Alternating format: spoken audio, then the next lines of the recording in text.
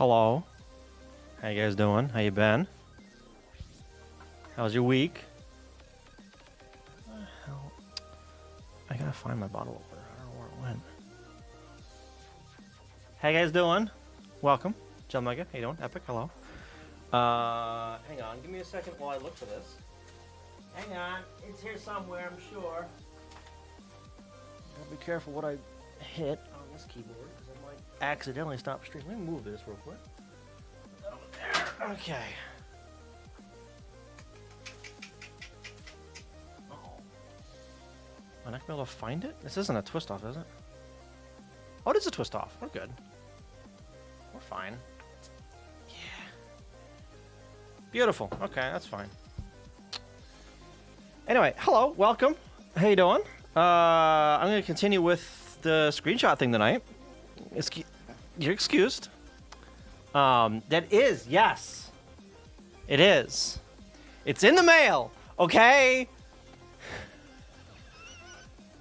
The order was placed, automatically placed, you know, because it's a subscription thing, like 2 days ago. And I haven't gotten the tracking number yet, so hopefully this week. I do have some soju in the fridge though, because I went out, got some beer, and I got some soju. The soju's still a little warm though. I want to, maybe later. I don't know. Stream night. Honestly, I haven't been to the package store, the liquor store, since I don't know, much earlier this year. Maybe April, before April? I don't know. I remember it too because the last time I was in that parking lot, I had a flat tire. I was really pissed off too. A mail-in vote for the union you joined. Oh, nice. You unionized. Nice. Nice. But no, so last time I was in the parking lot, I hit a curb way too goddamn hard. Immediately popped one tire and ruined another tire, so I needed 2 new tires. I was not... those tires were not even a week old. Those are brand new tires, and I already fucking ruined them. But, anyway. At any rate. Yeah, so I'm going to be working on some API stuff for this. Some beard hair on that. I started adding it... yeah, impressive, right? I don't know if I'd call it impressive. Frustrating, if anything. So I started adding some API stuff. Or rather, rewriting from scratch, from the ground up, the API stuff. So I know that all the API stuff needs to change. So I have essentially commented all of it out. Most of it out, anyway. The stuff that, like, that actually... let me close out some of that. Actually does anything. So all this crap is commented out because I'm going to just redo everything that it's doing. Let's see. The only thing I haven't commented out is like the checking the API key. All right, to make sure it's a valid key. I think I tweaked it a little bit. I don't remember. And that's just a helper function. And this right here is sending an error to the API stuff. So the only API call I currently have is getting the current image cache from the server downloaded to the client. And then the client will figure out what it needs to send to the server. Yeah. I'm taking a car for my trip and pay now and cancel for free in 24 hours, or book now, pay later for $20 extra and cancel anytime. Oh, God. Yeah, trip stuff is fucking weird, honestly. I don't know. But yeah, so I got it to the point where I am sending, I'm downloading, retrieving the image cache from the server, and printing that out essentially on the client, which is this right here. Or I'm sending basically just the raw image cache encoded in JSON to the client as one massive download.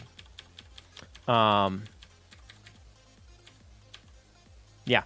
And then, yeah, like I said, the client will go through this and figure out what's what and what it needs to send to the server.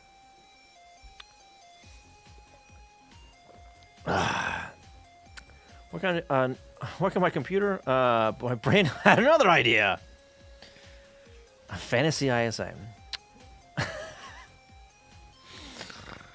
All right, Etterfiles, how you doing?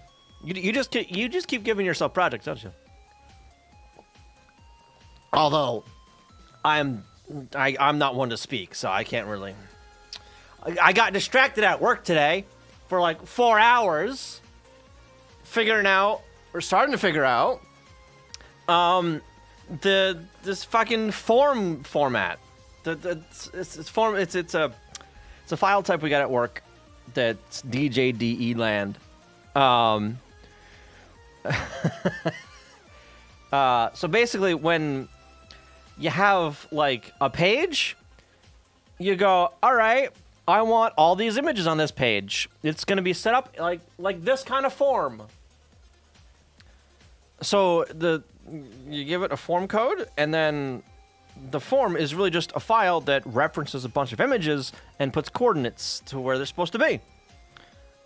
We use it for one image, for the entire background of the thing, of the page, and for any subsequent images, we just fucking add other images in other places, different ways. But the reason that I was even looking at it today was because yesterday I was working on some stuff, adding some stuff to a particular run type, and they were changing how some of the plexing works on this thing. Bridgewater, how you doing? Going from like 3 simplex sheets to like 2 simplex and then a duplex sheet. So one's got a front and back. But like the other types of sequences in this run will be like 1 simplex and 2 duplex. So I had to like remove one of the. It was confusing as shit. Anyway, so I'm going through and like, you know, making sure I got all the numbers right, because the names right, because all the names are 6 characters. So any combination of things that are possible we have as a name, because we're running out of them. So a lot of them don't make any sense. But yeah, so I did the thing up, and like, there's a bunch of numbers in a bunch of this. FH5, whatever, LT1, FL4, LT1. I was getting the numbers mixed up between a few of them, so I was setting it for like the wrong name for a bunch of it. So I spent like fucking 4 hours straightening this shit out. I eventually got it right in the text DJDE. Made some samples, sent off to CSR, and said, hey, can you review this with extra care on the extra pages that were added, because this one beat my ass, and I had all kinds of trouble with it. She comes back and says, yeah, it all looks good, except this page should really be this other page. I'm like, what the fuck are you talking about? So I find I look in the form, like, yeah, okay, that's the name it needs to be. What was it, FC5? It is the form in Discord. I didn't actually censor it. I figured it was too few characters. I don't even know what those letters mean. It's not for the company, that the customer or whatever. Yeah, FH5, LT1, 2, and 3. But LT2, letter 2, was pointing to some other random ass fucking place, right? So I take the image, the .img that I have my intern converting a bunch of them, by the way. I'm going to circle back to that in a second. So I open up the image directly and go, okay, yeah, here's the first page of it. This is what it should be. I go over to the generated PDF and I go, huh. That's not it at all. That's completely goddamn different. What's going on here? Eventually, I open up this form, this configuration thing, and I find out it's pointing to a different goddamn image. I'm like, oh, neat. So I open up the form in the hex editor, right? And similar to the font, the Xerox fonts, right? There's like a 128 byte header that ends in an asterisk, and then like another header that's got, I don't know, fucking 200 bytes in it or some shit. It's like 280 hex, whatever that is in decimal. View scientific, yeah. 280 hex, 640 bytes total. There's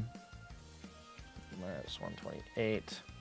It's another 512 bytes of another header. And then it's got, excuse me, and then it's got a list of images. But like the actual name for these stupid things looks like this. And I'm like, that's not any text I recognize. Like this here says in there somewhere, FH5 LT3. This one, FH5 LT1. And I was like, the fuck? And, yeah, so Bridgewater and who else was it? Sir Kane on Discord helped me out a bunch with that. Ask for a moment. They figured it out for me. And I was able to implement a little program just to print out I don't have it here on this computer, but to print out just the images that are in the file. I'll flash that out some other time. Not this weekend, probably maybe next weekend. I don't know, we'll see. Yeah, so I got very distracted at work today. Staring at this format. Yeah, and while everyone else was looking at some of the text encoding for the name, I'm like, I wonder what the coordinate system is, because the coordinates are like 2 bytes in here too, right? In fact, even looking at this, it's confusing, because I think for this screenshot, it was at the 0 coordinate. So 0, 0, the origin point, right? But so I open up the image properties, and everything's in inches, because of course it is.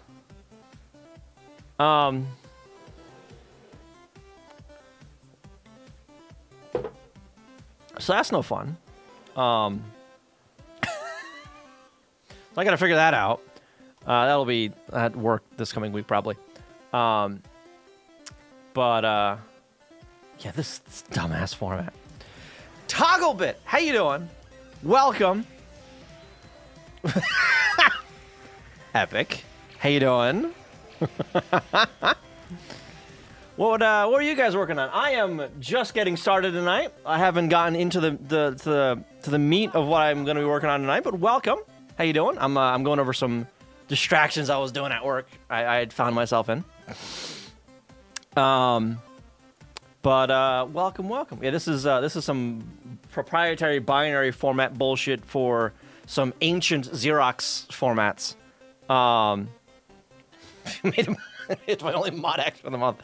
Yeah, good job, Jojo. Yeah, so tonight we're gonna be working on some API shenanigans with this server right here. This is just a server that hosts a bunch of screenshots for Steam. One account kind of thing, yeah.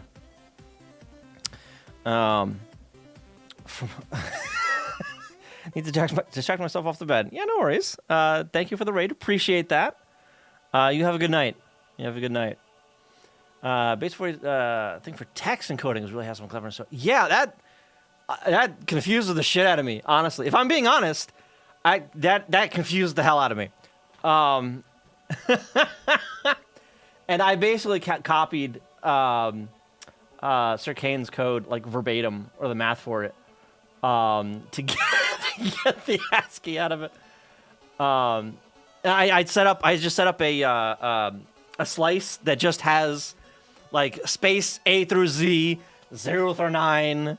Although I realized that there were 3 other characters between the letters and the numbers, so I had to bump that a little bit, but I haven't gone through the whole range of characters yet to figure out what it can actually store.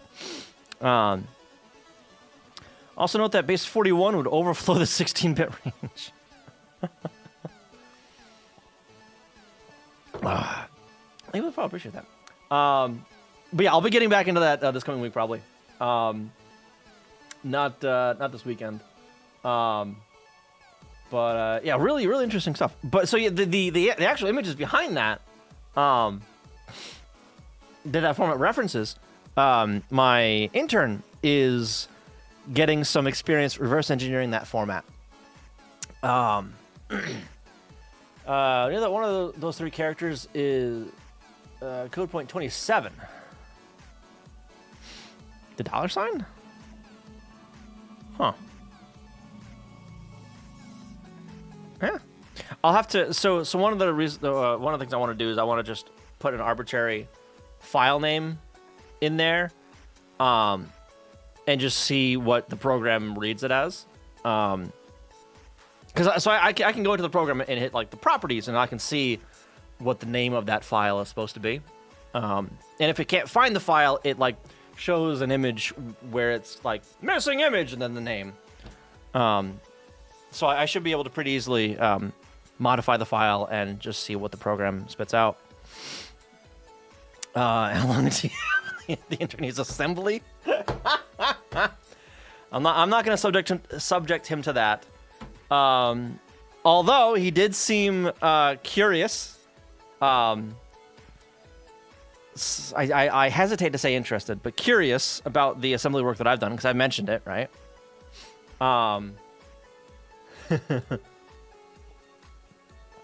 It's a single case restricted character set, and then bitpacked, yeah. Or the other way around, expanding it similar to the base 64. Yeah, so it's only uppercase letters. Anything you put in lowercase is uppercased. And so the only characters I know that are in there are A through Z, 0 through 9. And there are a few others, like the I think there are. I don't know, but anyway, so the image format for the actual images, not the forms, but the actual images, the image format, is the exact same format as the fonts. Turns out, well, kind of, not quite. There's like a padding byte in there that's weird as shit. So if I over here and then here and here, come down here, this right here. It's basically the exact same layout. So it's rotated, if I can, clockwise 90 degrees, right? So each set of bytes is a column, not a row, but a column, and it's from the bottom up, not from the top down, it's from the bottom up. Which is annoying, number one. Fucking annoying. But it's the same format as this. And so with this, it padded it, right? So it padded for to the end of the byte, right? So if you had a character with, or height rather, that wasn't divisible by 8, it just padded it in the data, but the character was still that height, right?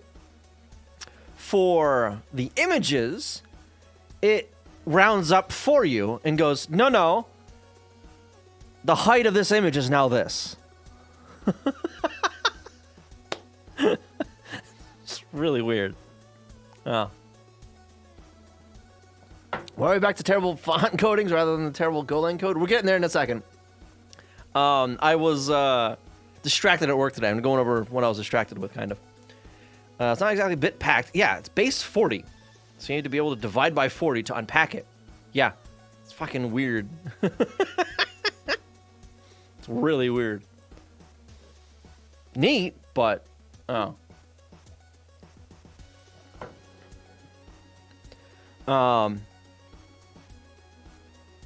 Anyway. So yeah, so the intern's having he was struggling a little bit with that, but he's getting it. He's getting it. And I realized, by the way, during this that the code that I have for the character stuff shouldn't work. Like I have height and a height in here, not like width and height. So I don't know. Does this work? It shouldn't. I don't think it should. I don't know. I don't fucking know. Base 40, we need to encrypt something. Yeah. Well. Really not what I was expecting when I saw 3 characters packed into 16 bits. Yeah, me neither. That's not what I was expecting either. That's not at all what I was expecting. I was expecting some sort of like... my initial suspicion, which was proven wrong almost immediately, was some sort of like BCD or something like that, right? But like, there's not enough space for that kind of thing, or at the very least, like 6-bit or 7-bit ASCII or something like that.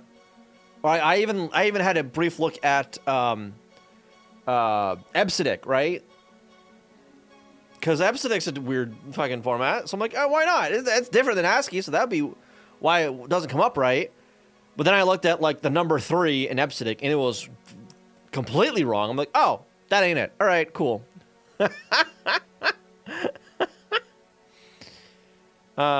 Straight to Infocom Z machine. I don't think I know I'm not familiar with that. Let me see if I can. I've seen that approach multiply X used before, or at least suggested. Don't remember where. I don't think it's exactly common. Yeah, it's weird.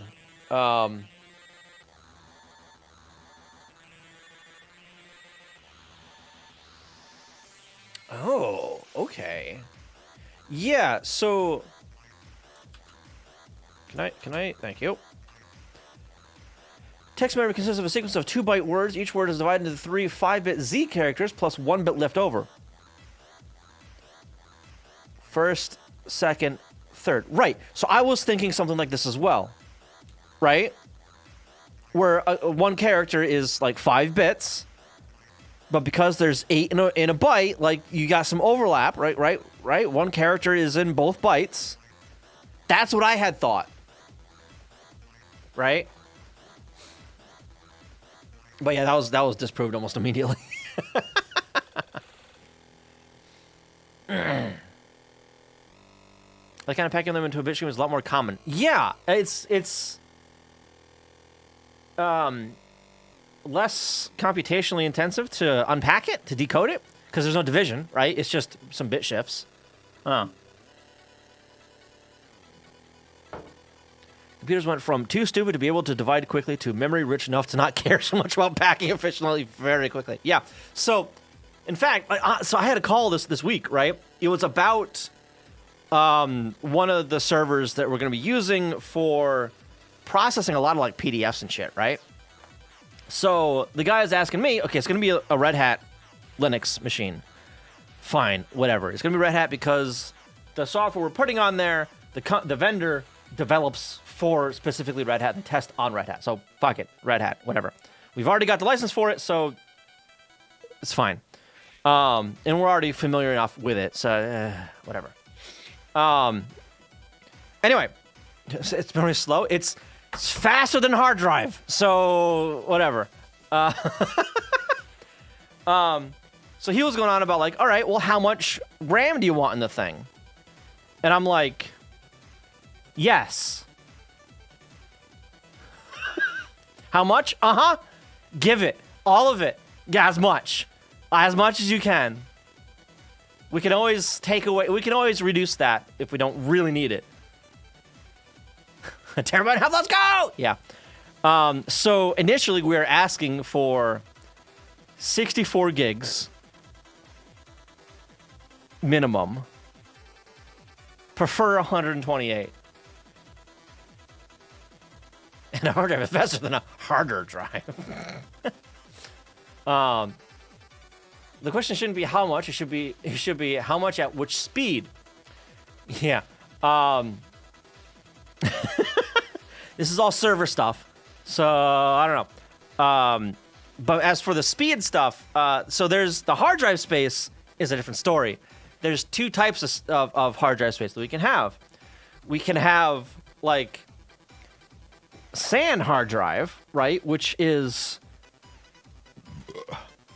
a lot faster, but more expensive, or essentially NAS hard drive, network mapped drives or whatever the hell, right? Essentially, but like VMware LAN or whatever it is, which are cheaper but slower, so we can have more of it, right? So we're going through a bunch of that and figuring out, you know, what we need to do there. Yeah, I know you do game dev. I know. Performance because memory is slow, and that's GPU memory. 560 gig a sec. That's fast. Only surprised if you get 800 megahertz RAM at this point.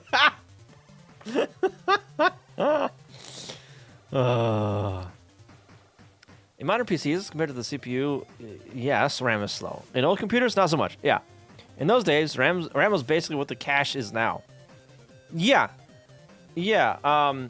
Like the NAS stuff that I do, right? As soon as when the processor writes the address bits to the address lines, right? Once it writes it to the address lines and sets that the chip select, right, to say that it wants to read from a particular point in either ROM or RAM or whatever the hell, in the very next clock cycle of the CPU, when it's the first conceivable moment that it would be able to read the RAM has already been ready for a while, right? So the RAM wasn't the slowdown at that point, because the RAM could keep up with the clock cycle of the CPU. Not exactly the case anymore. Not even that. The data is read at the end of the same clock cycle. Is it? Still, it's ready to be read immediately as far as the CPU is concerned. Yeah. Did you ever get a max of 64 gig? What am I trying to unpack? So I'm not unpacking anything right now. This is just some distraction I had from work. Welcome, by the way, Gravix. How you doing? But yeah, so I told him, like, in the past, we would put stuff on disk all the time for things, especially PLB land, right? Because if you wanted to have anything variable length of a list, you had to dump it out to a goddamn file, right? Close the file, reopen it, and then read that back in when you needed it, or whatever. Now, I'm like, no. I have a PGP file. I'm going to load that entire thing into memory and decrypt it at the same time. So then I have the raw, unencrypted bytes in RAM. Then I'm going to decrypt that XML. So not decrypt. I'm going to parse that XML into whatever the fuck structure. I'm going to modify said structure, do what I need to do with it, and then barf it out as like CSV or some shit for a different program entirely. So I'm reading in the input, not writing anything else to disk until I'm writing the output. Right? Because I've started to go like, hard drive slow. No, let's not. I have the RAM. Fuck it. Let's just use the RAM. It's one of those, I paid for 64 gigs, I'm going to use 64 gigs, damn it. It's one of those.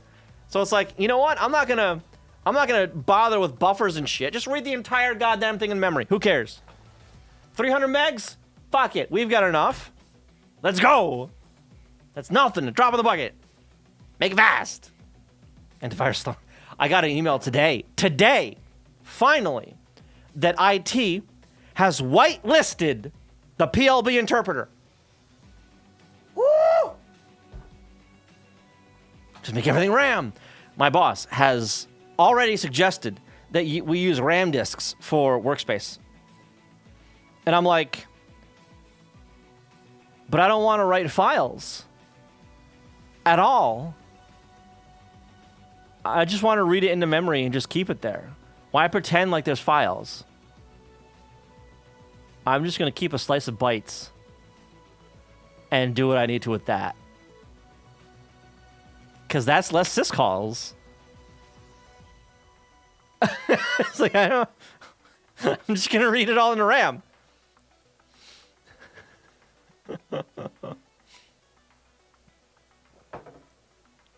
So you want persistent memory? Well, not for a lot of stuff. No, for the stuff that he was talking about, wasn't for anything that persists. Just for when the process is actively running, all of the work files and temporary files go into this RAM disk, and then if whatever the program is done, that is cleaned up for that particular workspace, whatever the hell, right?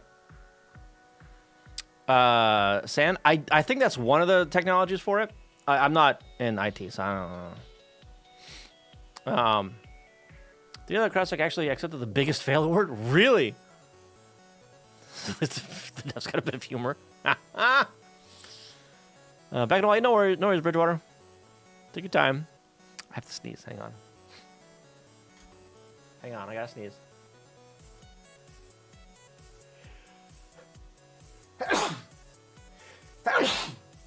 Goddamn. Anyway, so I actually made that realization fairly recently, right? So this was back right before I got my new laptop, right? Now, this older laptop maxed out at like 8 gigs of RAM, and it was always full, right? So I had an incentive to not load everything into RAM, because when I did, Windows didn't like that. Windows didn't like it at all. So there was this one 300 megabyte PDF file that I wanted the bookmarks out of, and I was trying out different libraries, right? So I'm like, okay, well, reading it off disk is slow. I want to read it from memory.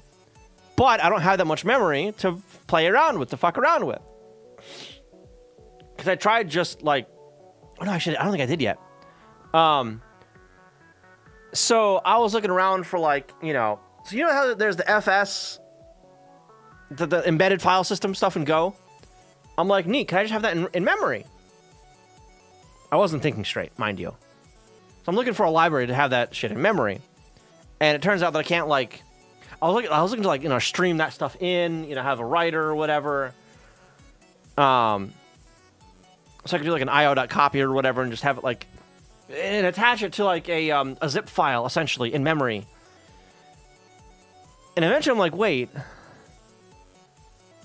Why? I am overcomplicating the shit out of this. os.read file. I get the raw bytes. Wrap that in a bytes.reader. Pass it to the next stage. I'm done. Why was I spending 3 hours overcomplicating this? What the shit? And then my computer had a seizure. It did not like that at all. Because now it was no longer hard drive bound for the library. It was instead memory bound. And it ended up Windows ended up paging RAM to disk like absolute fucking mad. Instead of just slowing down this one process, reading the PDF, in seeking, read and seek, and all that bullshit. It slowed down the entire OS.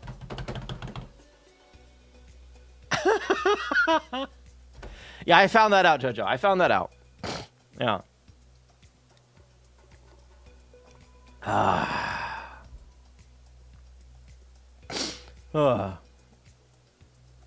If you have dedicated storage servers, NS, SAN, or NAS, then it would make sense to have a compute with just RAM.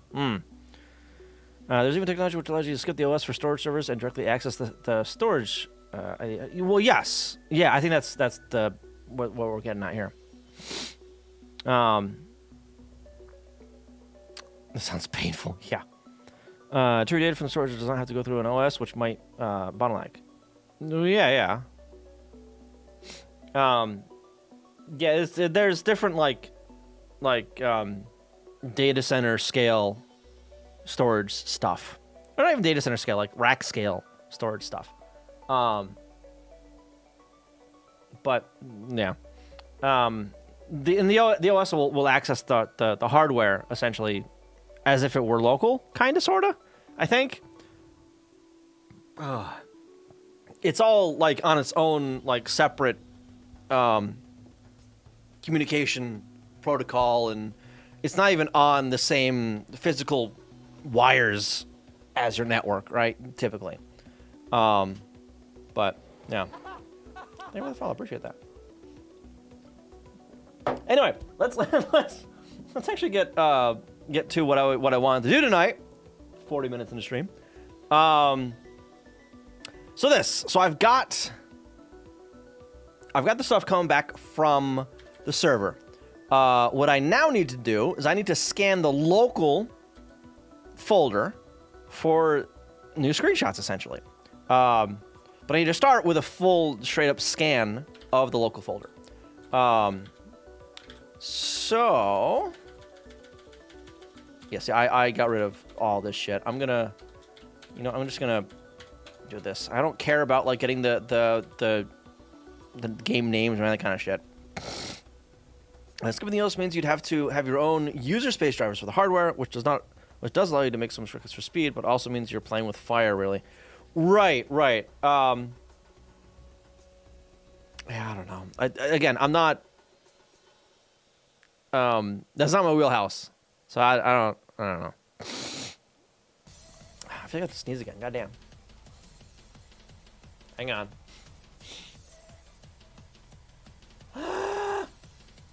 It's just gonna stay in there this time. Oh God. All right. So. Okay. So. Oh geez, what is all this to do? Thumbnail? No. Just no. I'm just not doing that. Okay. So. We want a local scan function. Scan for images. Root string. We're gonna start there. What? No, go to that. It's gonna give back a map string, which is gonna be the app ID. And do I want all the metadata? Or like a last time? Not yet. No. We're just gonna do one of these. It's just a list of the images, right? And we'll return an error there as well. Okay, so I need to find where that folder actually is on my local machine real quick. So where is El Paso? El Paso, and then no, this one here. Open that. This is the folder I want. Copy that. Okay. SP on that. E. Upload config. Remote directory. That key, by the way, is specific to this development stuff, so don't worry about it. I'm not leaking anything. Not that I have the API stuff even turned on right now. Remote. Which, by the way, I did actually update my server. Those images are not the correct size. Oh God! What the fuck? What? Huh? Excuse me? What the fuck is this? What the shit? God damn it. So I changed some of the CSS, as you can tell. The fuck? Because I only set the height. Not overriding, it's just never set. Responsive design, yeah. God damn it. Does it actually... No, it goes down to 1. It should be going down to 2 like it did before, but whatever. Yes, I do. I need to set the width. God damn it. Son of a bitch. I'll do that fucking later. We don't need ultra responsive, just responsive. Right? Anyway, so we scan for images, and we'll go back a map string. Yeah. These guys, so fucking many of them.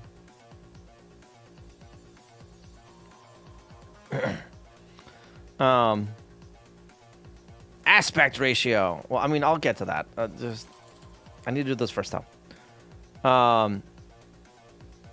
Developer, that one? Or the best viewers at? Or you mean the one I'm working on now? Or this? The actual project tonight. It is, I closed it, didn't I? No, it's over, nope. Hang on, let me bring it up again. Where is it? There it is. This is just a site for screenshots that I take in game, right? And on Steam, right? So Steam will save them for me, right? But these are all local, right? And I have a certain amount of storage. This will use 338 kilobytes of your remaining 18 gig. That's actually more than I thought I had. 19 total.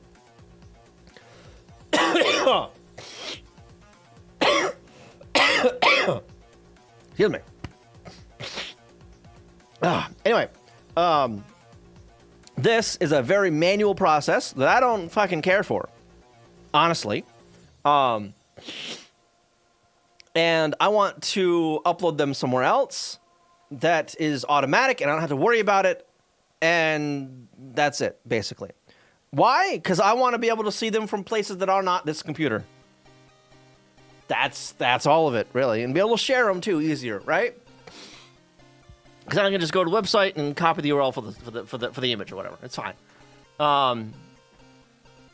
Yeah, and I think I started this when this had like, you only had like a gig or two of storage, cloud storage, and I've like my images now currently are 2.5 gig, and that's like not even updated right now. I'm like, ugh. Anyway, no, this is just for me. In fact, the reason I started looking at this code again was because I realized that my standard web server was running out of space. It had megabytes left in the root folder, in the root drive. I'm like, oh, that's bad. So it's now on another server. It's running on another server now. But I had a look at the code and went, ew, I don't really want that running on any of my servers, old or new, so I need to fix it. So that's what this is, yeah. Oh, that's bad. Yeah. Yeah, basically I went, ah! Oh shit, I need to get that off there. Oh my god. So now I'm back down to half usage on my root partition there, which is better, a lot better. I also cleaned up some other crap that was on there as well, but this is a local key, Captain Pie, that was generated fucking yesterday or whatever, specifically for use locally with development. That and there is no API anything on the server right now. It is not compiled into the executable that is currently running, and the old code is no longer running. So yeah, so I'm fine showing this. Because even if I so the URL for it, right, is gonna be the same actually. API and then it's like get cache, I think. So if it were up and running, I'd be able to at least get a unauthorized in the browser, right? API get cache. This is 404s. Is running on localhost. Yeah. I can hack the server now. You see way too many hard-coded keys on GitHub. Yeah. No. I'm going to go on read-only mail server now. What?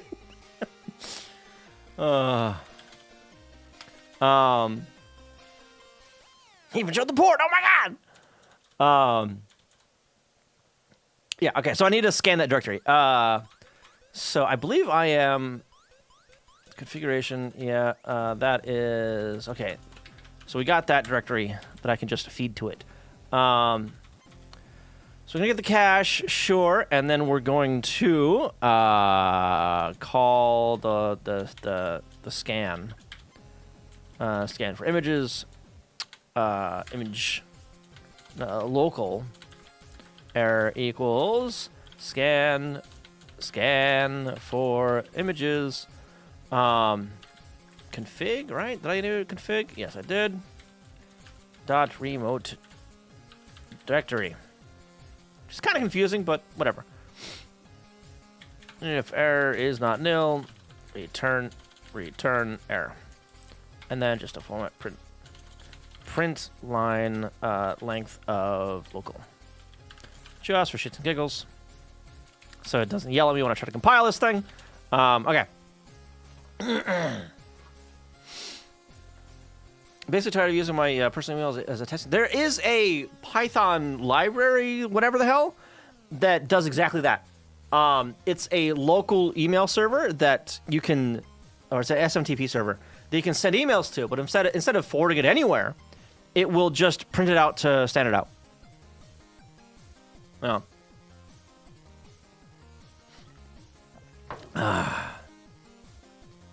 How'd you add new emails? Had an exam on Tuesday. Oh, grand total of half a day. One counter right. Hopefully I'll pass it. I can't be bothered to keep taking that shit. Software engineering, so Scrum and shit, incredibly boring. Oh my god. I actually had the intern. So the intern a few weeks ago, like a week or two into his internship. He was curious about like the industry in general, right? And like my experience in other companies in the industry and what other companies are like and all that kind of stuff. And I'm like, well, it's different for each company. Some companies do it worse, some companies do it better. Other ones are more organized, or whatever they do, Scrum or Agile or try to. And he goes, oh yeah, they're teaching us that. I'm like, I'm sorry.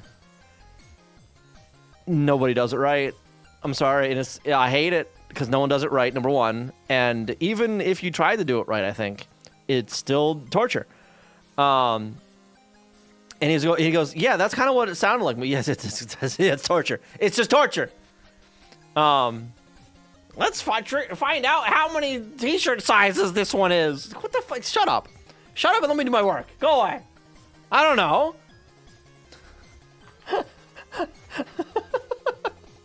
Stop making me estimate shit. I hate that. Let me just work, damn it. God, like I this one issue that I had the other day at work, I'm like, I don't know where this issue is. This could potentially take me 6 hours to figure out. End up taking me an hour and a half. But that 6 hours isn't necessarily inaccurate. You know? What slugs? How you doing? No one does it right, but we'll try for an attorney, damn it! Yeah. It can work perfectly, but it will require every person involved to execute it perfectly. Which will never happen. Yeah, exactly. Yeah, you can't expect everyone to do do a task perfectly every time. You just can't. Produce extra work. Scrum is literally what? Yeah. That is that's a German word, all right? It's a fucking sentence in a word. God damn it.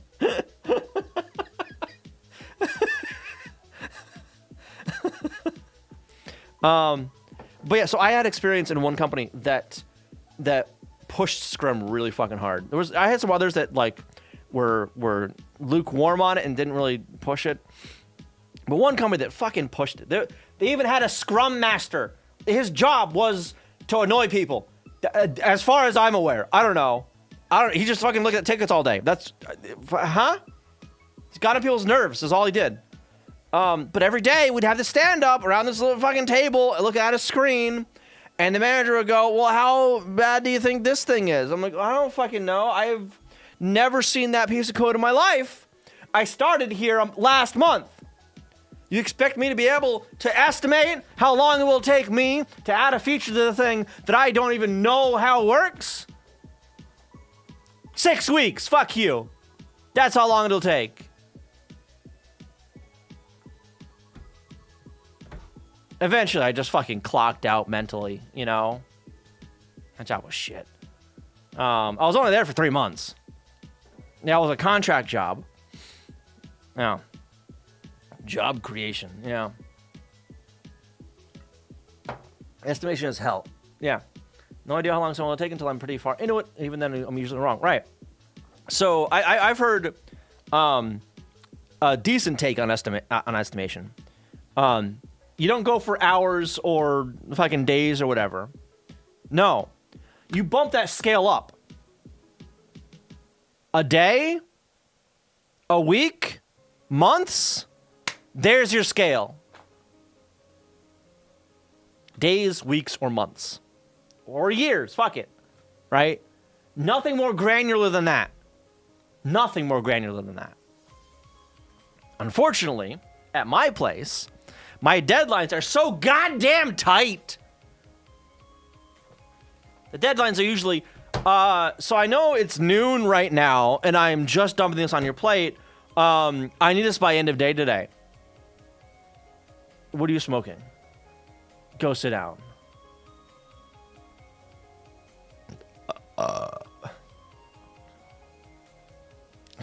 What is this?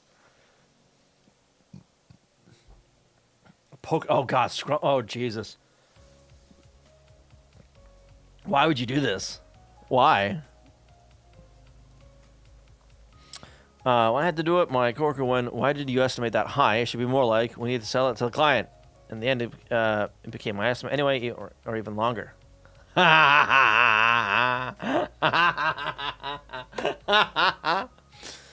that's too high. They should be lower. All right, you do it. Fuck you. You're not the one doing it. You need to sell it? All right, we need to make money.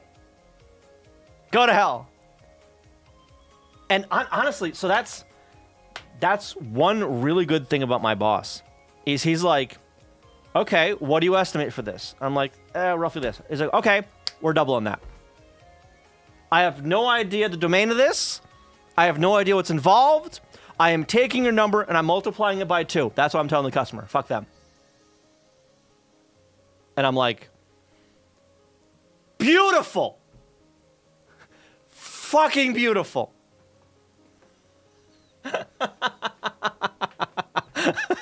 Like, amazing. Right?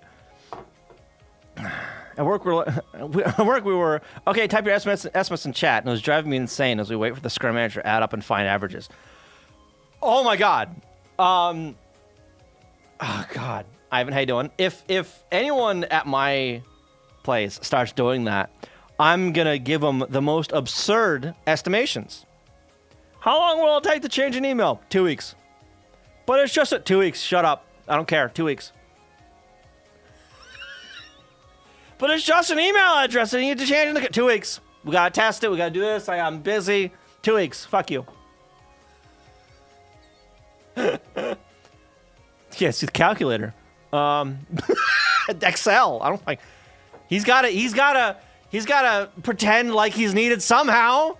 He's gotta take time to do it. Tukes, you want to do it? Yeah, right? Oh.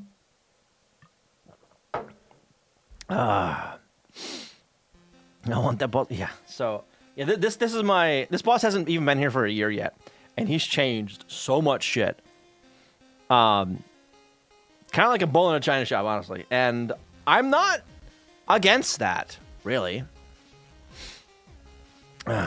People not going to do the test, saying how long it'll take. Then average, much smart. Yeah, right? Like, what the fuck? Get out of here. Stop that. There must be a way to automate away Scrum people. Yeah, by just not having them, you just fire them. Just who's gonna do their job? Nobody, because no one needs to do it. It's stupid.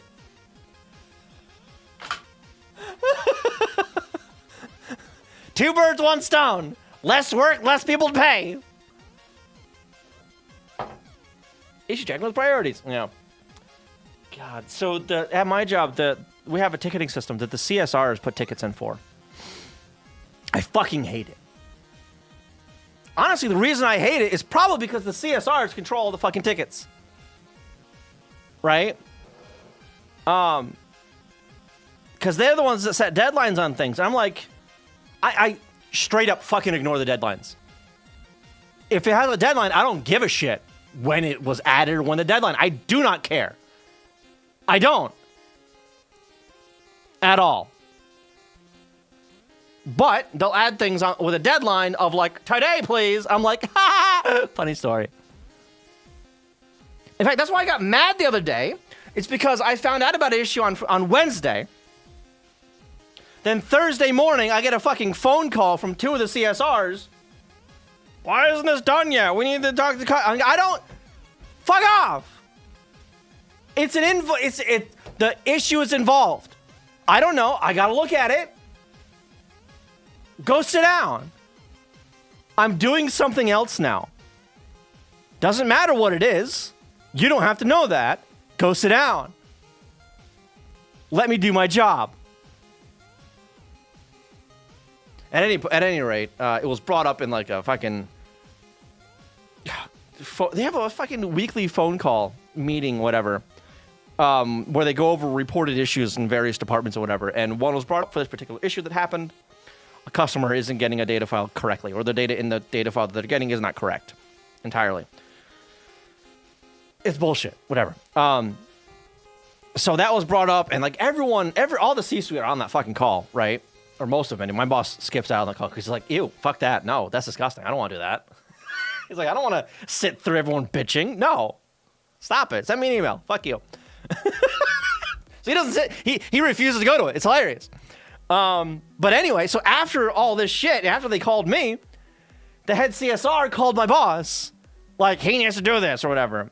So he emails me, right, at like noon. I don't see it until fucking 5 o'clock. I'm like, oh shit. So I emailed him back at like 5:15. I'm like, hey, I'm just seeing this now.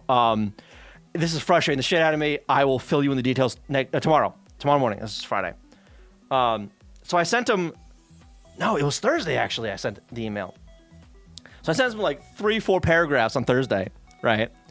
10 minutes after I hit send on this email, I get a fucking call from him. He's like, what the shit is this? What is going on? So I explained it to him. He's like, all right, they've got their head up their ass. It's fine. Don't worry about it. It's fine. I'm like, thank you. I'm like, I just want to be left alone so I can do my job. That's all I want.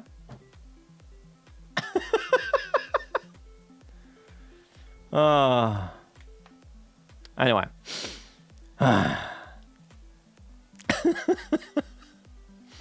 We've got a QA. Not only estimating how long it'll take for dev time. Oh, God. QA estimating how long it'll take for dev. Ew. What? Well, it also not working that well. It's probably the least bad approach.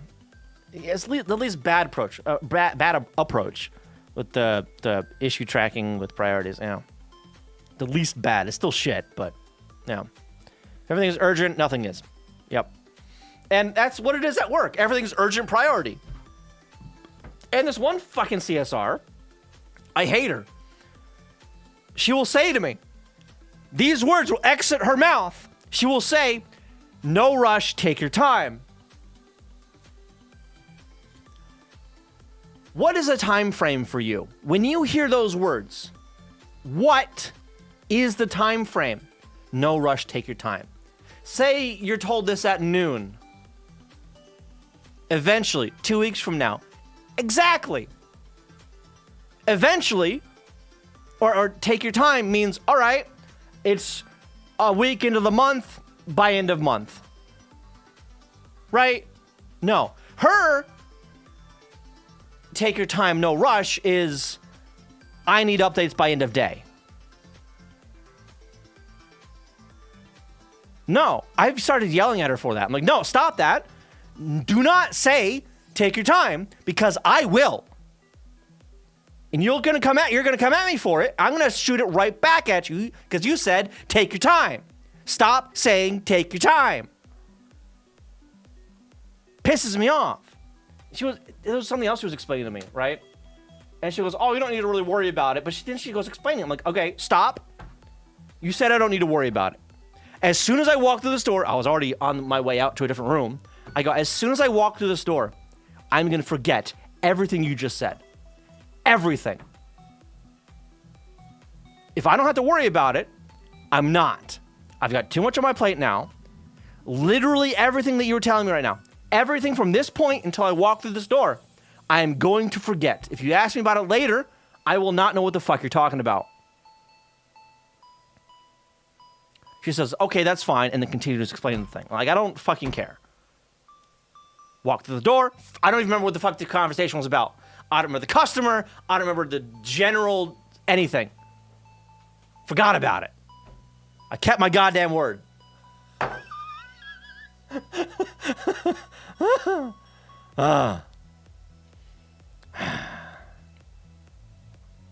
Stakeholders are never able to set proper priorities, right? Yeah.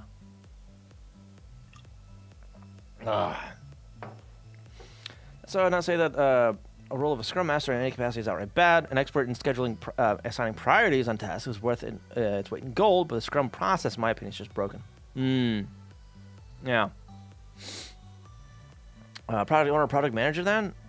Yeah, a project manager, which we allegedly have, and they're all dog shit, honestly. But yeah. The only time I worked with Scrum was during a student project designed to use Scrum. It was a shit show, and I hated it ever since. Oh, it was probably not repetitive. Yes, I do care. No, because I heard the horror stories. Yeah. Bad communication, which was bad communication was ironic for a customer service representative. She is colossally terrible at communication, and she tries to like gaslight fucking everybody, and she talks behind everyone's back to everyone else. Right. So if you want like a rumor to get around, you mention it in her vicinity. It'll get around. The only reason there were 2 CSRs talking to me the other day was because that bitch walked up to the head CSR and like tattled on me. And I'm like, this is not going to change the situation. Out of spite, I didn't touch the program at all that day. I said, you know what? No, I'm not working on this today now. There was a chance I was gonna. Not anymore. I'm gonna do my own thing. Because you're pissing me off about it? No. God, and she had the audacity, the fucking audacity, to walk up to my desk and go and try to suggest something to me, you know? Oh, I don't know if this will help, but I just wanted to offer a suggestion. It's just maybe. You want to know what she suggested? Do you have like an old version of the program that you can compare this version to see what changed?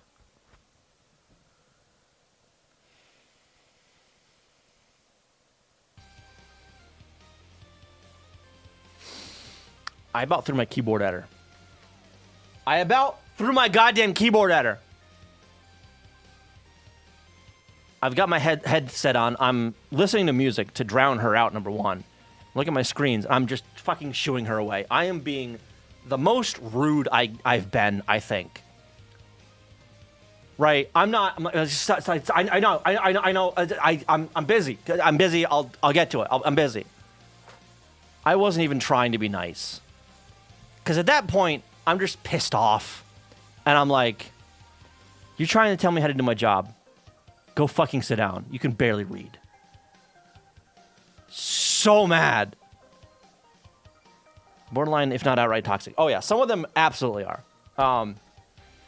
There are some people there, though, that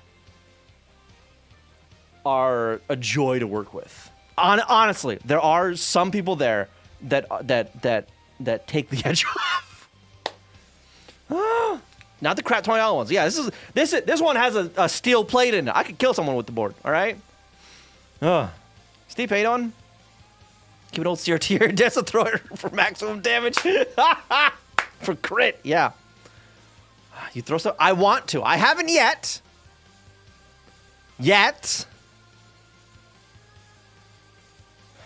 All my shit's wired. All right. So it makes it difficult to throw without making a mess. Although my keyboard, the cable on it can come unplugged. Really, it's a USB-C cable. So I can just unplug that real quick and just fucking heave it at her in the door. I get fired so goddamn fast. Oh my god. I get fired so fucking fast. Oh man. But so you know that saying, misery loves company, right?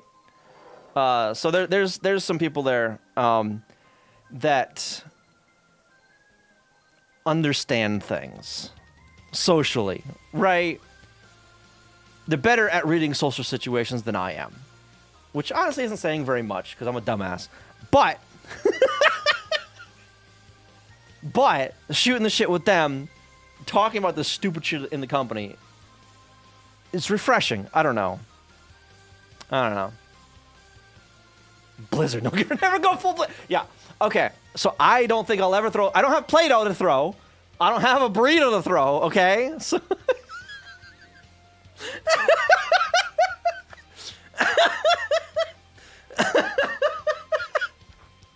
it's tempting. Graphics. There's a clip of Pirate Software, Thor, telling some stories about when he was at Blizzard, and there was some management person. There's comfort and shared misery, absolutely. There was some manager level, whatever,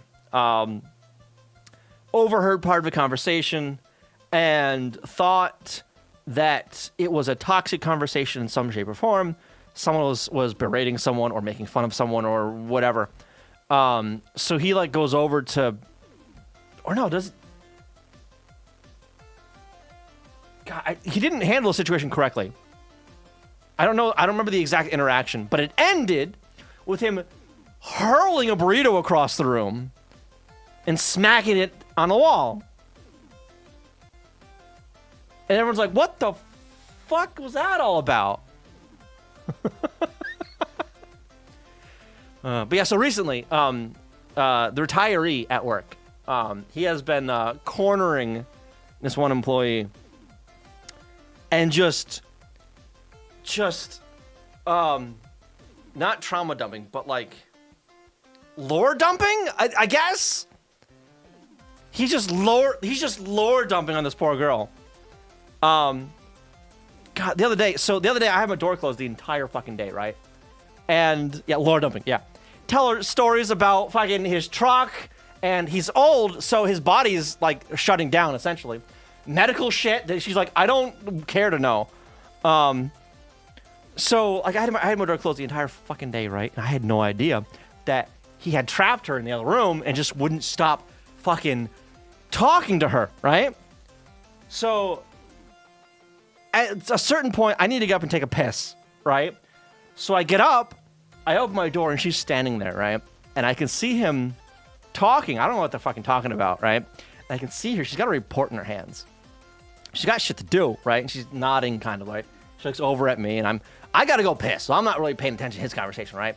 But I open the door and just unconsciously, because I do this all the time, unconsciously hold the door wide open with my foot, right? And I grab his attention, again, fucking unconsciously, because I'm a moron, but I grab his attention in the sentence. And in a split fucking second, she bolts out the goddamn door and is gone. I'm like, oh shit! She was trapped. I had no idea. Oh fuck. So I walk away and I just start laughing in the hallway. Like, oh shit. So I'm becoming more and more aware of it because this is the third time in like 2 weeks that some of this shit has happened. He's trapped her during lunch, and I walked by at one point, and I walked out the door. I'm like, wait, shit! I should have said something. She was trapped. Oh my god! Like I thought about it the entire way to, and then from the place I bought food. The entire trip, I'm like, shit, she's gonna think I'm an asshole. Oh fuck! I get back and they're not there anymore. Thankfully, a coworker came around and distracted him long enough for her to get away. And so I texted him like, shit, I realized after I walked out that you were probably trapped. I'm a dumbass sometimes, sorry. And then she's like, yeah, don't worry about it. So-and-so came around the corner like just after you walked out. I'm like, okay, good. I hope she wasn't telling me that just to, you know, but a few days later, it's like 5 o'clock. I'm going home. I walk out. Her hood's open. What the fuck is going on here? A few days prior, she had a coolant leak in her car, so it pissed all over the concrete, right? So when I was going home then, she had her hood open and she was pouring in fucking coolant or whatever, right? The retiree had stopped and talked to her for a while. Or at least a little bit that day, right? But he buggered off kind of quick that day, I guess. So this day, I walk up, and it's her, the retiree, and her eldest son looking at an engine. It had already been a mechanic. And he's going on about, oh yeah, it's probably the thermometer temperature thing. It's usually up here. The sun kicks in almost immediately. Yeah, no, it was underneath the car somewhere, under the engine. Oh yeah, well usually it's up here somewhere, and you follow it, and fuck, man. All right. Anyway, so I kind of like walk. I'm going fucking home, right? So I walk by, and I guess I give some looks that the kid picks up on, and almost cracks the fuck up laughing. He had to like duck behind the hood to not burst out laughing. Cause I'm like, should I do something? I don't know. I'm gonna leave. Okay, bye. Right? I made a little bit of small talk and fucked off. I find out the next day. She's like, holy fuck. He died laughing as soon as you left. I'm like, no. He couldn't keep it together. We had a good laugh though, but because yeah, he trapped her again, and her son's like, he doesn't shut up. Oh my god, he's a nice guy, but he just does not shut up. He'll just keep talking. He'll tell you the same story 6 times.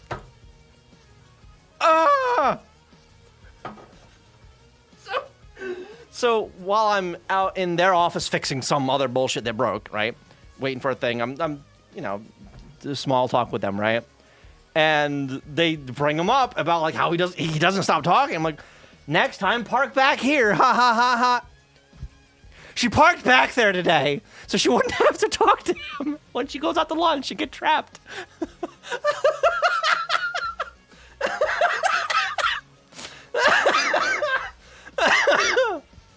God God, the amount of shit that happens at work, just the like sitcom level of garbage that happens day to day. Beware the Lord Dump Master. Yeah, right.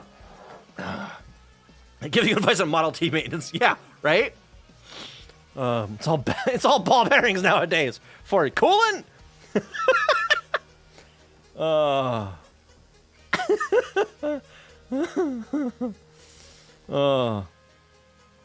Can you just put a laugh track on my phone? Oh my God.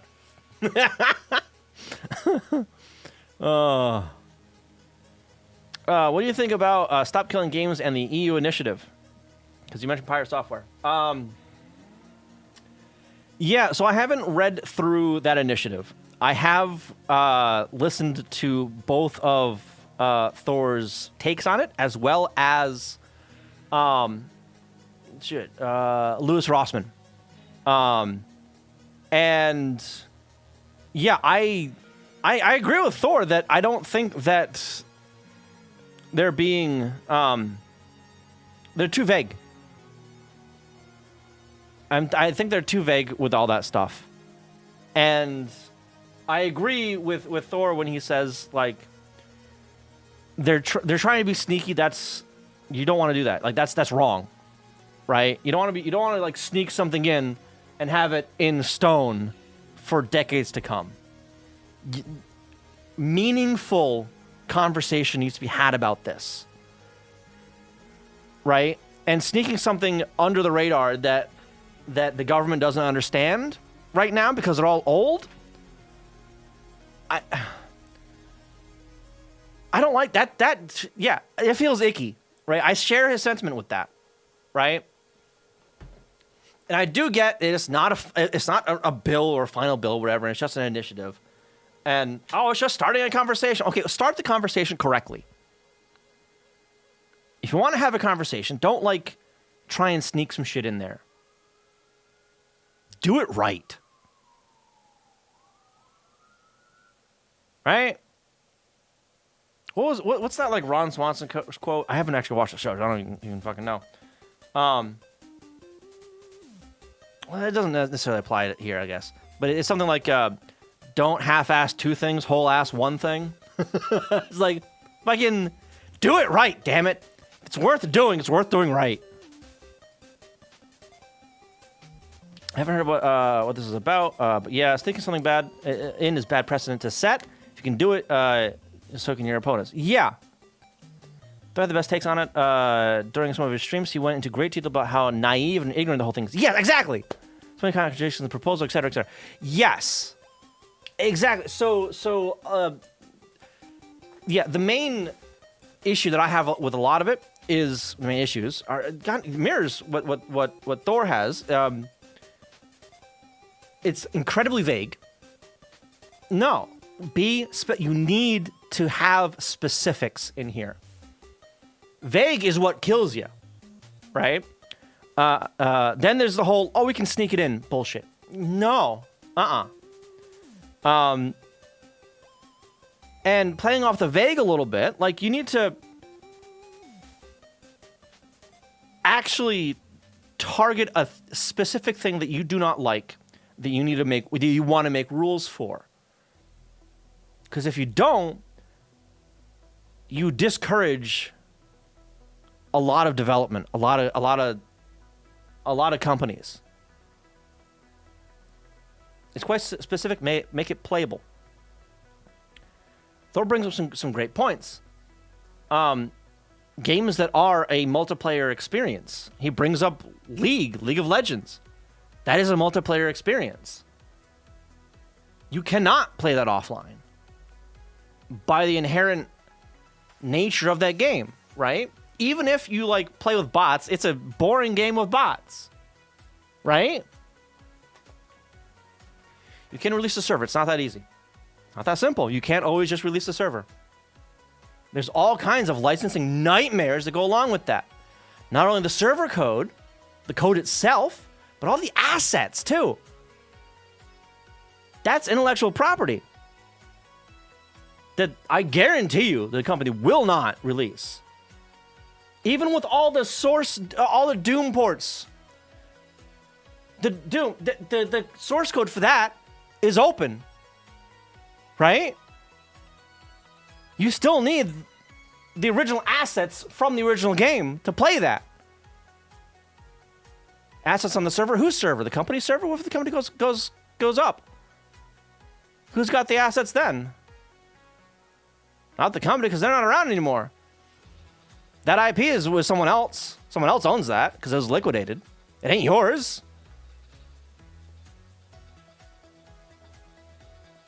Server code can contain proprietary technology. Yes, in fact, going back again to the Doom example, the Doom source code, if I'm remembering correctly, is the Linux version of the source code, because the Windows version has proprietary audio driver code in it. So that source code isn't public. So there's a whole rat's nest of legal shit going on there. It's not just, just release the server. There's more to it than that. There's so much more to it than that. There's so much more technical issues with that. There's so much more legal issues with that. So yeah, you need to be very clear on this kind of thing. There are 3 reasons for. There's only one that makes sense. One is Nintendo-style fuckery of not selling their games anymore. 2 reasons that don't work: multiplayer and stuff that has licensing stuff. Yeah. Right. Yeah, Nintendo's a piece of shit. They're a shitty company. Whatever. I'm not talking about them. I'm not talking about emulation of old games, right? Because I'm firmly in one camp there. Don't get me wrong. But if your game inherently is like a social game, and in order to like experience that game as it was intended, you need a large group of people to play it with, or to be at least active. You can't play that alone. You know? It ain't the same game. It's a dead world. And even if you want to keep it alive with a bunch of friends, it's a ghost town.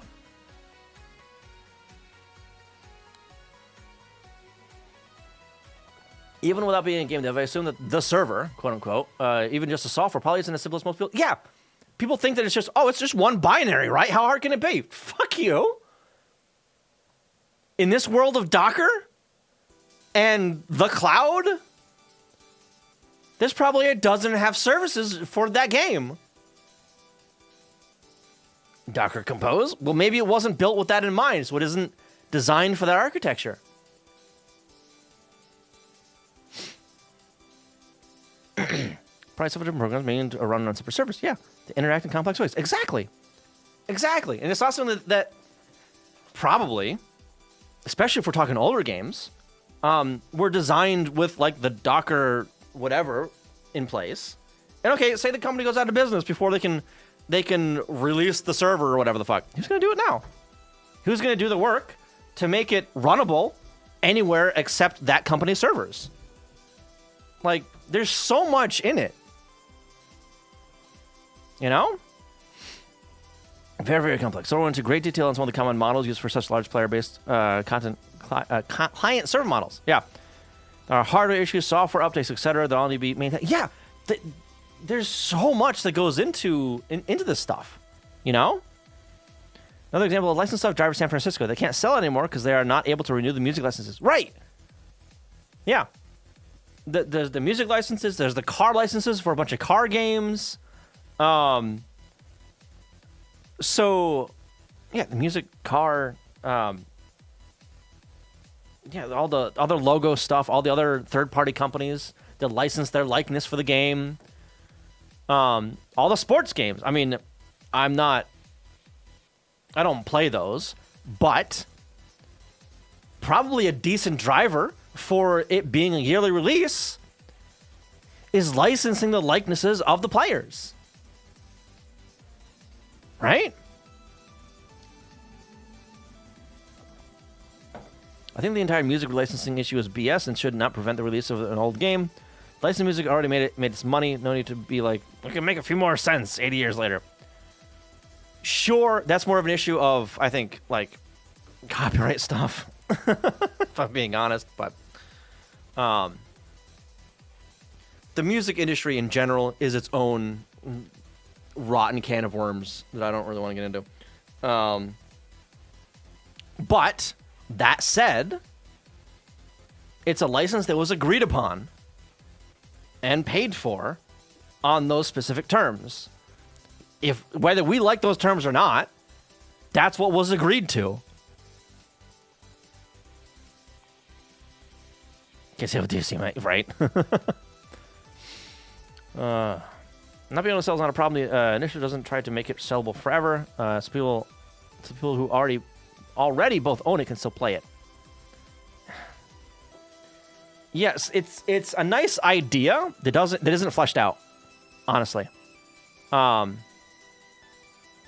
BS, yeah, something Game Devs can do anything about? Not really. Yeah, exactly. Like, Game Devs really can't do much about that.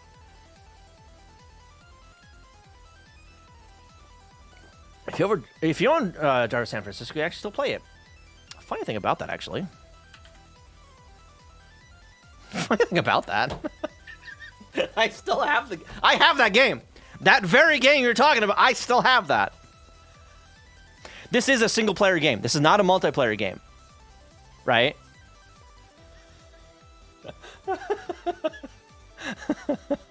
This is actually a fun game, by the way. The mechanics on this one were brilliant. It was really brilliant. If they made a new one, I'd probably play it. I don't know. Probably would.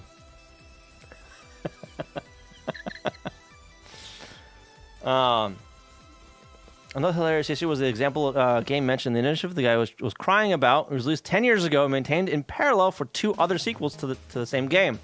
They finally shut the game down as the player base was around 16 a month. Yeah. Hardly not economically viable. Yeah.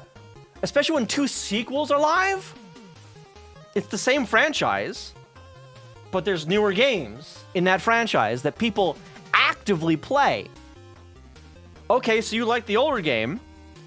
No one plays it. It's a social game, or at least that's the impression I got. I don't play whatever game that was. I know what the game you're talking about, I think. But like you're trying to keep a dead horse alive, right? Like the game world is dead without the players. Why are you continuing the suffering? Stop living in the past. I don't know. The only thing I think that the game devs could do about it is to only use music that is either made for the game or they can buy perpetual licenses for, which basically limits them to smaller artists, and none of the popular music people actually want to have in the game. Now, yep. Yeah. Anyway.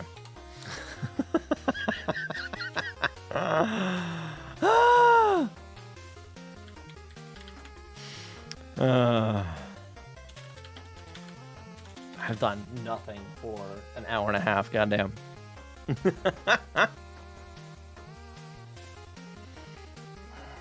I have the most sentiment with the initiative to legally allow third parties to develop or maintain their own client and servers. So in cases that if the servers are not financially viable anymore, the game does not need to be unplayable.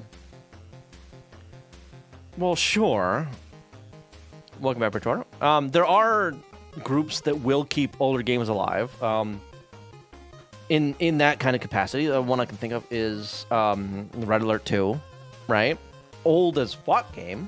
How old is that game? Red Alert 2. It is 24 motherfucking years old. Oh my god.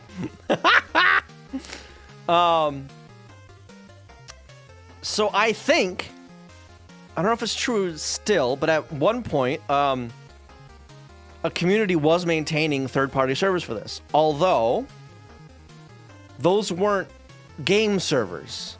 Those were, oh God, like facilitating matches, right? They're matchmaking servers essentially, because the gameplay just happened on the clients, right? It was a peer-to-peer kind of thing going on.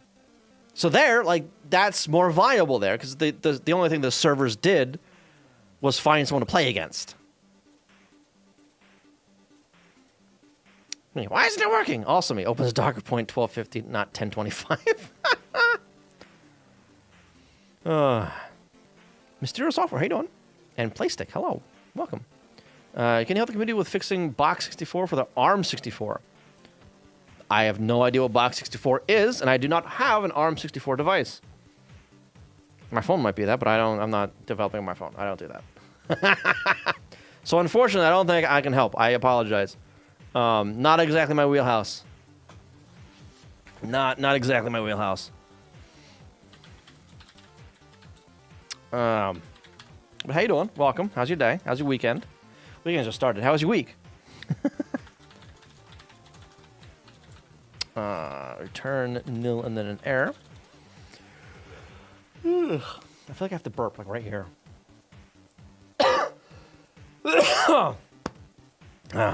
Anyway, but yeah, so it makes sense for certain games. It doesn't make sense for other games, and the initiative is far too vague and trying to be far too sneaky, and I don't like that. That's it. And I know Lewis Rossman was comparing it a bit to the right to repair stuff, and while there are similarities, there are some differences in that. Right to repair is about repairing physical things and being able to get components for things that are still being sold, right? Because Rossman, what he does a lot of is like repair MacBooks and shit, right? And he has a lot of trouble getting hardware components to repair these MacBooks, because it's all fucking custom components and shit, and Apple doesn't sell them, you know? So yeah, that's a different situation entirely. That doesn't really apply to that initiative. What is that card when you head up on the screen? Driver? Driver San Francisco? Stop it. That's here. Box 64 is a x86 64 emulator for ARM 64 systems. Ah, yeah, that is really far out of my wheelhouse. I apologize. That's not something I'm really familiar with. Yeah.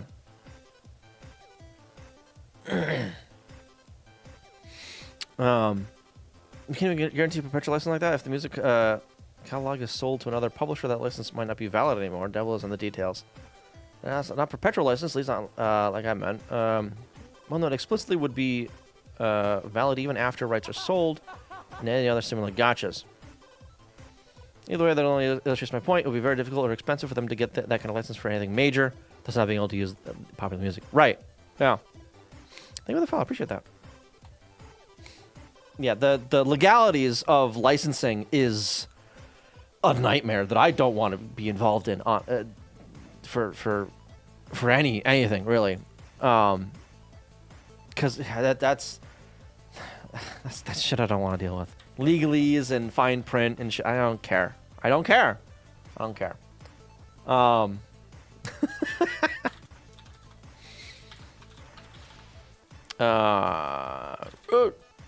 For that, if third eye is, god damn it.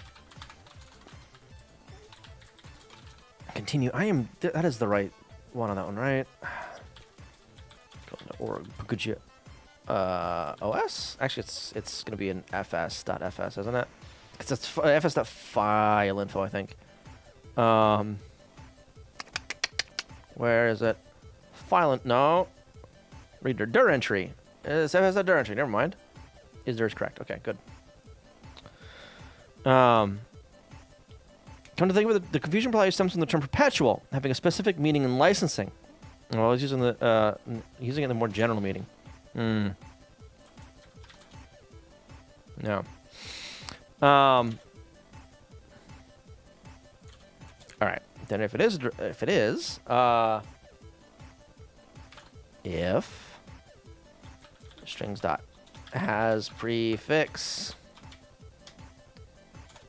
dir dot name a period. We're actually gonna put this. Yeah, you can put that up there. Yeah. Okay.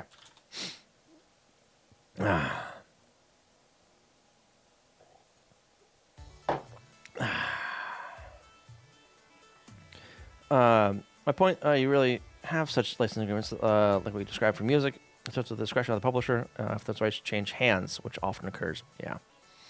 Yeah, music rights are like the worst things to get into the details about, because the music industry is a fucking mafia.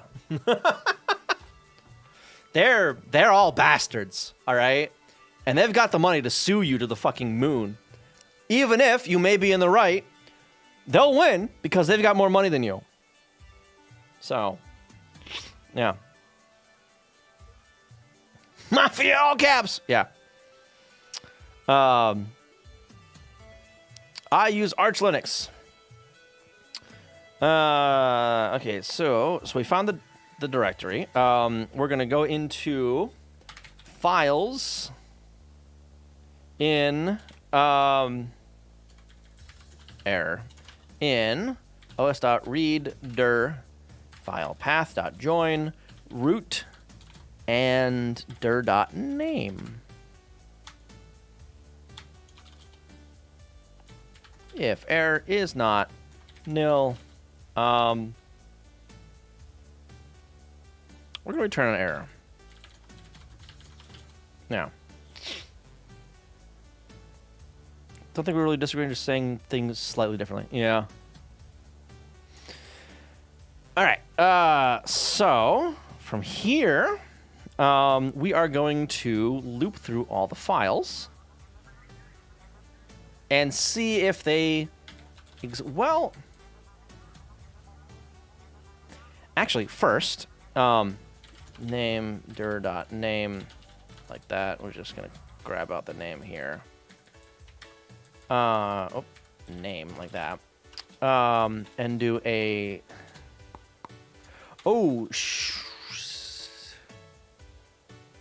No, we're just gonna hang on. Nope. We're just gonna add these into it. This isn't gonna be finding what. This is just a scan. Yep. Images equals a make of a map that's a string has got a slice of strings. And then images dir.name equals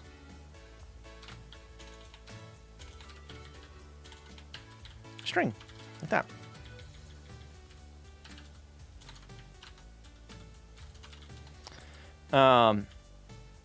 And then for file in range files, if file.isdir, continue, we don't care about them. And if file dot, nope, file path.ext, or let's do a switch on that. File.name, like that. Case. I want the lowercase of that. Case.jpg and .png, like that. Any of those, we're good. Let's actually get the name out of here. dname equals dir.name, like that. Let's put that in here. dname like that. dname, because I'm going to use it down here as well. Images dname equals append images dname And file.name. Oh. Actually, this needs to be, I need to add,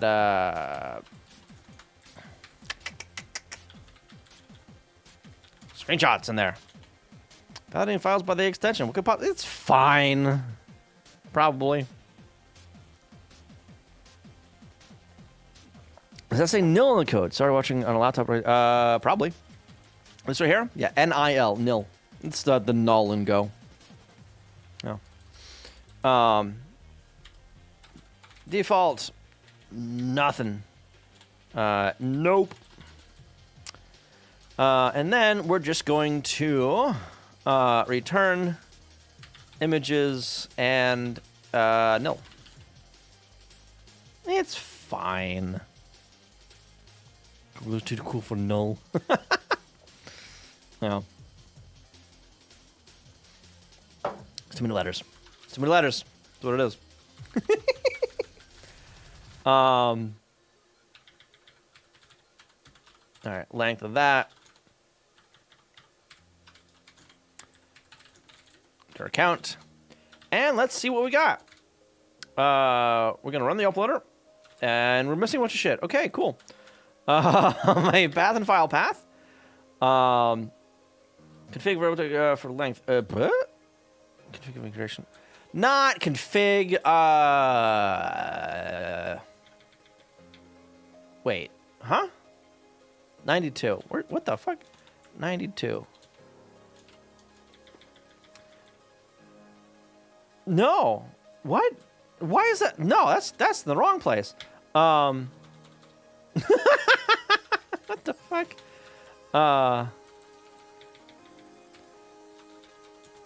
Their account.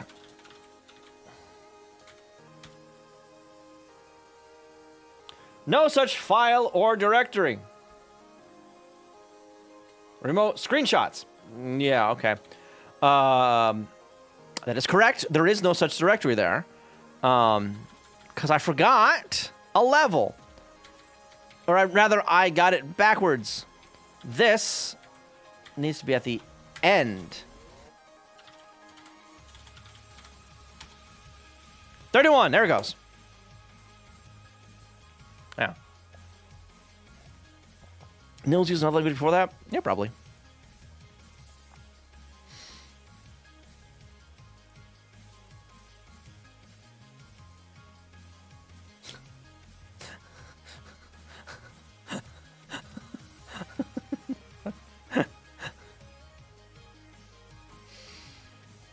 I'm considering self-hosting email for my clients. Talk me out of it. If you're a masochist, just find someone to inflict random forms of pain upon you. Don't do it yourself.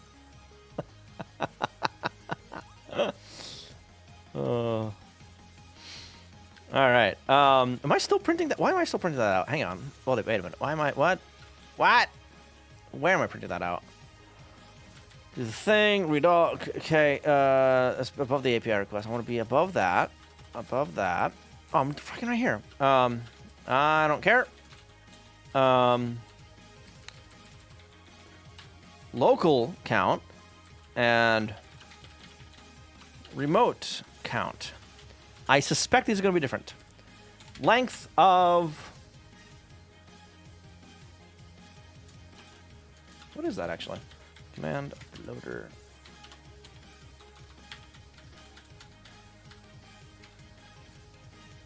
Image cache. Yeah. That'll probably work. It's not oh, because... yeah, that's correct.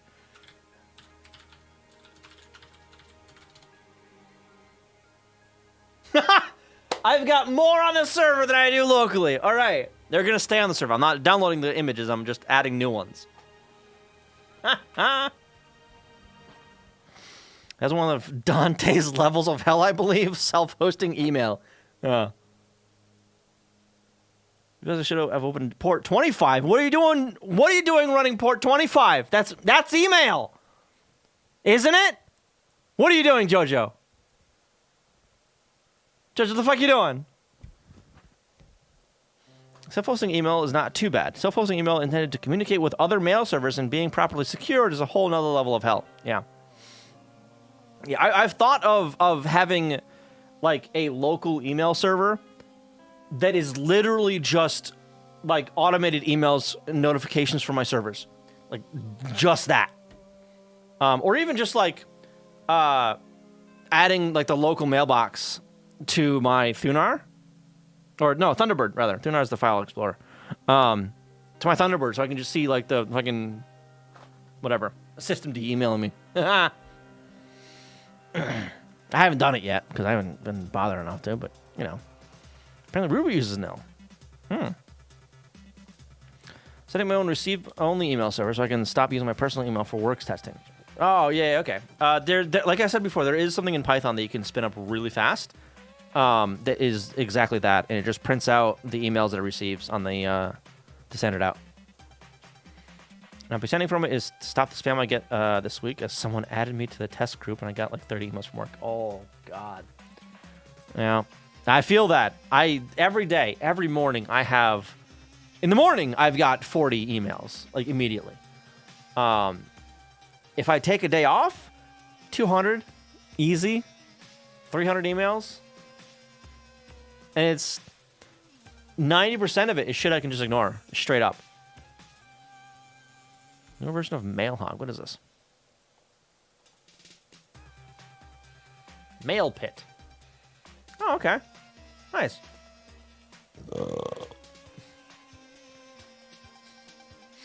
Single binary, no dependency. Is it Go?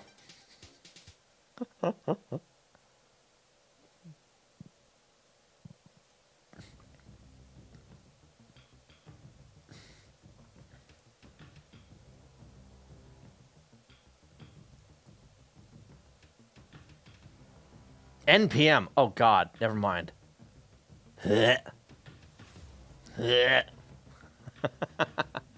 Oh wait, hang on. It is Go. Wait a minute. Oh, that's just the web UI. Okay. Okay, never mind. It does Go. My main email is extremely slow in Thunderbird, leading 10. I wait like 30. Oh my God. So I've got an issue with my current Thunderbird install. I don't know if it's Thunderbird or fucking Gmail. Because Gmail will, like, add fucking shit to my calendar when it sees, like, oh, you've got a flight. I'm going to add this to your calendar. And I'm like, why? Fuck off. Whatever. I will get reminders in Thunderbird being like, hey, in a day you got the thing. I'm like, cool, dismiss. I said dismiss. Fucking go away, dismiss! It won't dismiss. I finally get the window to go away. The next time I open up the email client, Thunderbird, it goes, hey, by the way, we got this reminder thing from 2 weeks ago.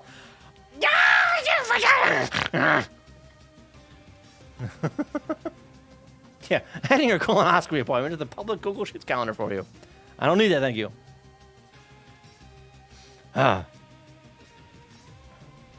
Also learned something funny. There's this thing called RAT, Remote Access Tool, which is usually a malware thing. People are not putting rats on GitHub. When you run them, puts a rat on your PC. This just has some. This is a very long line that contains the dropper when you run it. If the company wanted to use email as a communication channel for important information, they wouldn't use it as a communication channel for far more completely irrelevant notifications. Yeah. There's so much automated shit. And like the first week, like the first time I was introduced to this guy, to the new CTO, right? It's a big meeting. He's in Florida. So immediately I already have a bad impression of the guy, right? Because we're using fucking GoToMeeting, which is dog shit with the lag. And everyone else is on site in Florida. So there's no lag when they talk to the guy. When I say anything, no one can fucking hear me, which is cool.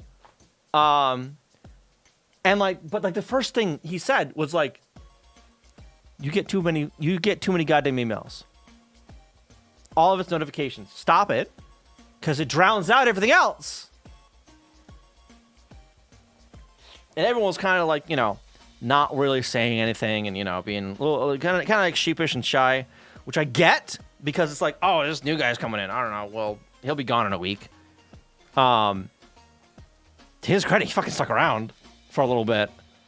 And he's changing shit, which is good. But yeah, that's the point. For some reason, Thunderbird always opened during boot on my Mac. I cannot turn it off, and it pisses me off beyond reason.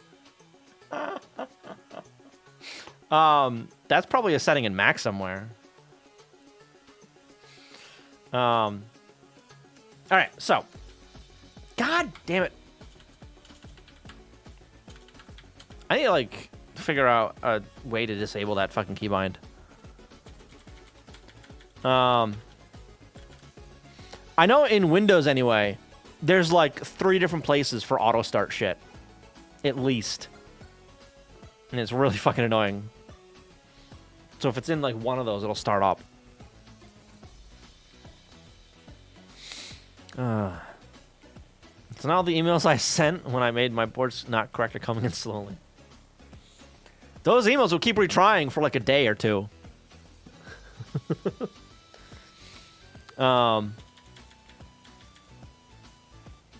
Where was I? Okay.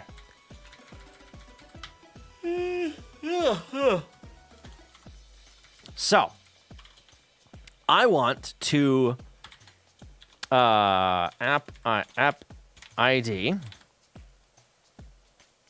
files range local. Okay, for each of these, if then we're gonna name that remote actually. Yeah, we'll just name it remote. Remote. Okay. If remote. Yeah, no, if exists. Remote app ID not exists. And we need a map of added map string.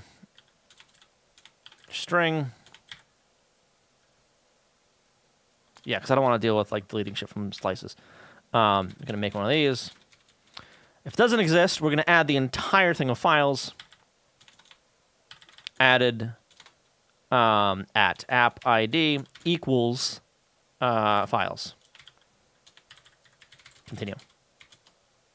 The whole thing, the whole tree. Not tree, but the whole folder. Crash, hold my beer. Oh, sorry. Again and again.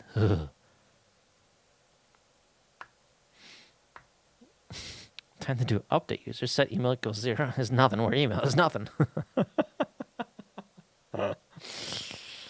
Okay, so otherwise it exists. So for our file.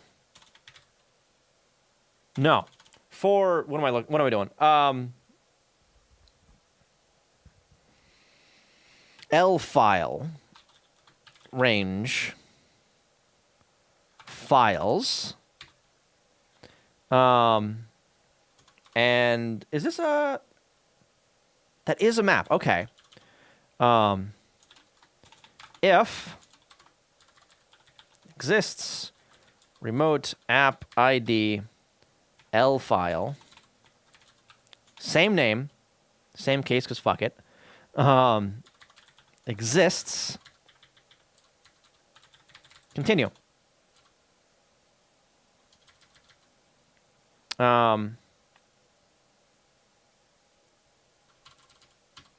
Otherwise, if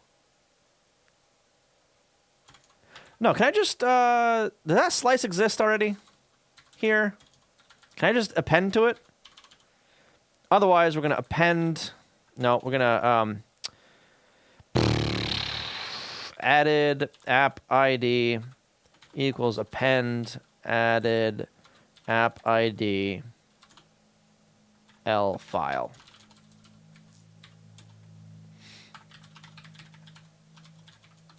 New files. For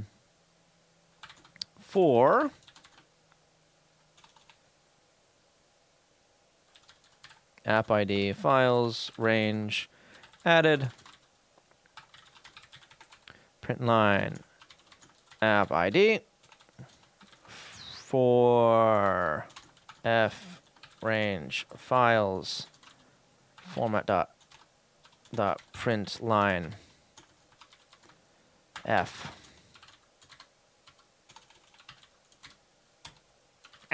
82. Okay, well. That actually worked, wow. Did it work? Wow. New files. That's a few. That's a few files that are not on there. All right. Okay. Yeah. Return nil and depending to a nil slice is perfectly okay. Okay. Yeah.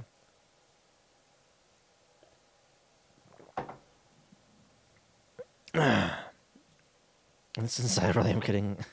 This is even with the latest improvements probably will not meet your requirement with your satisfaction. So I made an OnlyFans page for my friend, safe work page, as a joke so she could have a tiny URL point to a real site.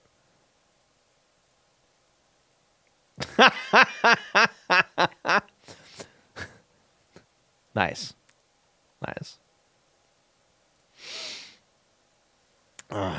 Okay, so why did the music stop?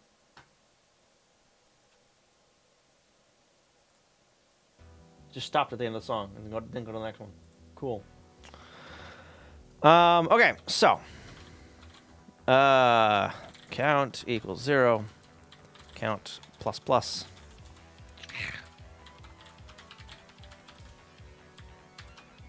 Count new files.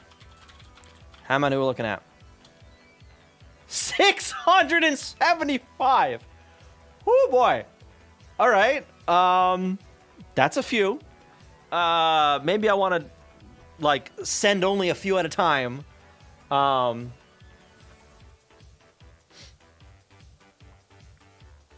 And you know what? I think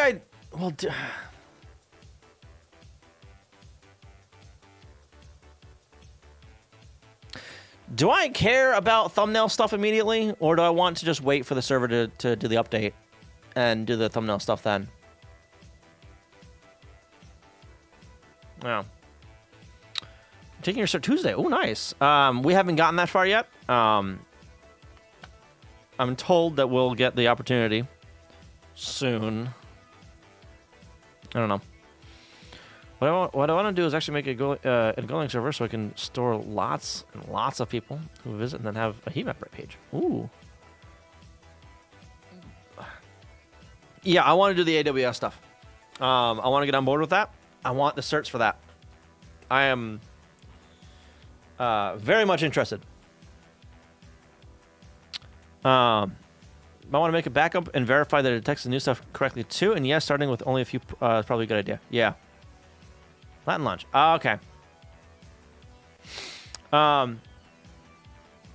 Yeah, I figure I'll probably actually make the thumbnails locally as well, just because fucking why not? Because I'll add both the thumbnail and the big image, the large image, at once. Yeah.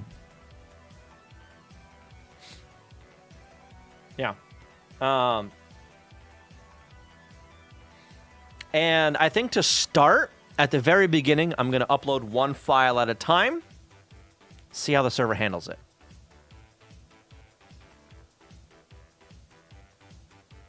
And then, if it handles it all right, we can start adding more files to the same request. Right? Because one file at a time is fucking simpler. It's simpler. That's all there is to it. All right, so I want to go over to snow image.go, I think. This is where the scan code is, right? Scan, yes. And this does the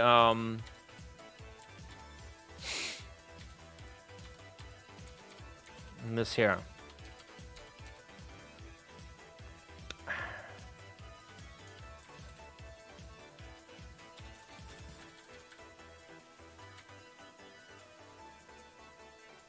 You know, I kind of just want to have it upload shit to a folder. And, like,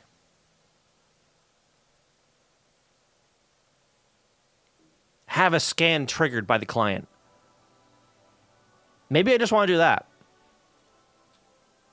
Instead of having it scan periodically, right? Have the client say, all right, we're done uploading everything. Go ahead with your scan. And this will scan in its own process, right? In its own go routine. And it'll update shit as it finds it.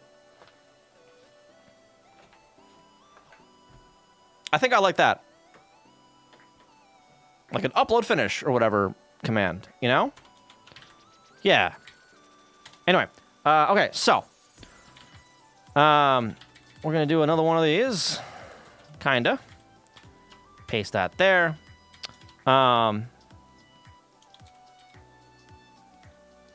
Why scan it all if the client uploads via the server? Because the server is going to be generating the thumbnail, and that thumbnail generation code is in the scan. Right? So the upload code will just dump the file in somewhere, wherever.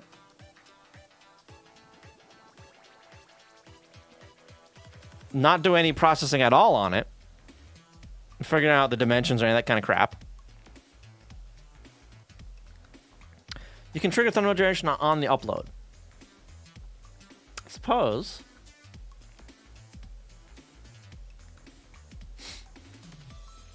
Would I want to, like, queue that stuff up? Be like, hey, here's a bunch that need to be generated. Then just have that churn in the background? That could work, actually.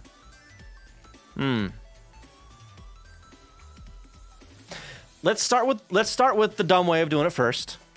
To get the files up there. Then we can change the process once we get that working. Yeah. Into a separate routine the generation. Yeah. We'll get it uploaded first, and then we'll figure that out. So we're gonna start with just the uploading stuff. Okay, so and we are gonna we're actually gonna comment on all this shit because I don't care about that honestly right now.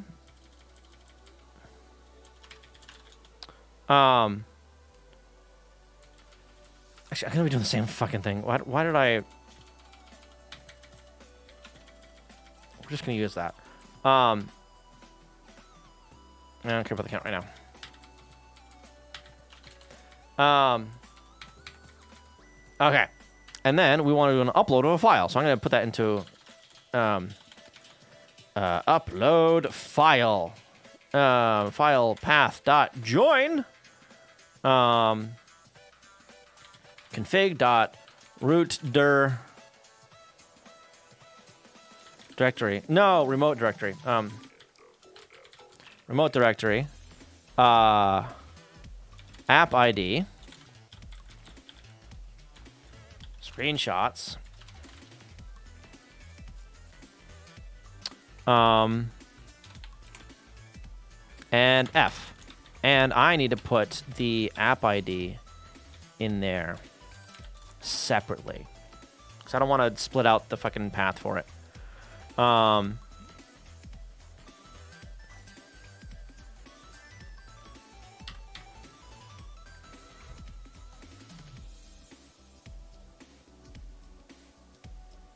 Yeah, that's fine. No,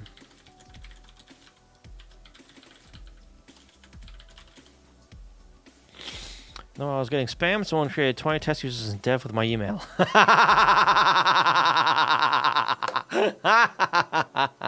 Whoops.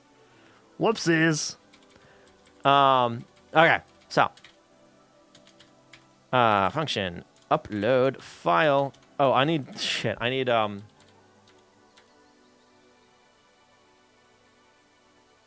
Oh, wait, the config is global, isn't it? Config's global. Nice. So I just need, instead, those guys. App ID and the file name.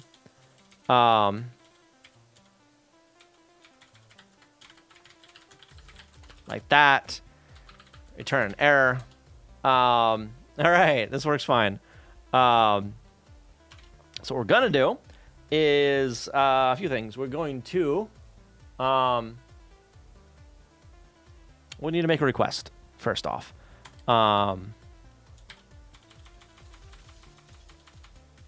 API request. Well, that's not quite right anymore. Endpoint. Yeah.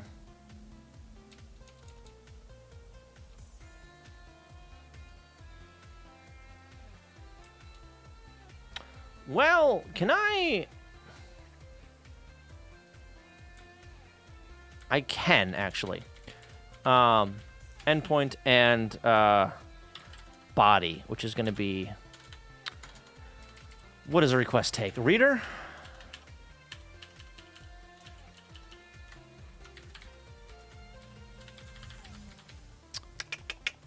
Net HTTP. Client do request method URL protocol bullshit. Shut the fuck up! No one wants to listen to your shit music. Header body read closer.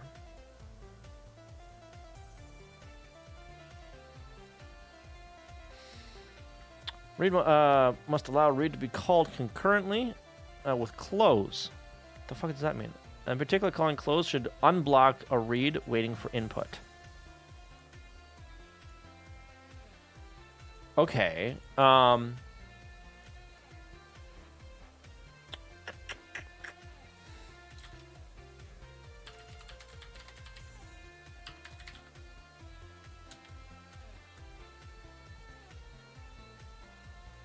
just gonna put a fucking file. Hang on. What?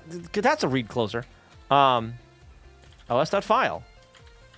Fuck it. Or, well, no, hang on. We'll actually give it a io.read closer here. That's fine. Upload body. Like that. That's fine. So API request here, this one's going to be nil, because we're not passing anything there. And up here, or down here, API request is going to be, what is it going to be? Server.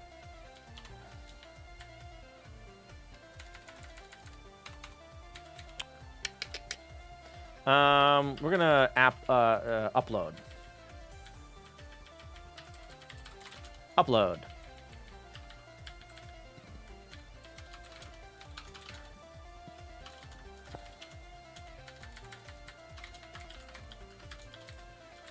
Server. Nope. Handler API upload. Paste that there. Okay.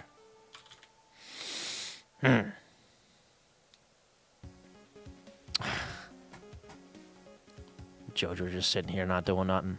How dare you, Jojo? Do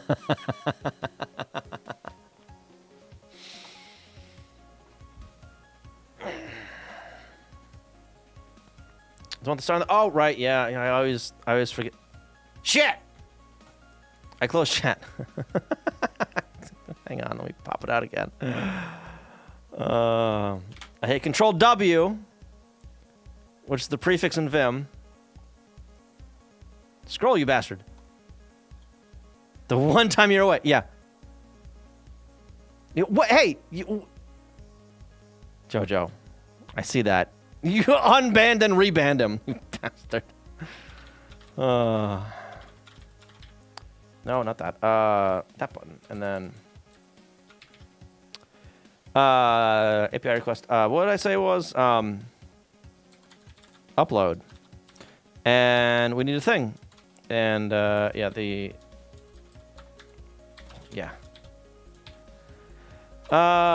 file error equals os.open file path.join config dot remote directory root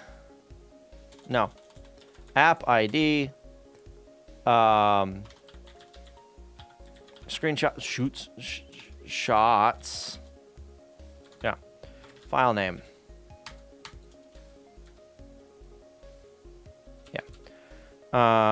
if error is not nil, return error, defer file.close, and file. I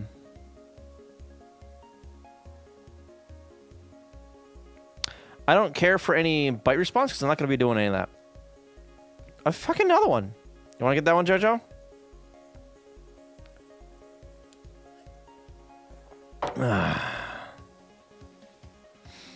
Imagine testing changing the thank you, Jojo.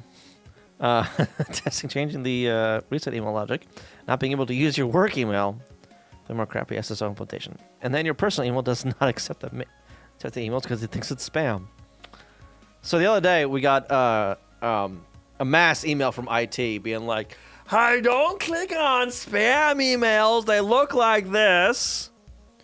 Okay, don't do it."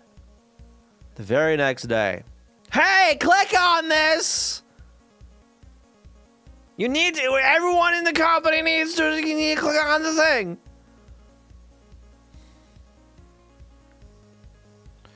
Bring up the headers. X spam test from no before header, whatever. Oh, thanks. Okay, go to hell. Click on the phishing link. No. My coworker, fucking Burn, it's the first time he replied to it because he's an idiot. And he thought he was being cheeky, but no, he failed that test. Is what happened there. Responding like, "Hey, I know this is spam." I'm like, "You moron." This time around, he forwarded it to sysadmins and blind CC'd me on it. So I saw it and could see the response or whatever. And he's like, "Yeah, you didn't need to do that. No, thank you, though." I'm like, he is so shaky as shit, man. Like, stop it. Stop forwarding and replying to these fucking things. Cut it out. Like, you know exactly what you're the one showing me the spam test headers in a screenshot. You know what the fuck it is. Stop replying to it, damn it.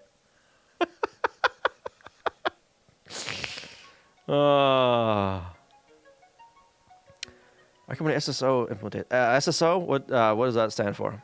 It's hardcoded in the work domain, so not allowed direct logins. It is impossible to get to do a direct login with your work emails. You have to use a person. What the fuck? Single sign-on? Oh. Hardcoded in the work domain to not allow direct logins. It was impossible to do a direct login with your work email. What the shit? You don't have like an app for that? An auth app for that? For pins or whatever? Shit, even my company, even the company I work for, I have 2 separate token things on my phone. On my phone. One for Office 365, because of course. And the other for the VPN. It's on my phone. Logging with Azure GitHub. For company shit? Why? Why? That's so stupid. Also, I tried to use Active Directory at work for that. Active Directory is set up fucking brain dead, so it doesn't work. We have a token up, but this is for logging into our application. We have a bunch of different teams. Then you set something up locally. Fuck. Do it right, damn it. Yeah. So, yes, you're right. AD is an abomination. Add on top of that the brain dead implementation that we have at work. And how it was set up at work. Instead of saying, hey, for the developers, the developer group has access to these servers and to these shares. The developer group. So when we onboard someone, we add them to that group and they have access to all the things they need. That's not how it's done. Instead, we go, hey, here's the new employee. He needs access to this, this, this, this, this, and this. So they go to each server, each share, and manually add the fucker to that share.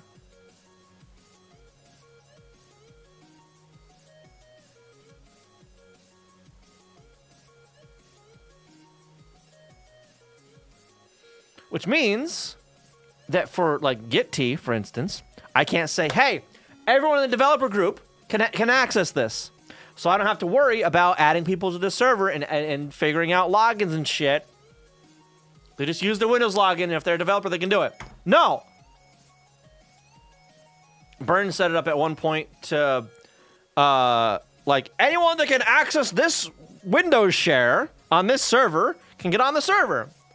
And I'm like, ew, what? No. Application is bad. I improved some database calls. I get it all at once instead of making new connections. Store procedure call for every. Ugh. Make 4 calls, or make n times 10 times 2 to 5 new database calls. Ew. Ew. I've worked with places like that before. That's no fun. That's no fun at all. All right, so we're doing just that. Return nil. Okay, so just upload the file. Fuck it, just a file. The time sense could be times 20 or 50. Yeah, like I said, I've been there, yeah. All right, so for the upload, how can I handle this?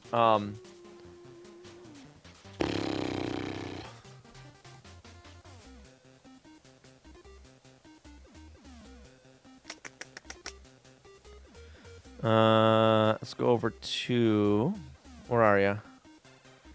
Went too far. Net. Hit to put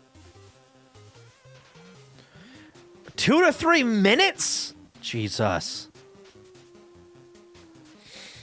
ID is a result when a company accidentally pushes something written by an intern on crack in one night to it's an April Fool's joke, and now it's the roll with it like they totally intended to do that. Yeah.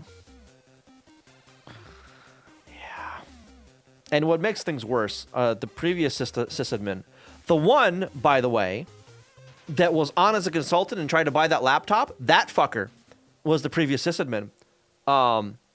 He's the one that set everything up, and like everything was wrong. Basically, it was his way or the highway. No one could argue with him, and he did things just stupid.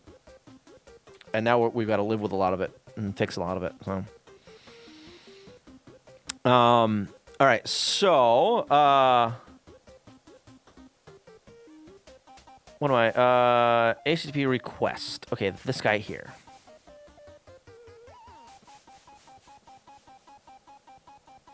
Read closer. Right. Okay, so that's just read the whole thing then, right? Oh shit, I need to give it an app ID and file name, like in headers and shit. Oops. Shit. Well, that rotate. Fuck. I can't use that request then. The API request. Well, if I add headers, map string, like so, another nil there. And for key val in range headers rec dot header dot add key val. That works. Should work.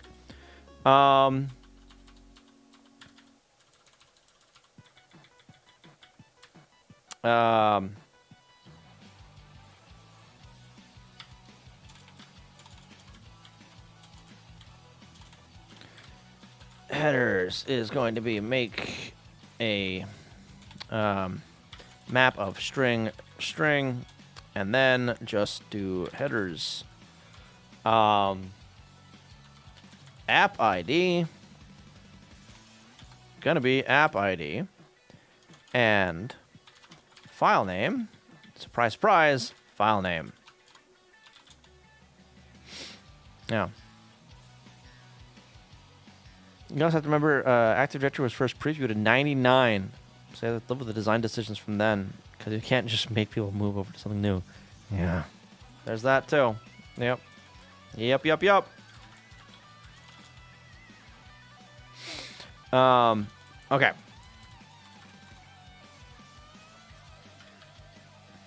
So, first thing we're going to do, yoink that, put it there. Then for our dot headers dot, it's headers, right? Header.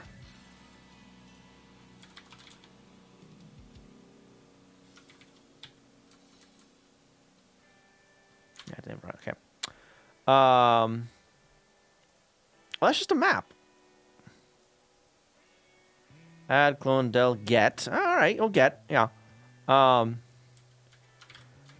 get app ID. App ID equals, and we'll do the same thing for file name. God damn it. File name. If app ID is that, or file name is that, what is it, like API error? Yeah. Send API error to the writer. API error. Code. What code do I want to use? Like malform something other, right? What I would want to use. Methods. Status. Is it a status? Yes. Bad request.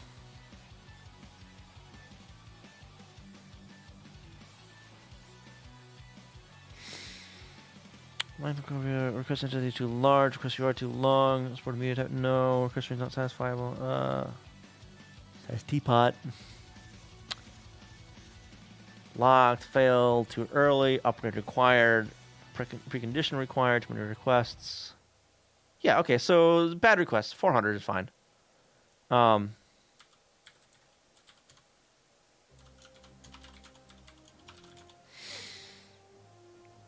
Just by doing your own custom HTTP headers instead of using content disposition and stuff. It's fine. It's fine. I'm going to get it working, and then we're going to fix it. All right?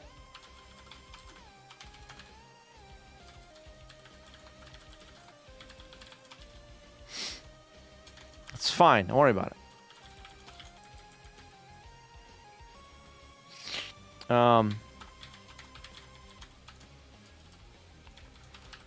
Yank that there. Paste that. Okay. If this might even make sense. It might even make sense to use a put app ID file name. Oh. That, I actually like that better. I like that better. Yeah, let's actually do that. Hang on.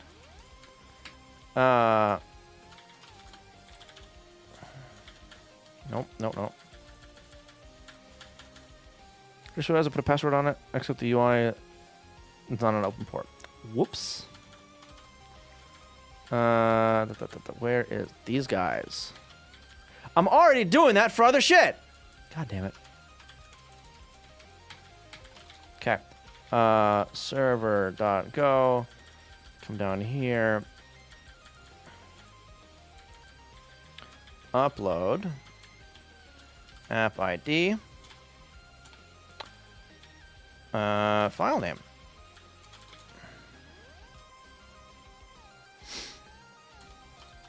And this will just be a put.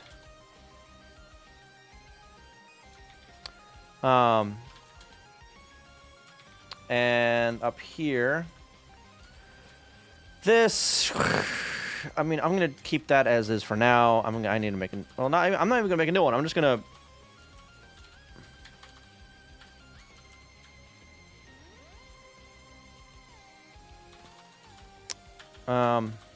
yeah.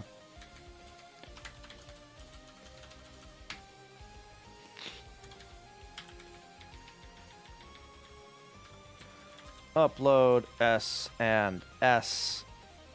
That's going to be app ID and file name.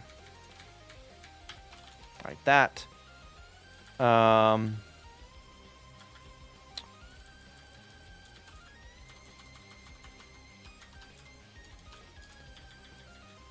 could upload body. No, it's going to be file instead. Like that. Header add the API key. I need that.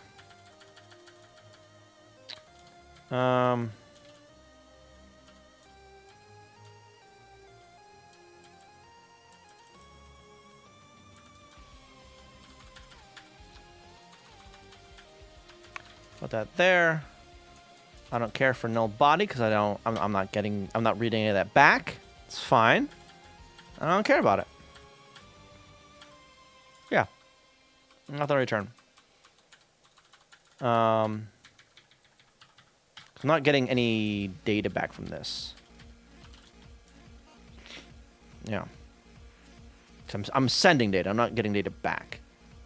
New request. No, not a post. It's going to be a put.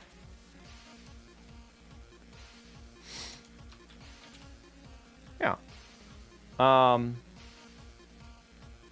And then over here, let me undo some stuff here real quick. These guys are what I need for that. I need to keep the error handling stuff there. Oh, no, I'm looking at the wrong file. SP.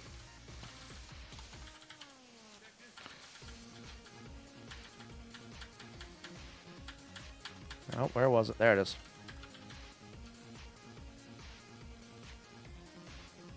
Paste that there. Get rid of those two. God damn it. Okay. Okay. So.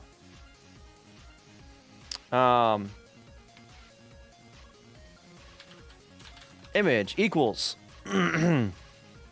image error equals io.read all, right? No, what the fuck is it? No,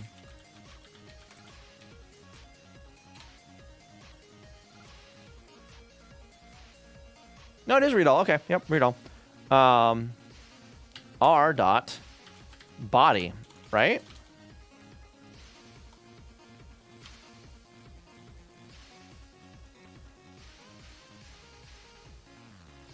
Yeah. Defer. I'm gonna defer r dot body dot close. Is this ever nil? Body's request body for client requests. A nil body means the request has no body, such as a get request. Okay. Server request request body is always non-nil. Will return end of file immediately when no body is present. Okay. The server will close the will close the request body. The server handler does not need to. Okay, so I don't actually need to close. All right, body must allow. Yeah. Okay.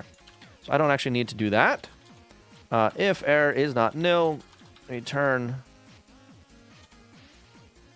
do one of those. Error. And error dot error.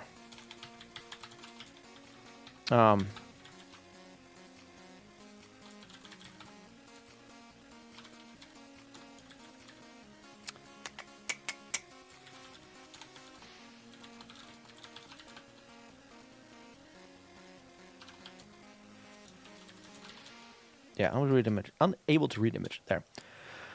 And then from there, we're gonna write that to disk. Do I want to do this in its own Go routine?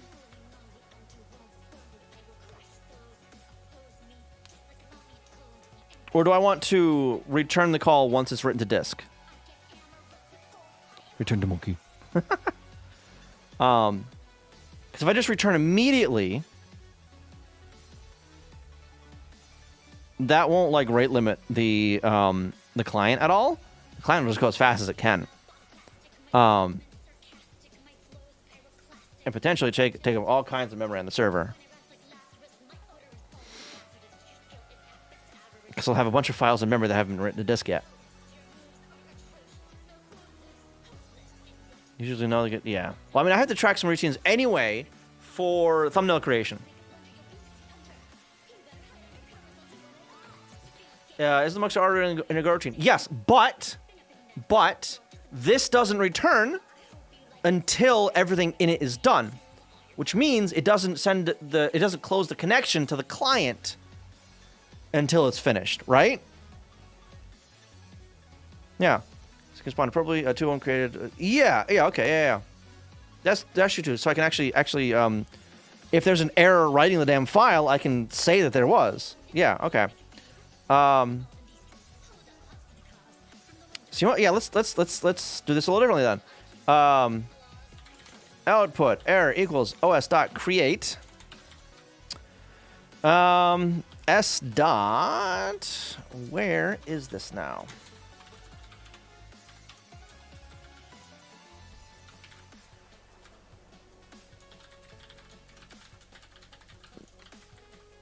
File path dot join. Settings directory app ID. File name. Create that. If error is not nil. You like that, paste it there. Unable to create image file. Defer output dot close. Like that. And then this is just going to be io dot copy output body to output like that. Unable to read image. Yeah, that's fine.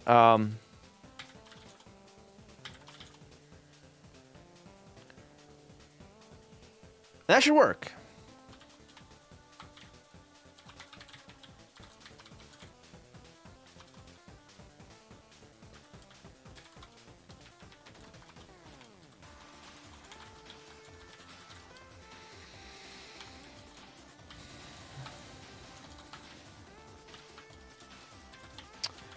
ID, file name.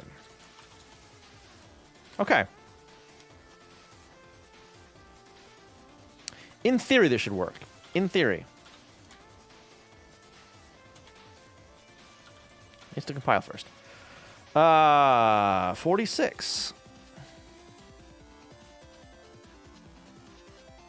Oh, yep, one of those.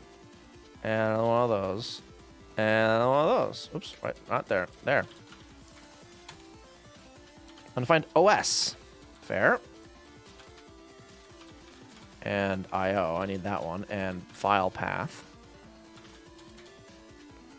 Settings undefined. What do you mean settings undefined?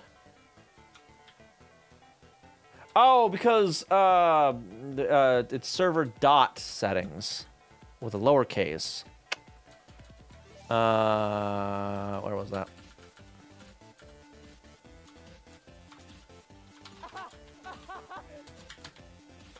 And the variables 62. Yeah, because that's just an error. Thank you for the follow. Appreciate that. So you clean up the empty file that was created if the IO copy fails. That's a good one too, actually. Yeah. OS dot remove.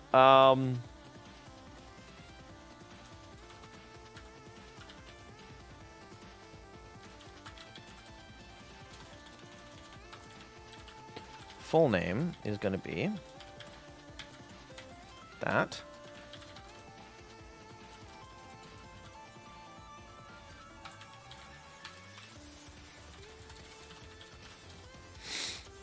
I'm not going to check the error there because if we can't remove it, whatever. Oh, well, yeah, let's do it anyway.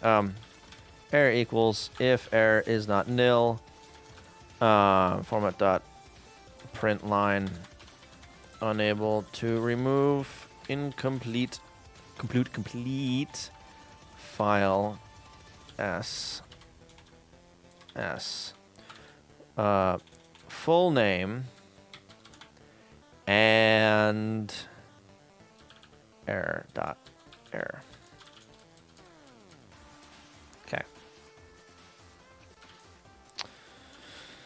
API 62.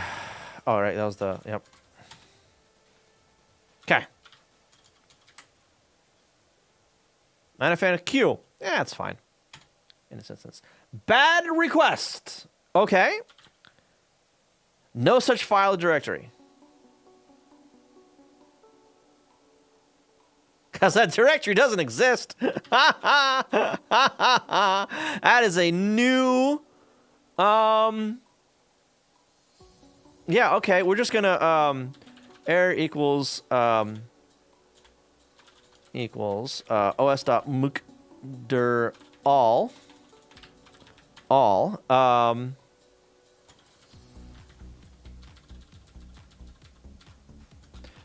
We're gonna yank that, or no, we're gonna put that up there, and then file path.base full name, or file path.dir actually, dir full name like that.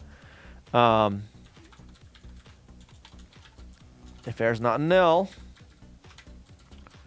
unable to create app ID folder that.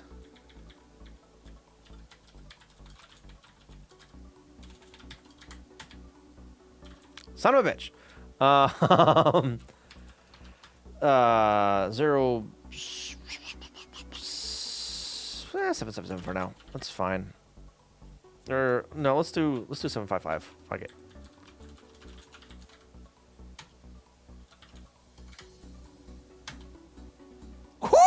Look at it go. Okay. What game is this? Copy.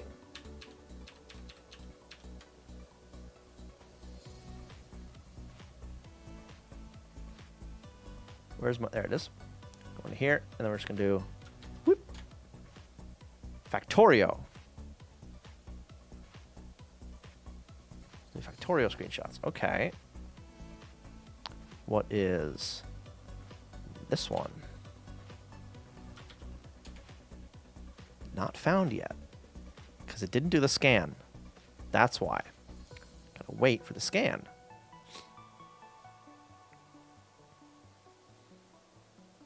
You should not open a random app ID on stream.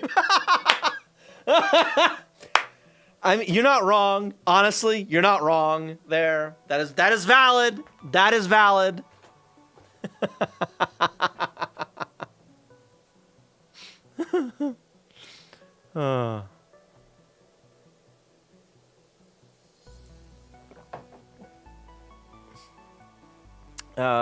Also might want to ensure the background directory scanner doesn't see a file and tries to create a thumbnail before the saving is done.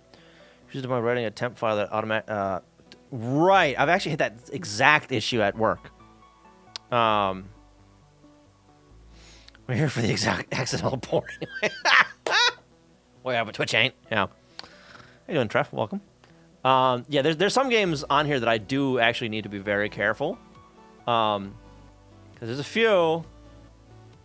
God damn it. Did I... What the fuck happened to the...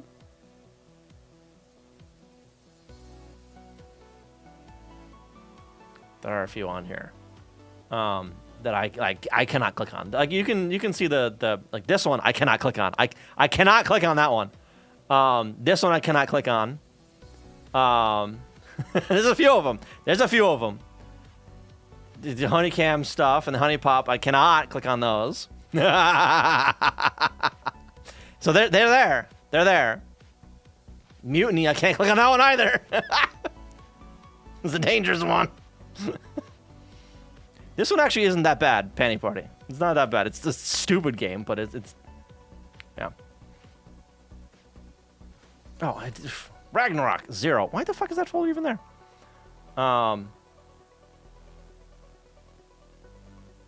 This one's actually, I think, safe. Sucker for Love. That one's not. Sweet Fantasy. That ain't safe. What happened? Oh, I scrolled off screen. Off that thing, whatever.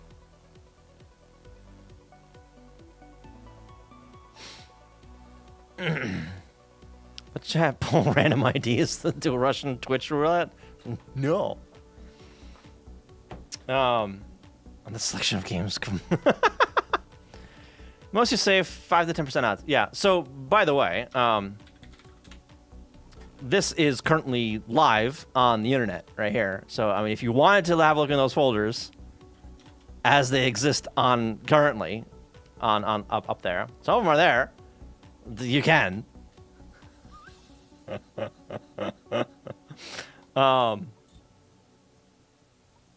all research.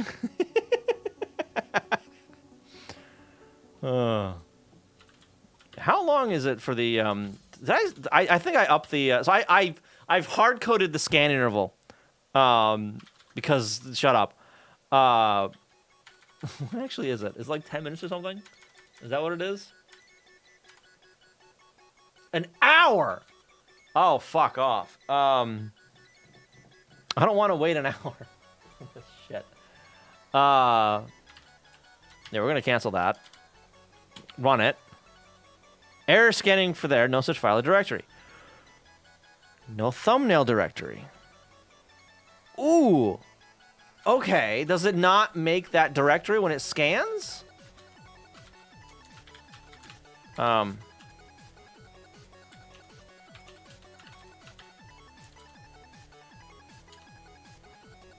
it again.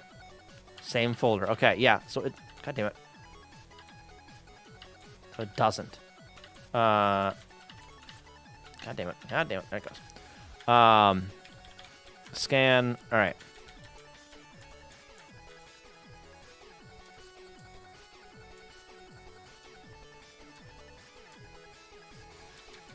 Create the file, but don't bother trying to create the directory. Error equals os dot make dir all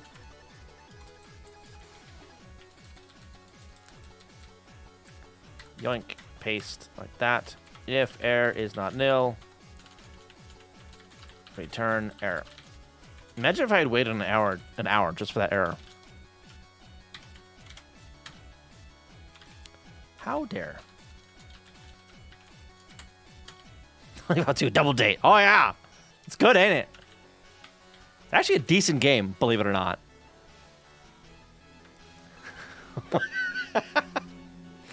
Does this mean I am not getting on a plane ever again? No, you're fine. You're fine. Probably. I don't know. Random TSA checks. Oh. Reminds me of a vocalist on that. On the face of it, it sings about a girl taking your... Oh, boy. But if you actually listen, it's all a metaphor for starting to do things outside of parental protection. Oh, Jesus. Yeah, Valhalla is an amazing game. All right? Valhalla's fantastic. No new variables. What the fuck do you mean no new variables? I didn't... Oh, because I didn't save the damn thing.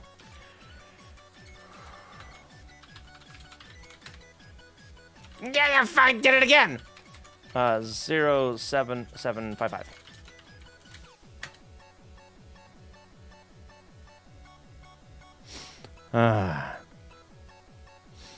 Bridgewater, you have a good night. Thank you for stopping by. Appreciate it. Hope to see you next time. Maybe oversight, but yeah, oversight. Yeah. Okay, so.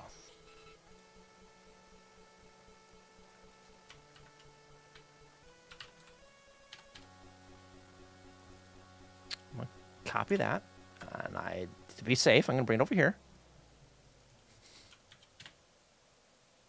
Oh, yeah, we're safe with that one. Shit. It's Helldivers. This is mostly just fucking screenshots of the training tips. 9 out of 10 doctors agree that a wound to the chest will make you bleed out if unattended. Yeah. Is there a reason why the Goat emulator is stuck between the two Honeypop games? I'm not familiar with that title. The Goat Simulator is that's actually I have 2 T-shirts that are Goat Simulator T-shirts. They're in terrible condition now. I still wear them every once in a while. I think I wore one of them on stream last weekend. But yeah, Goat Sim is a dumb game. This one here. Was there another one? I don't think there was another one. Would it make sense to not only print the app ID but also the name of the game? I mean, I could, but that means I have to like look it up, and I don't feel like doing that.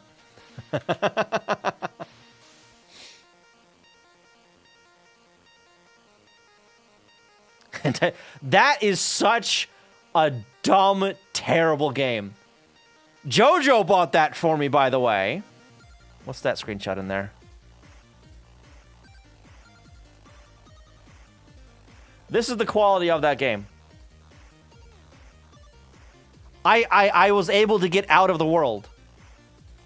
And I couldn't get back in. The game is dog shit. It's a terrible game. Who wins? Nobody. Nobody wins. If you're playing it, you've already lost. AKs and butts. Yeah. It's a terrible dog shit game. It's dog shit. Like Jojo bought it for me for like $5 after I told him I didn't want it. I did not pay for it. Jojo paid for it. The about text of how much the little known HTML regex answer is talking about.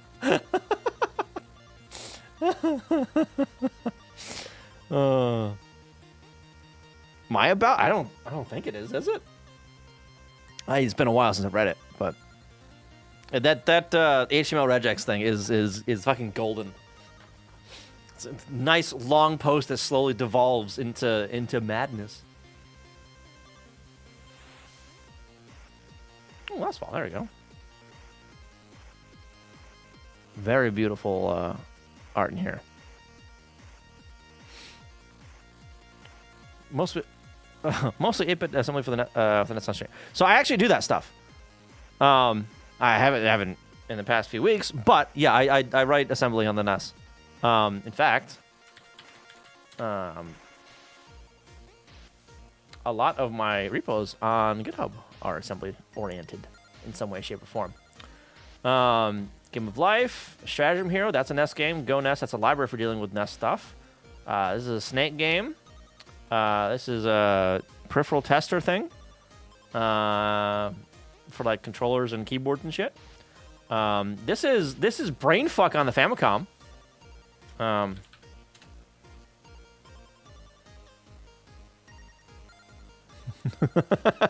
It's fun, actually. It's not that bad. Now,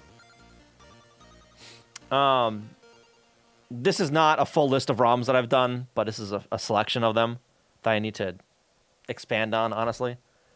I did a Pooh Bear meme on the NES because I thought it was funny. And for this, I had to develop or fix a bunch of image processing stuff specific for the NES. This is the key test thing, where it's a bunch of different peripheral things. This is for a controller, it's for a trackball controller. This guy specifically, right here. Did I give? Oh yeah, I got it. I got it working. It works. Not only does it, I didn't get the debugging stuff. No, I wanted to get there, but I lost interest by the time I got all of it working. It interprets Brainfuck as well as compiles to assembly Brainfuck and runs it. So this is the compiler right here. Yeah, it'll actually compile everything into compile or whatever. It assembles it. Down here, I've got a bunch of instructions essentially that I like. This is like just data essentially. All right. They were kind of jank because I needed to do some loop ends, like the end of loops and shit. So I had to compute jump addresses on my own. So that was fun.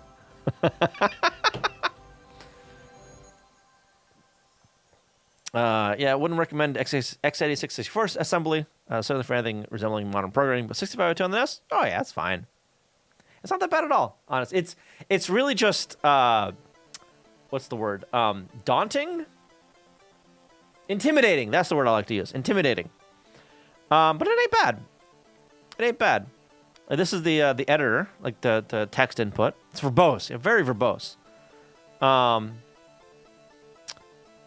What is this? State input. Okay, so this is just clearing the screen out a bunch. That's what that is. And then I'm writing the title. I'm writing some stuff on the bottom. I forgot to turn that off. Why are you outside your own office? Huh? Can I show this on stream? What are you doing out there? They just convert plus to int x or something, kind of, sorta. I think so, actually. Compile. So let's go back down to these guys here. Kind of. So yeah. So the plus is increment the cells at x. Right? Decrement that cell at x. Next instruction, increment x. That's it. Previous, decrement x. Dot, jump to print car. Just go over there. Comma, get car. Go over there. This is the loop construct. The loop stuff was the pain in the ass. That's why a bunch of stuff's commented out here. But yeah, I had to put in the raw bytes for a lot of stuff. Because I didn't want my assembler to assemble like addresses for these things. Right? That's not what I wanted. Yeah. Yeah, I saw the image. Yeah. Can I show that on stream? Having a pipe. You smoke pipes? What is get car? That is another function somewhere else. I don't remember where it is actually. Let me find it.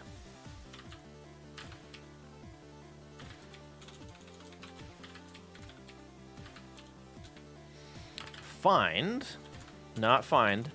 Grep I get car or asm. State run. Okay, what line is that on? 428. 248. Jesus. Right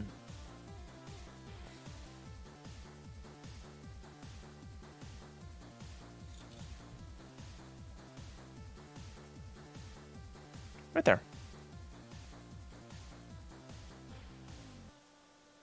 Yeah, so this is what Jojo sent me. He's peeking in from outside his own office. Blindness struck again, and he had to let him know again. Huh? My blindness. Was that a joke? What's this now?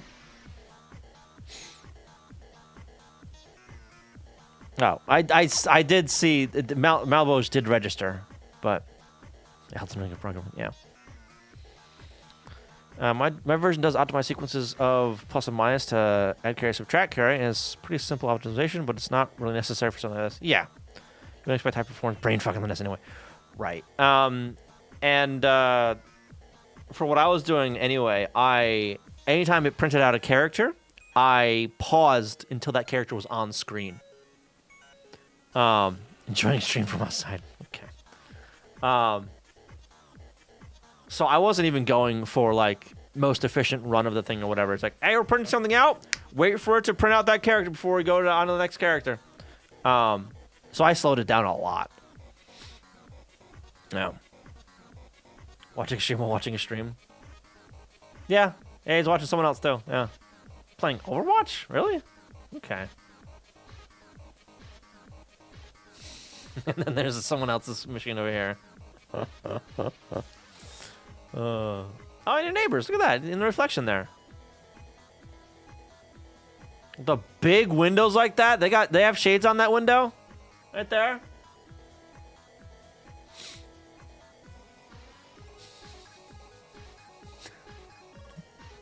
Careful, Joe, not to dox yourself with the reflections. All right.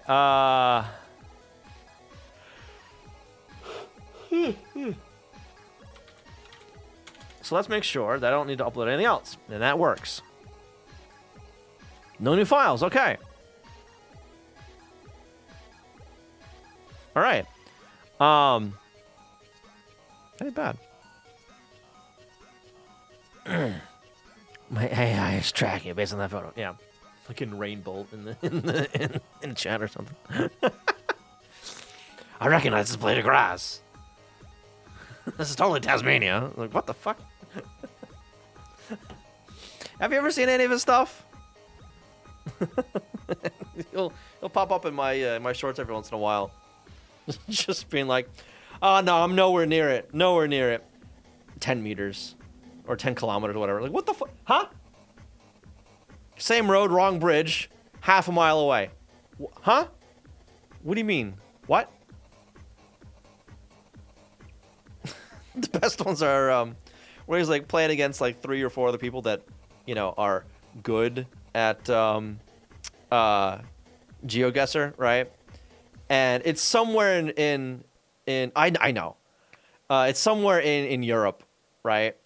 And Rainbow like dials in to like not the fucking town that it's in, right?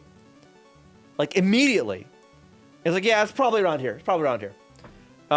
Meanwhile, the other guys are like, oh shit, it might be Spain. You pick Germany. You pick the tip of Africa, like the top of Africa, like Egypt. Yeah, sure, around there somewhere. I don't know. And oh yeah, you do Russia. Find over there. So like. They all like lock in or whatever. Like maybe one of us got it. Maybe one of us got it. They're all fucking spread way the fuck out, thousands of kilometers away. Meanwhile, Rainbolt's like 2 kilometers away, and they're like, "Wait, the fuck?"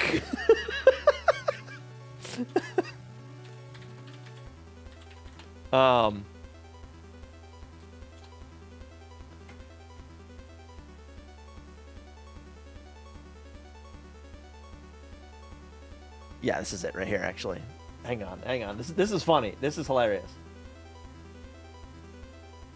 Pause that. Make sure you can hear this stuff as well. I'm going to play something else real quick just to get audio test. Yo, what's good, everyone? It's Zigzag here. Hang Welcome on. back to the channel. If you're new here, I'm a professional Okay, GeoGuessr good. player. All right. This right here.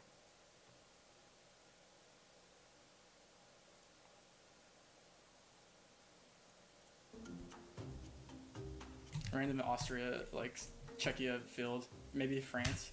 Central, it's somewhere in Europe. I can't guess a European field in 0.1 second.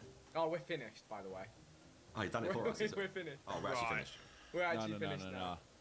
Oh, I was trying to move around. We can't move. Right, that's what this You can't move anyway, it doesn't let you. Let's just split up. Let's. I'm thinking. someone Let's go split up. South Sweden, America. UK, just for safety. Okay, I'm going Spain. Someone go South America. It can't be South I'm America. going like Yeah, Sweden, no, Norway. Maybe we don't get that sign We're UK. all on Europe, by the way. Oh, Yeah, fuck. that's fine. What if it's Thailand or It's something Europe, no, random? it's Europe. Does it look? This is European sun to me. 3 seconds. Oh, God. Oh, that was Wait, bad. no. That wasn't bad. And they're like, wait, what? You got it perfectly. What the It was 19 kilometers. 19. 19 kilometers away. Fucking-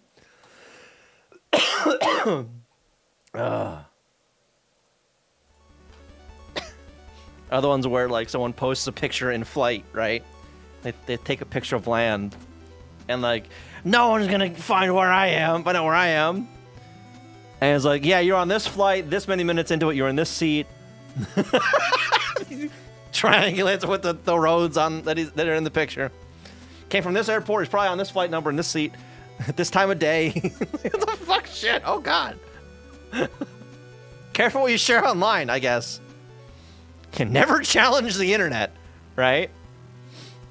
Yeah.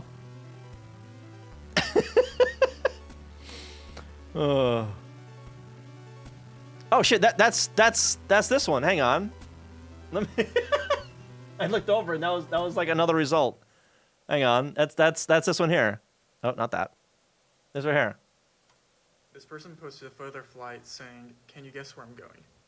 Well, I don't need to guess, because I know. Because I know. You were on flight SWA 4456. You left Orlando at 10:57 a.m. Landed in Dallas, Texas at 12:10 p.m. You took this photo approximately 9 minutes into your flight, right above Ridge, Manor, Florida, at approximately 23,050 feet elevation, while sitting in seat 18F. This person posted this photo. While sitting in seat 18F. Like, what the fuck? Oh shit!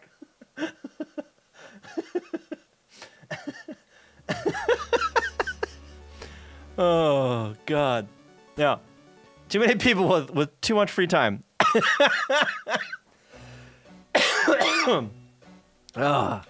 Be careful what you share on the internet. They're researching for a couple of weeks. Well, yeah, I get that. Yeah, like for I know for a few of them, he's had some time lapse for a lot of things. Like people will send him like, hey, like my parents had this photo fucking 20 years ago. They don't remember where they took it. They want to recreate it. Can you find it? Kind of thing, right? And he'll sit there for a long while and find the exact spot of where it is, right? Really fascinating stuff.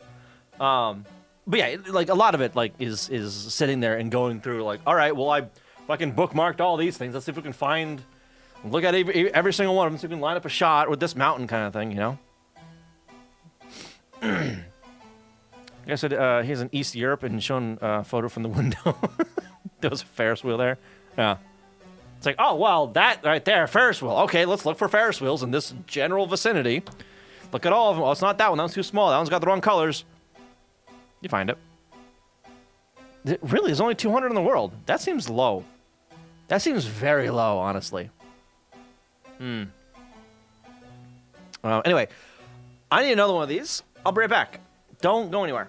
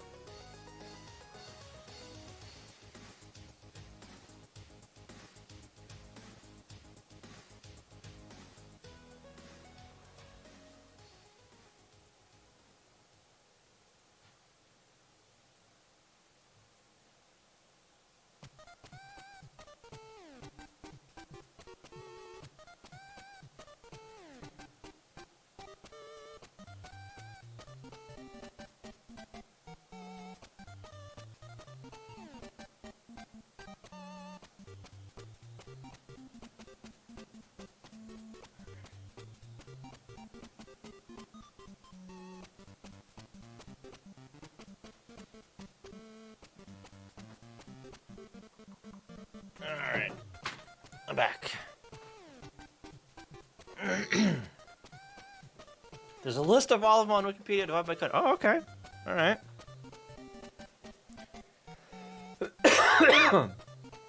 Article that is titled "List of Fictional Cat."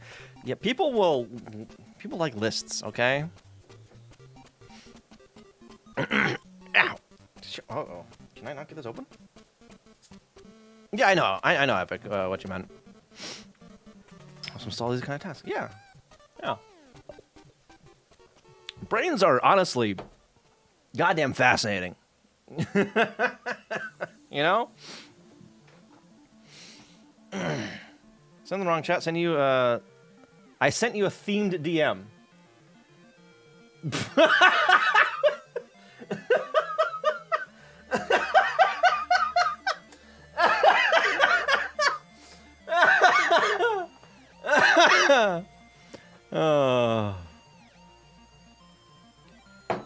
All I know is Florida. That because I know you're already in Florida, but other than that, I'm you know.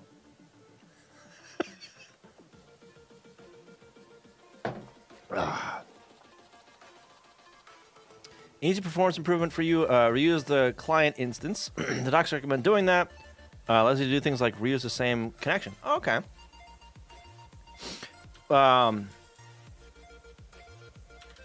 Yeah. Yeah. There's a few things that I need to do, honestly. Like foregoing the whole full scan and just doing, or I'll do the scan like at startup, right? But I would also want a like add a new image kind of thing, right? Where it, oh, excuse me.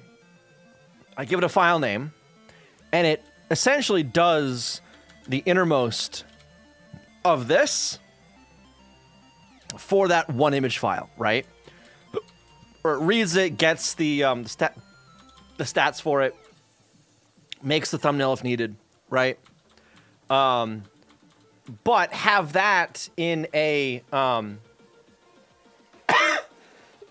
in a Go routine that's just waiting for requests to add shit, right?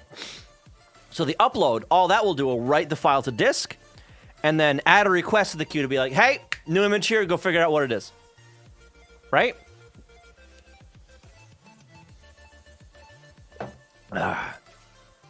Yeah.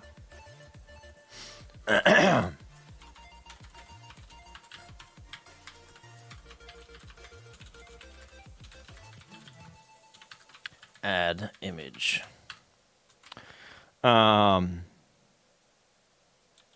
App ID, file name. We're not going full path because that's not how everything's stored. So we're not going to do that. Now getting shit for talking to another shoe.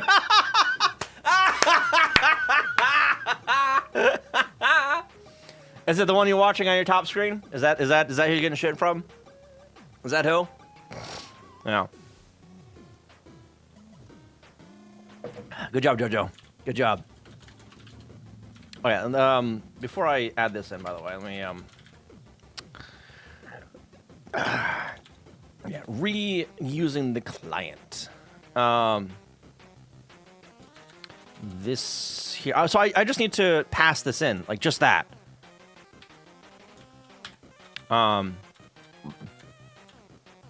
Paste that.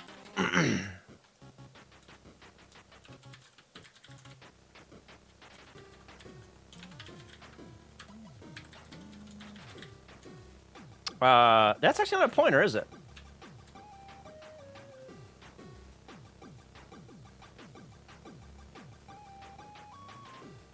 Well, yes, actually, it needs to be a pointer. Like that.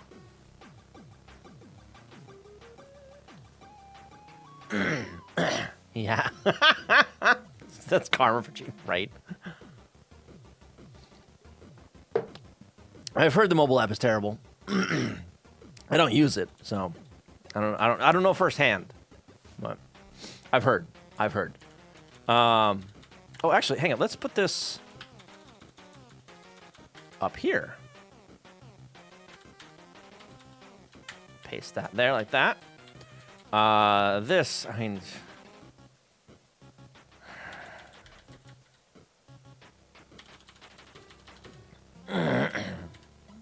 Get cache. Okay, well. Upload body. Now let's change that to client. Hit to put client. Nil.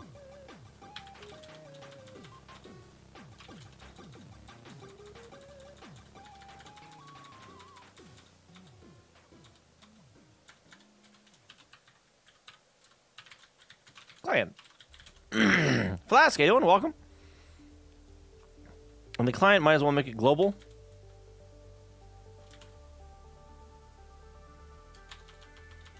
I mean, yeah.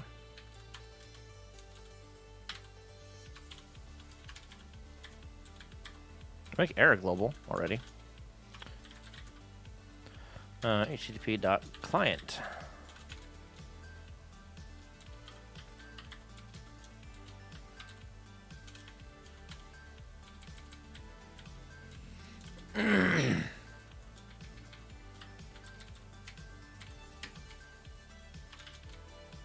And I don't need to pass it in up here either. Oh.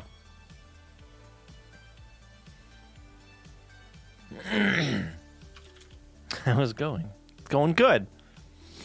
One Bonnier. Am I saying that right? How you doing? Welcome. Welcome, welcome.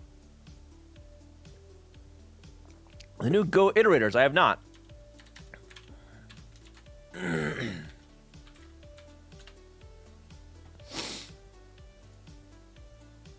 Is it in the new release? Documentation, and where are the release notes?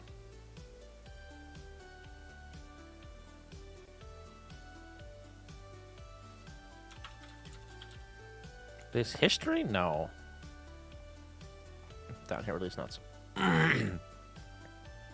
23 released. Oh shit, a few days ago.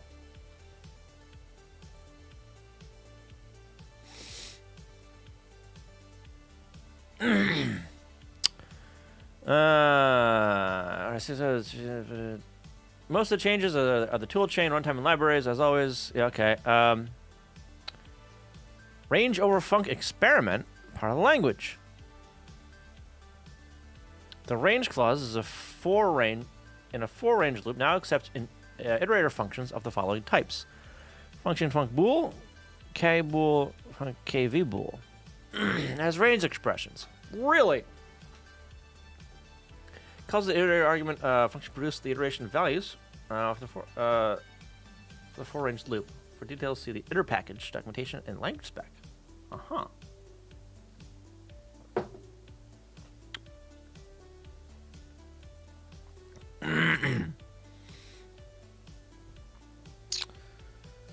An iterator is a function that passes successive elements of a sequence to a callback function, conveniently named yield. Okay. The function stops either when the sequence is finished or when yield returns false, indicating to stop the iteration early.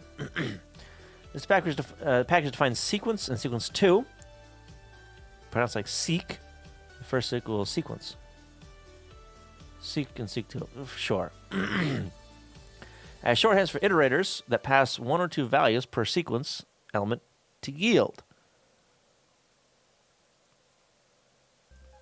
Okay. Sequence of paired values conveniently keep value or index value pairs. Yep. Yield returns true for the iterator should continue with the next element in the sequence. False should stop. Iterator functions are most often called by a range loop, as in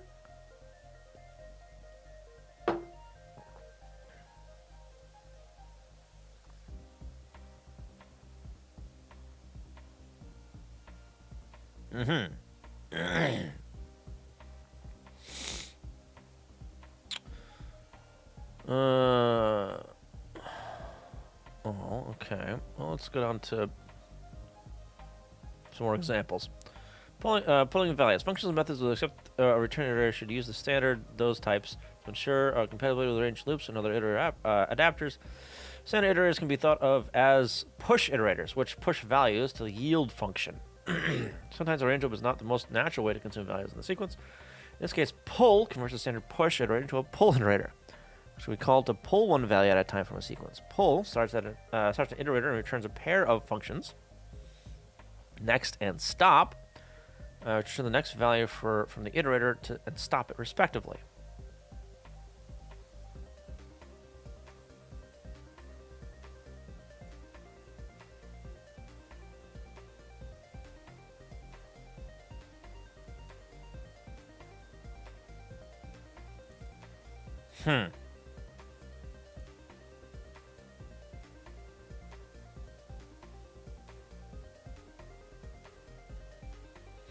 Fine, it's not consume the sequence at the completion. They must call stop. For stop, yeah. Which allows the iterator function to finish and return, as shown in the example. The conventional way to ensure that this is to use a defer. Standard library usage. A few packages in the standard library provide iterator-based APIs, most notably the maps and slices packages. For example, maps package. What the fuck? That's a new one. All right. Maps.keys returns an iterator over the keys of a map, while slice is sorted, collects the values of an iterator into a slice, sorts them, and returns the slice. So iterate over the sorted keys of a map.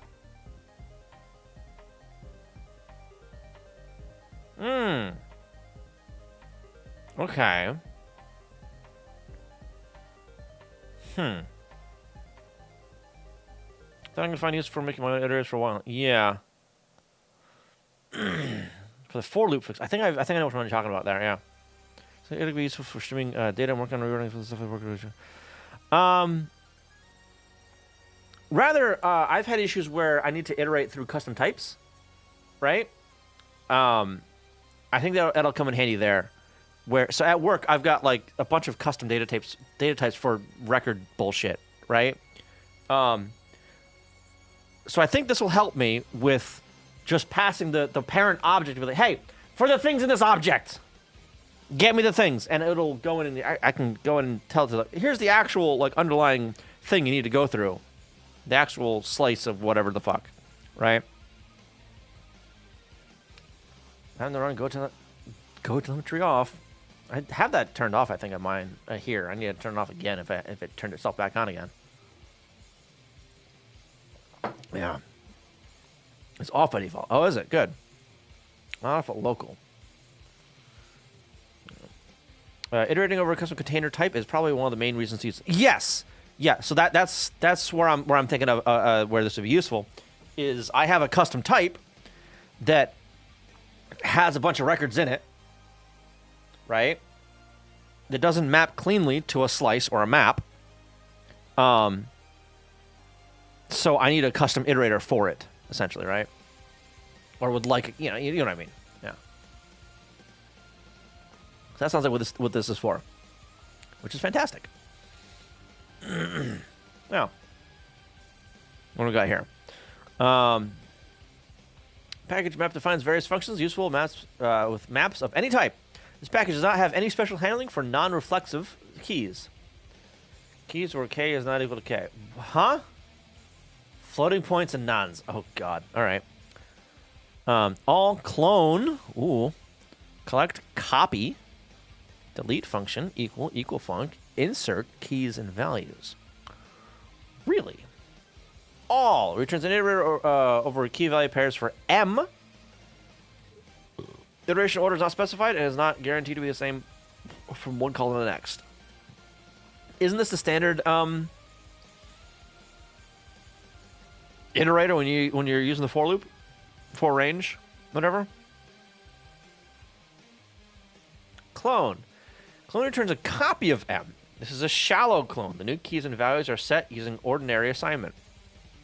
Okay.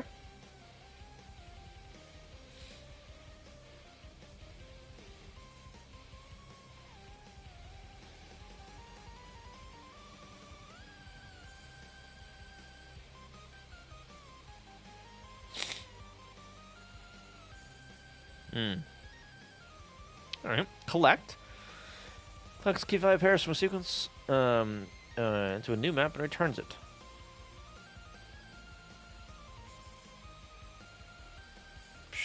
Now I'm not sure what that means, but sure.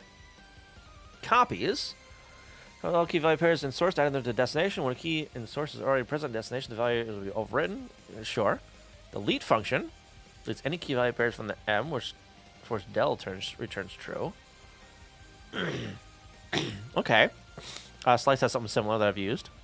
Equal. This one could be useful, especially with custom types. Right? Now,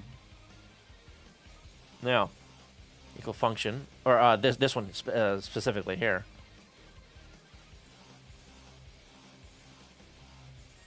Yeah, show like this: string versus byte. So this converts one to string first. Yeah, exactly. This kind of shit. Yeah. Got it. Insert as in key value pairs. I don't know about that one. Keys. Key. Ooh, that's gonna be useful. I've written for loops that just gets the keys out of shit, out of maps. So yeah, that I will absolutely use that. I don't know about values. It's possible. No, but yeah, some of this stuff I would absolutely use. Oh. Oh god. Can collect usage and break its stats to help the good team understand. Sure. As an opt-in system, good. By default, the toolchain programs are otherwise unused. Local to help you. Please consider opting in to telemetry. Then when announcer counter reports are uploaded to their weekly, their aggregated graphs, will be available for download by any good. No, I don't know about that. I'm certainly gonna turn that off at work. Some you'll use, and the rest of your coworkers will misuse. Oh God, right? So retiree at work. Oh my God, he finds these like blog posts that are hyper focused onto some like extreme edge case for something, right? And then he'll come to me concerned. He did it again today. I don't even remember what it was for. Oh no, it was with like string handling and like he was going on about like a slice of bytes and strings and shit. And I'm like, whoa, stop. Wherever you're finding these articles, stop. You're thinking way too goddamn hard about this stuff. Way too hard. I suggest find some small little projects that you spin up in Go, right? Like you're thinking of the nitty-gritty under the hood stuff before you understand how to write hello world. Stop it. Write hello world first. Get used to the language first. Then, if you really want to, then dig into the stuff underneath. But understand the rest of the language first. Don't...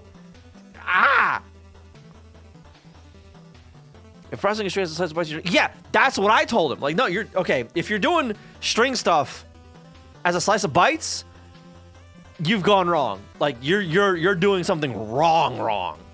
All right? Like, you shouldn't really ever be doing that. Shit, man. So I told him, like, whoa, stop. I don't know where you find this stuff. You need to stop it. You're going too deep, too fast. I do that a lot. Oh, God. Did I the Go root final? What the fuck? Final for real, version 2. No longer has an effect. Oh, okay. What was it? Distribution install the Go command in a location other than Go root bin Go should install a symlink instead of relocating. Yeah, okay, that's fair. The new Go environment changed flag causes the command to print only those settings whose effective value is different from the default. Okay. The default contain an entity environment or with no prior uses of the W flag. Sure. The new Go mod tidy diff flag causes the command to not modify the files, but instead print the necessary changes. Okay.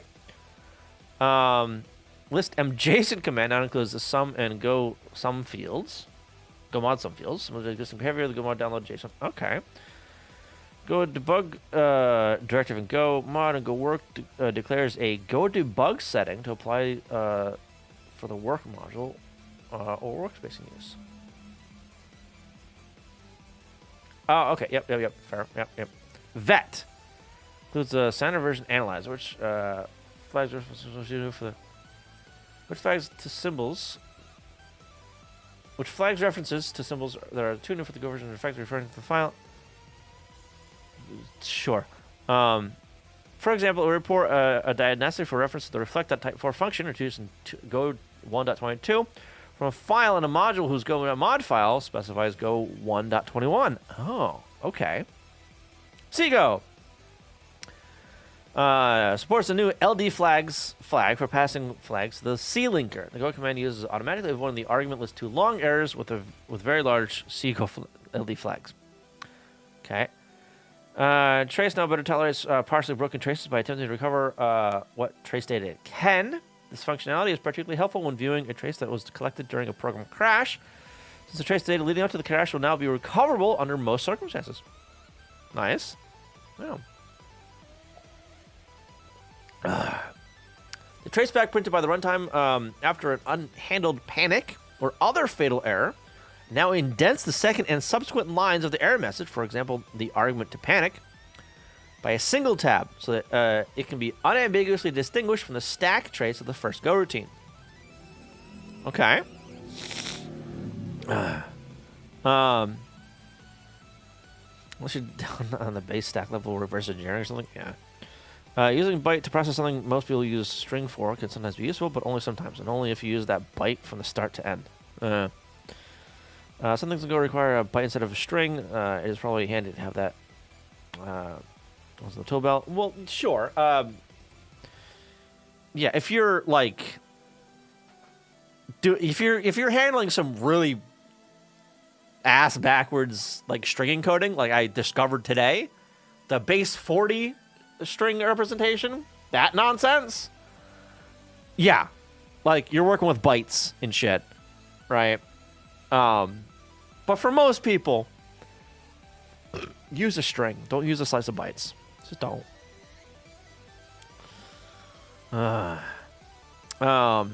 Compiler. The build time overhead building the profile. Yep. Oh, excuse me. Compiler can now overlap the stack frame slots. Look very short. For 386 and AMD 64, the compiler will now will use information from PGO to align certain hot blocks and loops. This improves performance an additional 1 to 1.5% at a cost of an additional 0.01 text and binary size. Wow. Currently only implemented on 386 and AMD 64 because it has not shown an improvement on other platforms. Hot block alignment can be disabled with that. Jesus. Linker. The linker now disallows using a Go link name directive to refer to an internal symbols in the standard library, including the runtime. Ooh. They are not marked with a Go link name in the definitions. Huh? Similarly, the linker disallows references to such symbols from assembly code. For backwards compatibility, existing usages of Go link name found in large open source code corpus remain supported. And any new references to standard library internal systems will be disallowed. I see your pipe there. Nice. When building a dynamically linked ELF binary, including a pi binary, the new bind now flag enables immediate function binding. Timer changes. Significant changes to the implementation of timer and ticker. First, timers and tickers are no longer referred to by the program to become eligible for garbage collection immediately, even if their stop methods have not been called. Earlier versions of Go did not collect unstopped timers until after they had fired and never collected unstopped tickers. Okay.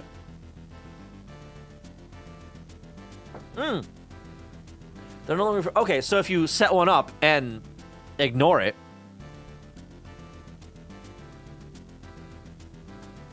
never started or whatever. Yeah. Okay, sure. Timer channel associated with the timer or ticker is now unbuffered with a capacity 0. The main effect of this change is that Go now guarantees that for any call to reset or stop method, no stale values prepared before that call will be sent or received after the call. Early versions of Go use channels with a 1-element buffer, making it difficult to reset and stop correctly. A visible effect of this change is that length and cap of timer channels now return 0 instead of 1, which may affect programs that pull the length to decide whether a receive on the timer channel will succeed. Such code should use a non-blocking receive instead.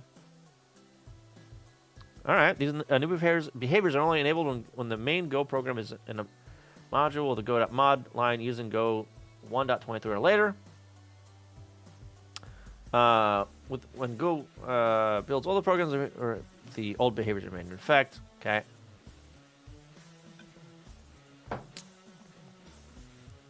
The unique package. The unique package provides facilities for that word.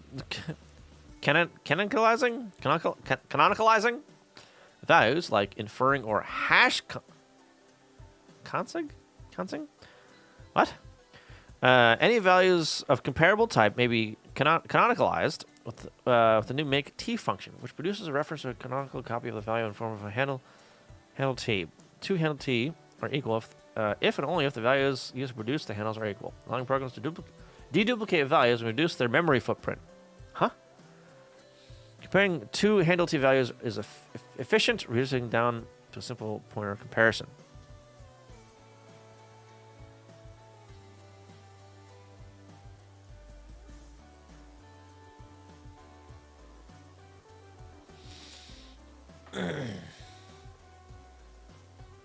Handle is a globally unique identity for some value of type T.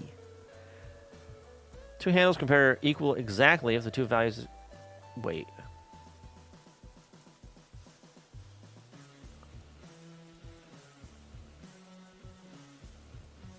Uh-huh. I think I get that, but alright. New iter package provides basic definitions for working with user-defined iterators. Slices add several that work with them. All values backward. Collect, append, sorted func. Okay, chunk. Maps does the same thing. All keys, values, insert, collect. Structs package. What the fuck? Provides types for struct fields that modify properties of the containing struct typed, such as memory layout. Huh?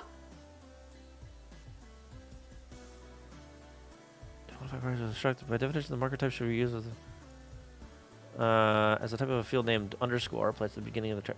What the fuck?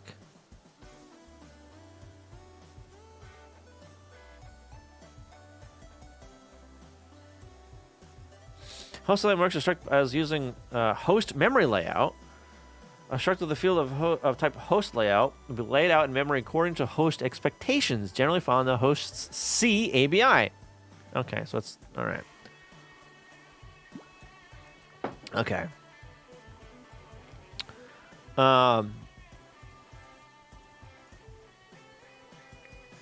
Minor changes. Archive tar. Yeah, go to TLS. Hello, draft spec. Sure. QuickCon. 3-des server switches are removed from the default list. 3-des, okay. The experimental post-quantum key exchange mechanism, that, Jesus Christ. X25519 Kyber 768 draft 00. That's a mouthful. It's fucking Yu-Gi-Oh shit.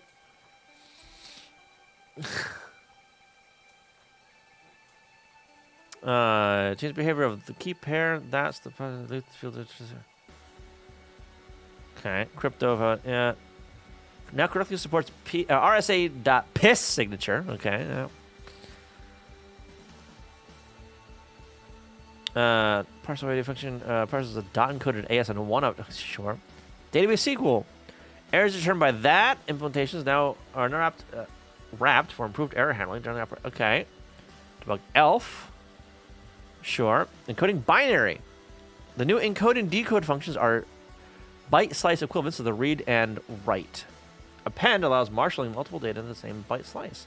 Ooh, this is something I'm actually using at work for some stuff. Don't worry about it. All right. I like that. Encode decode. Yeah. I'm currently using the read at work for some stuff.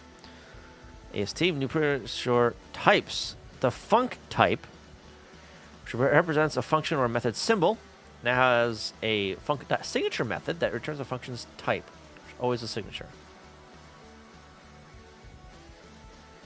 Where is this? What? Oh, it's in types. Okay, yeah, got it. Math ran v2. What?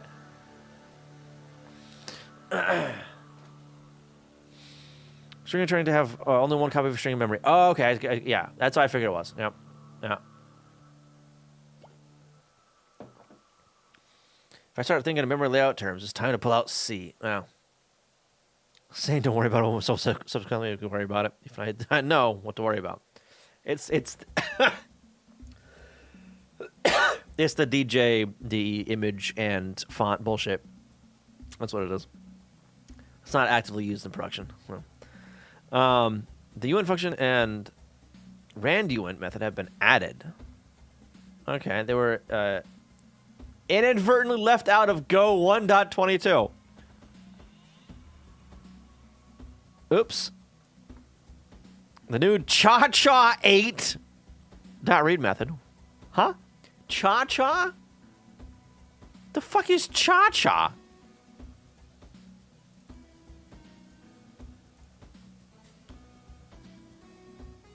A stream cipher.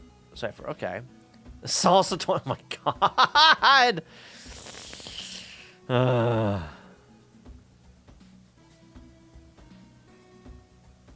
Variation of the salsa 20 family of stream ciphers.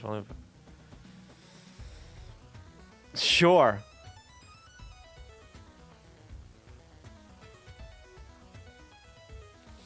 It's 905. Latest move of the yeah. Cha-cha modifications published in 08. This is a new round function that increases the fusion. Yeah, sure. Okay, whatever. Sure, why not? Why not? Is this a new one too?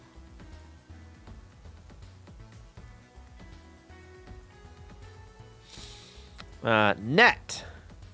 Keep alive config permits fine-tuning the keep alive options. Okay.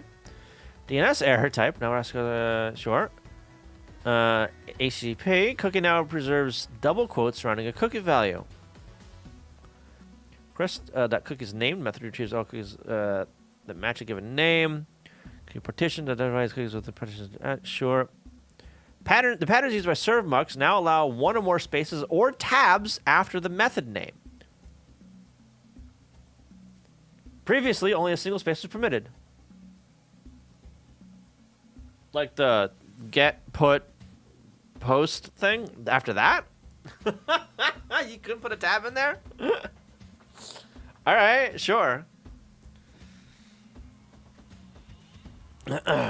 Parse cookie, yeah, cool. I don't care about cookies right now. Serve content, serve file, and serve file FS. Now remove the cache control, content encoding, e tag, and last modified headers when serving an error. Yeah.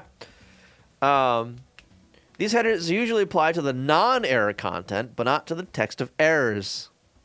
Yeah, that's true.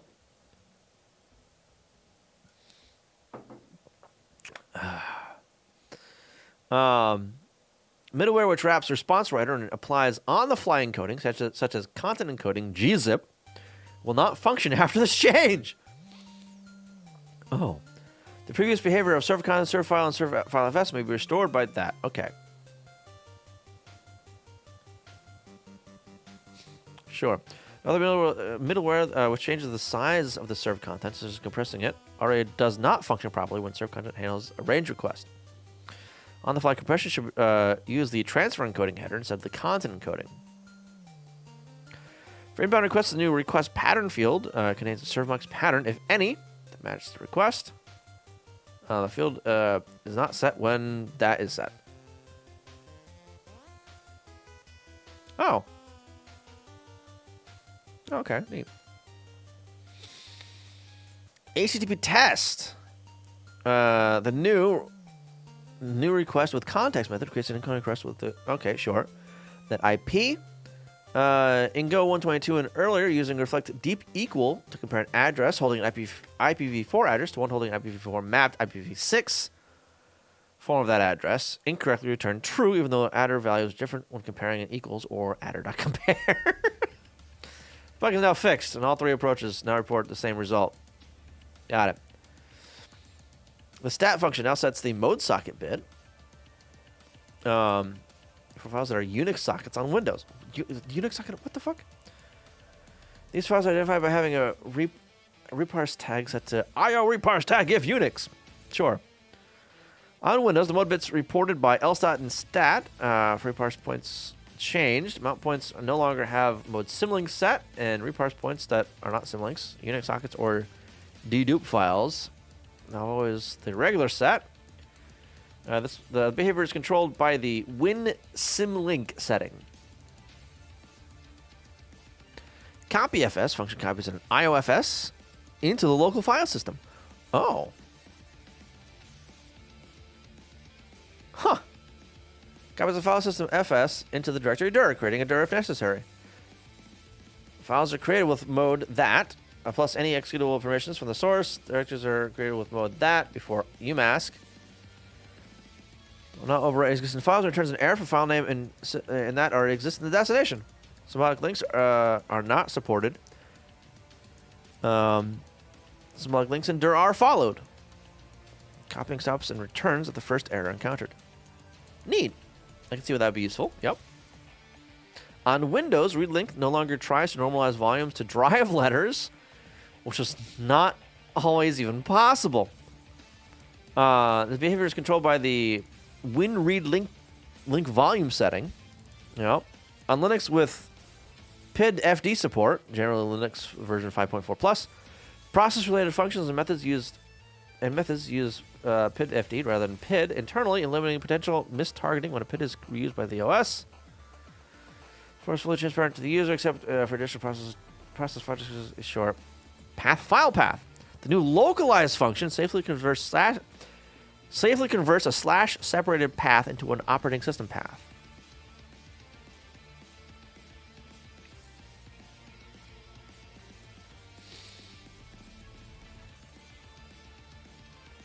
Returns an error if the path is not represented by the operating system. For example, the path AB is rejected on Windows, on which backslash is a separator character and not part of a file name.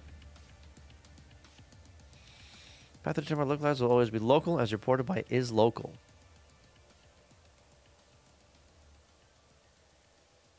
Wait, what? Hang on.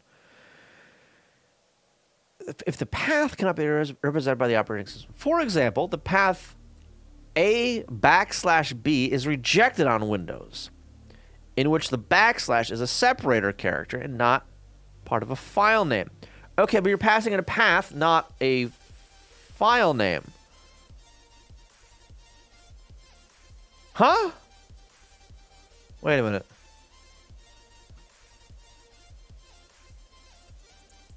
Recently called open valid names usually encoded slash music is does not contain an element that or empty string except the special case the directory name short path must not start or end with a slash. Those are invalid. All the paths are slash separate on all systems, even Windows. Path containing other characters such as backslash and colon are accepted as valid, but those characters must be what the fuck? All right. / is so that must be part of a file name, which isn't allowed on Windows. Oh, this isn't the FS package. All right. Yeah. Okay. All right. I thought it was. Well.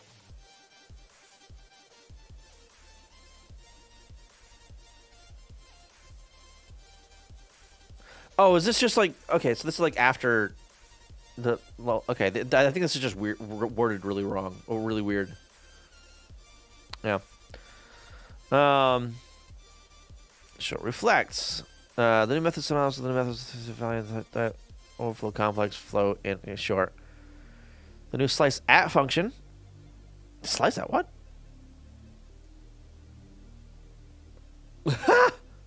Oh, and reflect. Okay, yeah. Slices. Repeat function. Returns a new slice that repeats the provided slice the given number of times. Oh. Sync map. Clear method deletes all the entries with an empty map. Sure. Sync atomic. Yeah. Syscall. The syscall function defines WSA endpoint. No. What the fuck? Sure. Test confess test. Text template. Now support the new else with action, which reduces template complexity in some use cases. Sure. Time. Parse and parse in location to return error if the time zone offset is out of range. UTF-16 rune length function returns the number of 16-bit words in the UTF-16 encoding the rune. If minus one of the rune is not valid. Okay, yeah. Oh.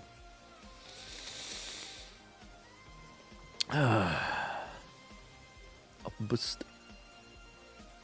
Arm risk. Ooh.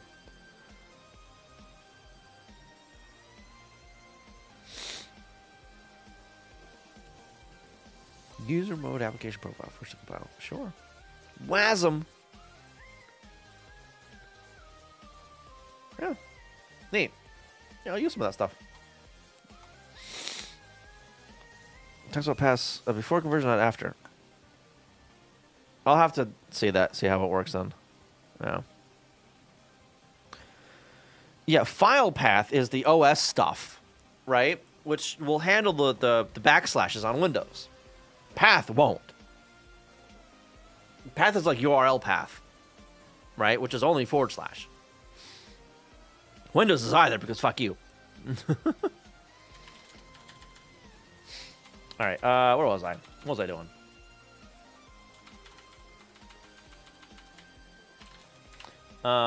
Let me kill that real quick.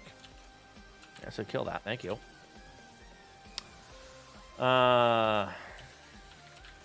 that up.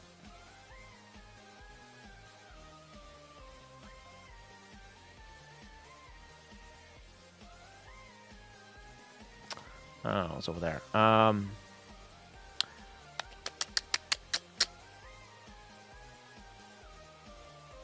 What we're gonna do? We're gonna get rid of the cache.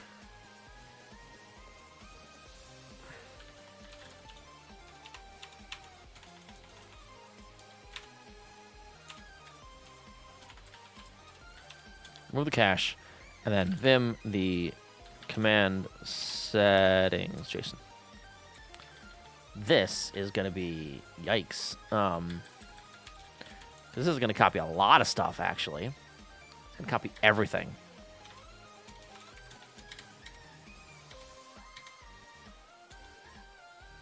Okay. And then we're gonna move here. On the uploader. Too many arguments. Okay, well. 92. No client. Whew, look at it go.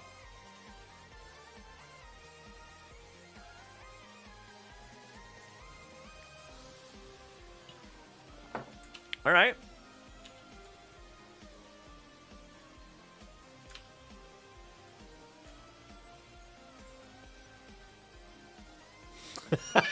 Because it didn't rescan.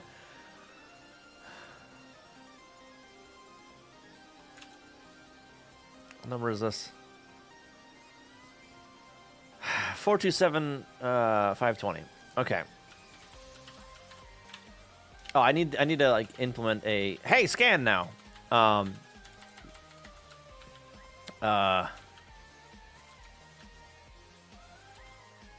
Well, no, it's the add image. That's what I need to implement. Okay.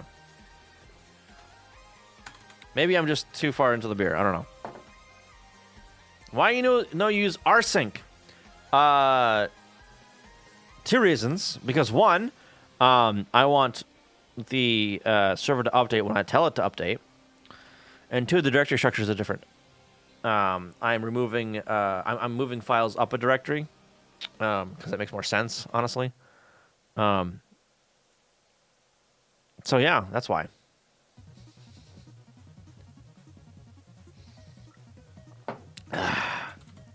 And I want it easier to set up than rsync, honestly. Yeah. All right, image add or add image. Do I just want to?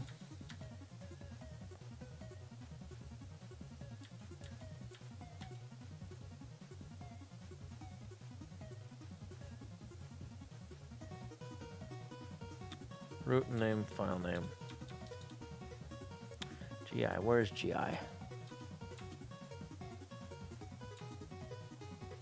Oh, give me. Oh, okay.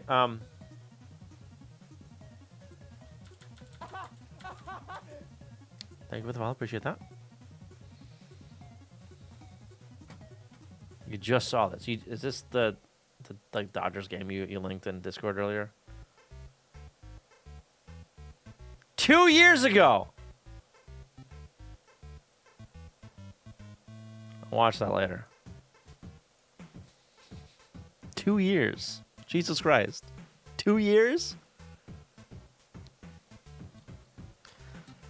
All right. To my yeah, to Milo and fucking Brendan Lee Mulligan stuff. Brendan gets the most brutal. How you want to do this?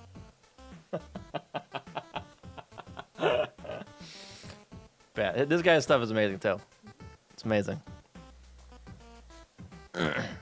Okay, so for this, I think I only need dname fname, and everything else is figured out from inside here.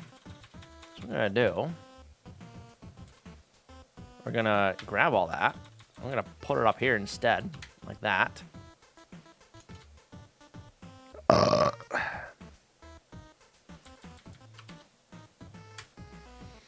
We will need to change a bunch of that.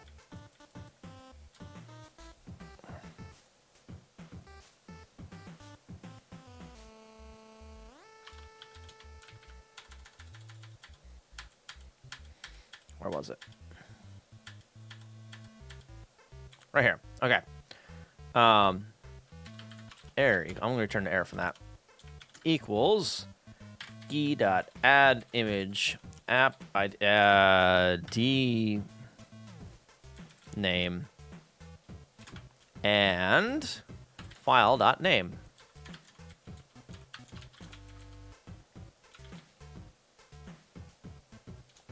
And I'm just going to do fname equals file name and d name equals app ID. Like that. Just shut up. 5 a.m. You have a good night, Epic. See you next time. Commodore, how you doing? Welcome. Welcome, welcome. All right, so we got an error. Oh, yeah, so all shit returns an error anyway. To continue. No, what?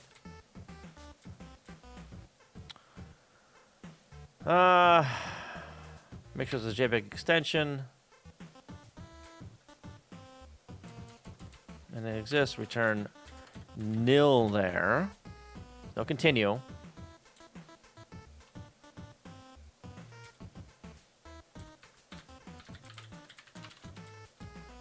We'll just return nil there as well. It's fine. And then return nil at the end.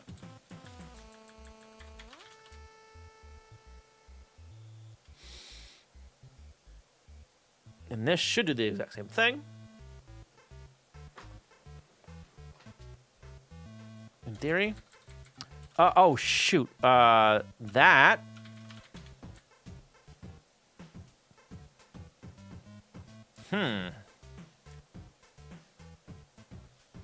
Oh, that's actually a little different, isn't it?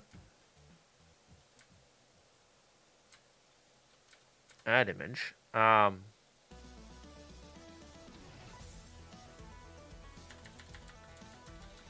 Let me get the image meta, actually, so I can add it to that.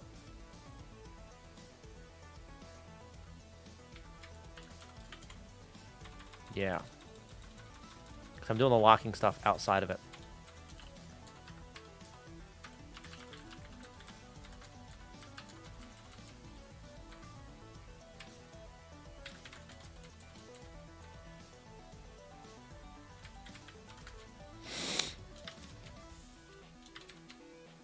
And I'll still have to check this for nil.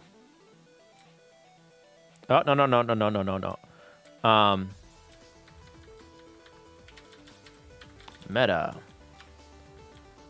Is that return? Meta.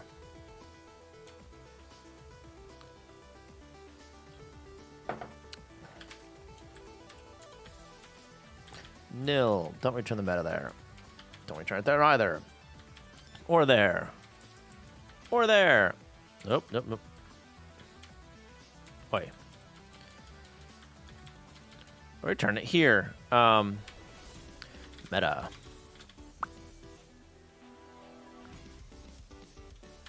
Okay. Then dmap file.name equals meta.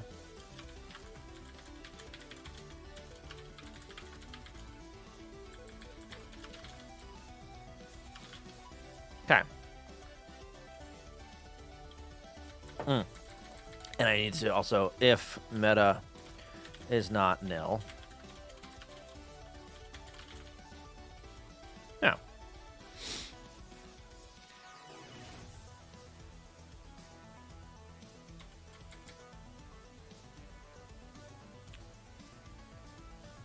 That should work.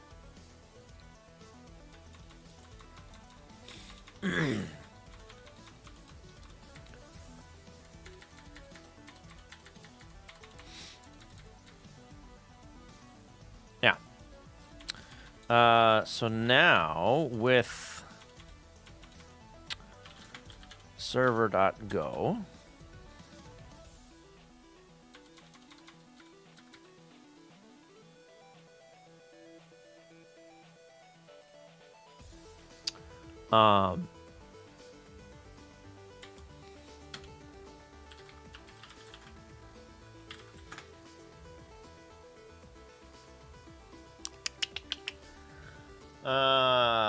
what is it gonna be?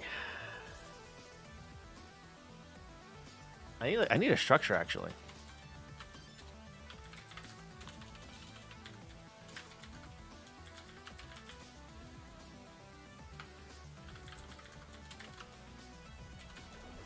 App ID, file name.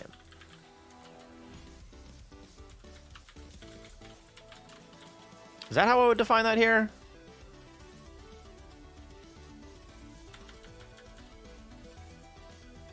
Maybe, I don't know.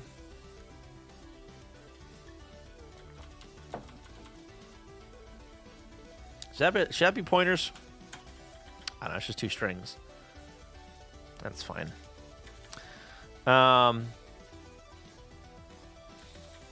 New images.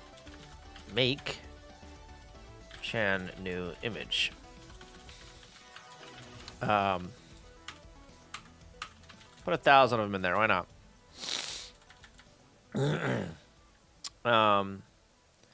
And then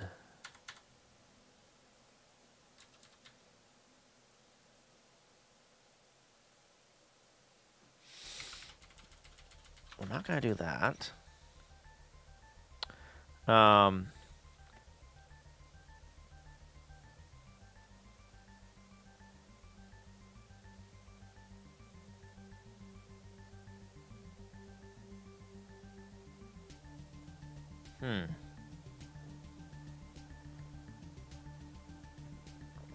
Plus, I need a return channel for the image meta. No, because I can just lock on that one. So for that, the function that's going to be reading out of that channel, I'll have it lock and then add the image meta directly to the stuff, like I'm doing with the scan now, right? Where it locks after every folder. I'll just have to do it after every image.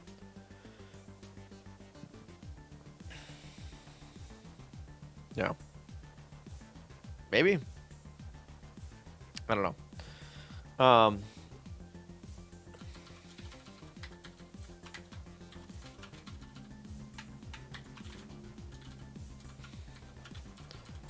All right, initial scan. Do this once. First.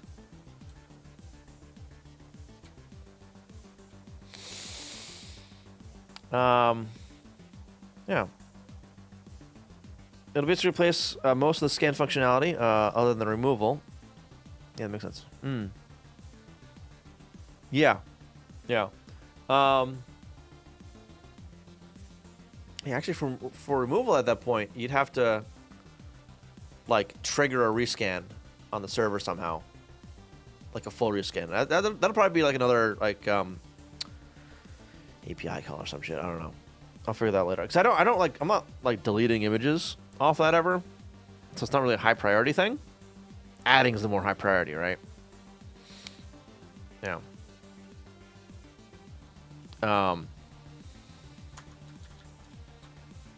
Yeah. So we'll do that before, and that will not load up the server until the first initial scan is done. And then SP on API.go upload. Okay, and then I want to NIMG equals new image app ID equals app ID and file name equals file name. Actually, I just want to no, instead it's shit. I need to pass in the channel. No, I don't. I'm in a server. Never mind. S dot.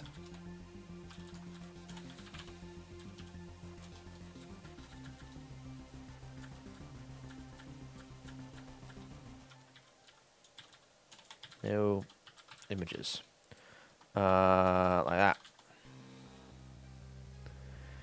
You need to delete, well, do you need to delete while live, or would it be enough to delete both files and cache and then restart the server? That's triggering the rescan.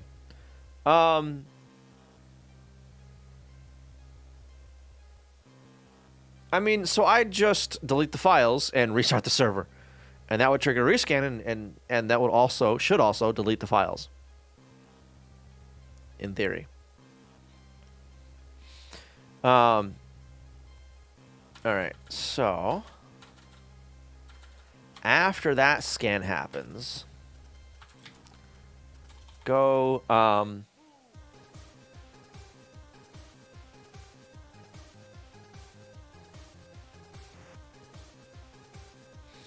S dot image adder.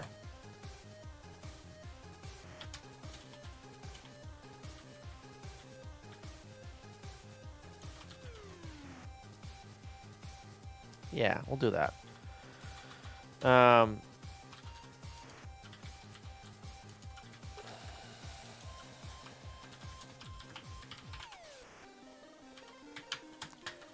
Do it in here.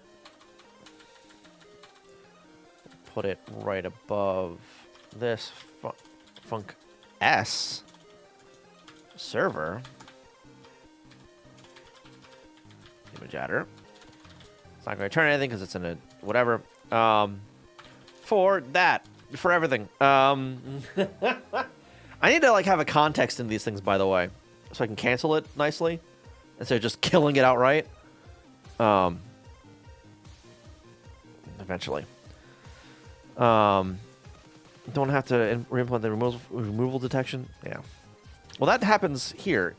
So this add image adds image metadata and writes everything to disk, right? And that returns out the metadata here in the initial scan, right? It's added to the thing. At the end of that directory, it locks it and reassigns that, so that'll delete it from the cache. Yeah. Gemini, you have a good night. Thank you for being here. Appreciate it. It's getting a little late, so I need to get to a stopping point here soon. All right.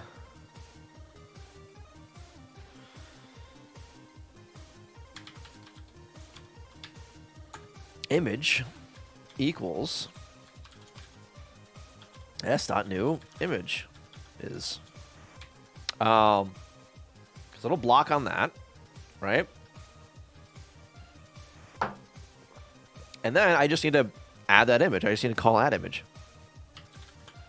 Meta error equals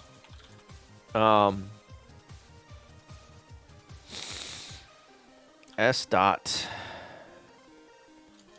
how do I call it?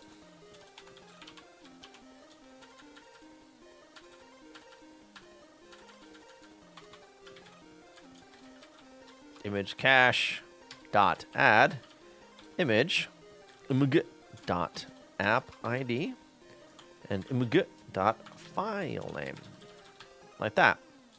If error is not nil, format dot print line. I need to do these better. Error.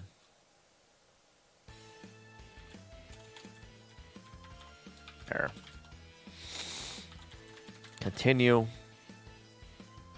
Otherwise, I need that same lock from before. Or below, rather.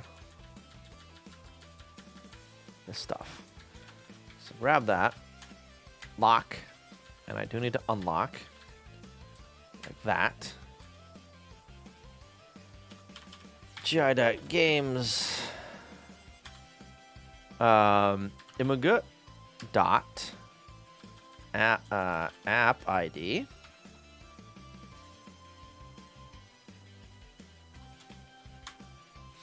Img dot file name equals meta. If e dot get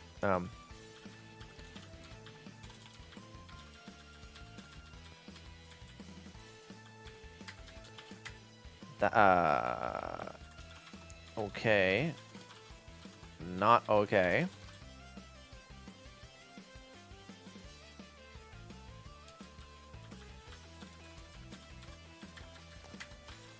That equals make map of string and image meta, right? Is that what that is? Yes. Make it one of those, so then we can go and use it.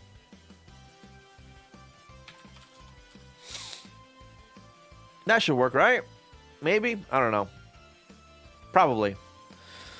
As very soon as the update starts, scans the dirt, starts processing the uploaded image, image adds it, then update finishes, overwrites the... No, it does not.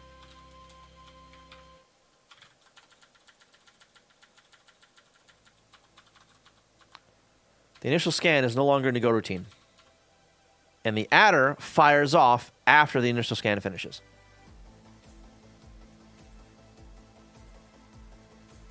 So we're fine. That's why I removed it from the go routine. So it does the initial scan first to completion. We'll have the update go routine anymore? Yes, correct. That's what I'm thinking. Yeah. And it'll just add to the stuff as it uploads, right? The upload is still like write the file and it finishes on the file write. And it'll block if I upload more than 1,000 images and it fills up the queue, I guess. So I don't know if I want to like make that larger or not. I think 1,000 is a good number. For now, anyway. I might have to do some like rate limiting or something. I don't know. But that's the problem for future me. So let's go over here. Let's go into local. Let's get rid of.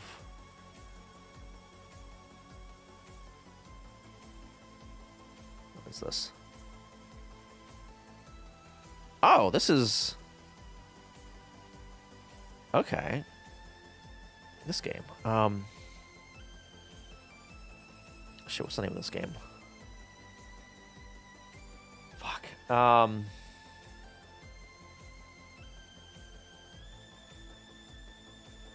Great game. But the name escapes me. Number 6910. Not there.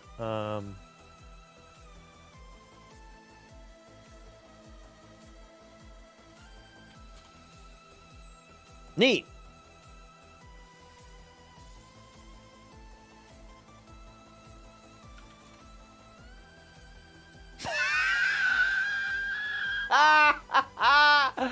Because that's one of the ones that's not on the server right now. God damn it. Whatever. Whatever. We're going to get rid of all of them but that one.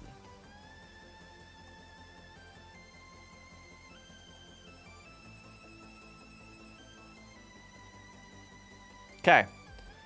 Let's see what happens. Watch it not compile. Doesn't compile. Server go 86. Yep. Oh, I made it worse. Undefined key. Yeah. 95. Oh, shoot. Yeah, that's S dot. Image cache. What the hell did I name it?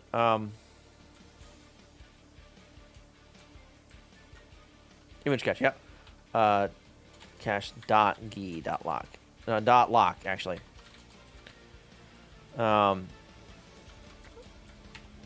S dot image cache.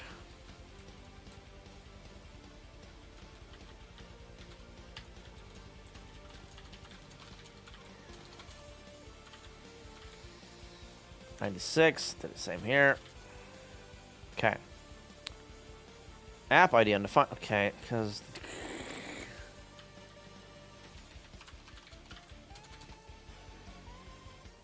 I missed one. Where is it? There it is. I see it.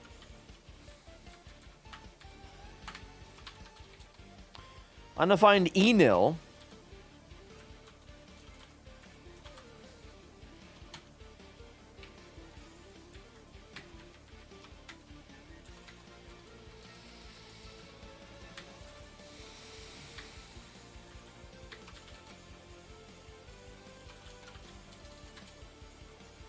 Undefined meta. 211. That's fair. Server.go 146.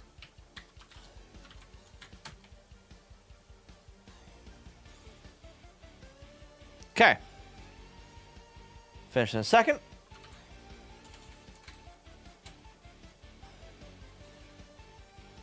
There's no way in hell it did all those in just in that much time. No way in hell. Did it really? Get rid of that.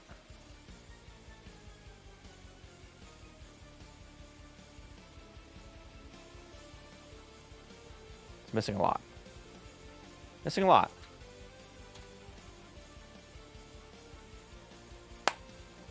Because I'm only uploading 31 of them at 31 games, not the full image library that I have in this working set. Yeah, okay. That makes sense. Upload not thumbnailed yet.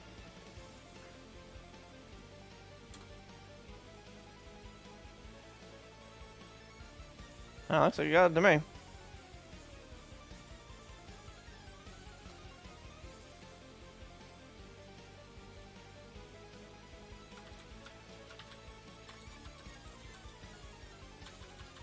No, there's only 31 of them in there.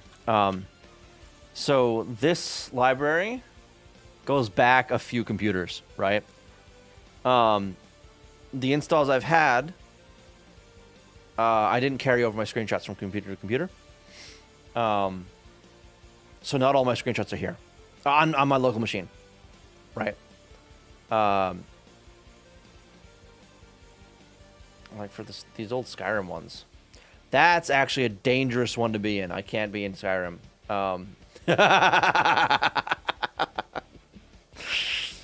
Because of some of the mods. I can't be. I got to be careful with that. But where was it on here? On this list anyway. Skyrim had 189 images.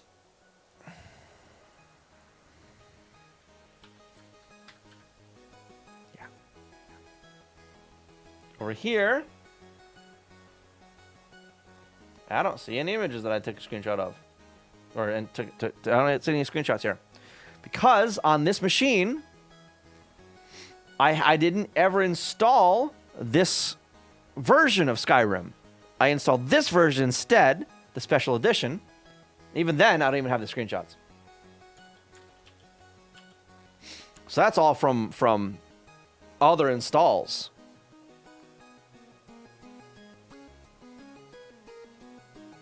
Which doesn't seem right. I don't know.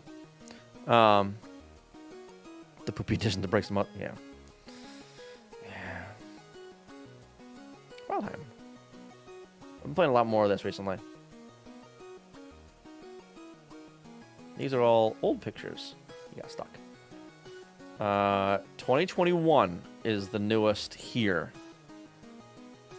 Really? Have I not taken anything recent?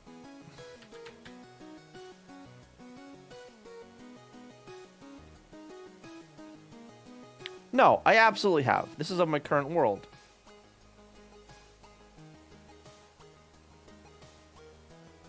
$2024. Okay. What's the... This guy.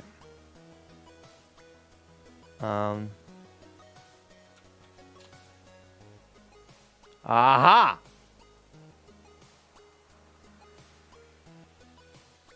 They were not added to this. Really? Really?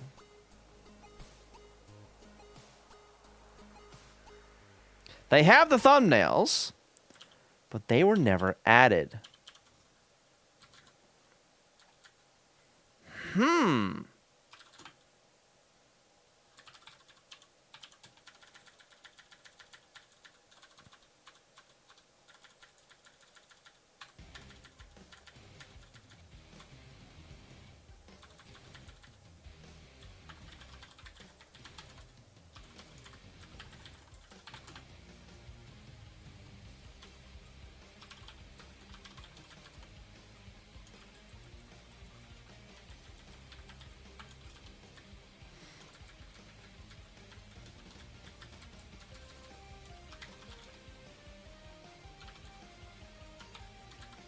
Now this will go and actually add those. It should have. I don't know if it actually did or not. It did not still. My code's broken. Neato. Okay, so is what code is actually broken now?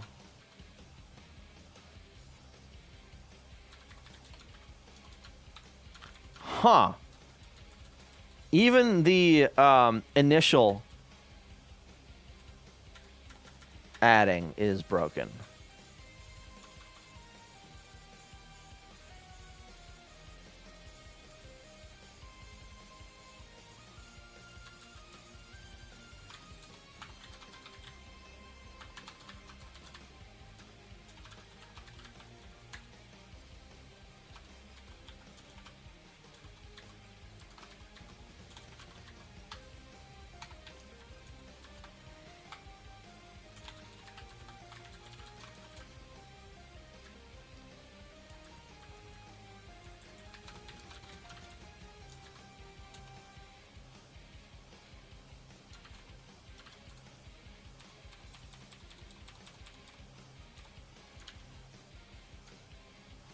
$8929.70.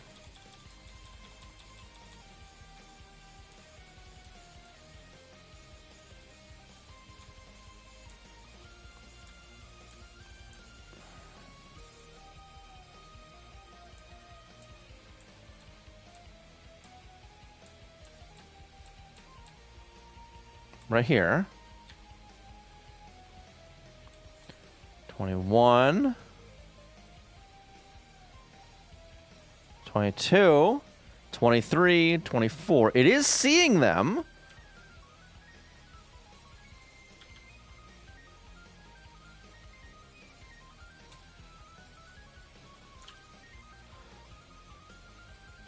God fucking damn it. I wasn't on the local.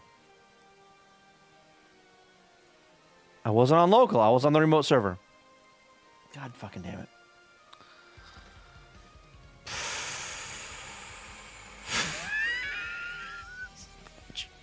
Son of a bitch.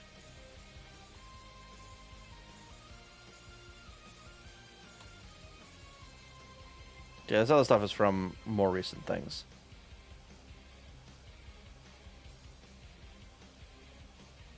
This isn't my most recent thing. My most recent playthrough. Mining out shit so I can make a boat through, yeah. Kayaking with the massive boat, yeah. Through that nightmare. Oh, I remember this one.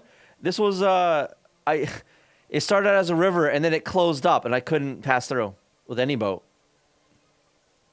Oh, that was on a was that on a server? Nobody put it on a server. I don't know.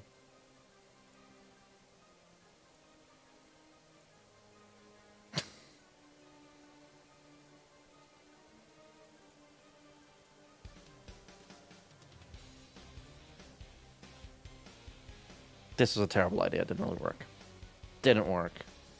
A floor of chests. Didn't really work very well. At all. At all. I'm looking at this now. That's like no health. Oh my god. This is like a really early thing. Oh my god.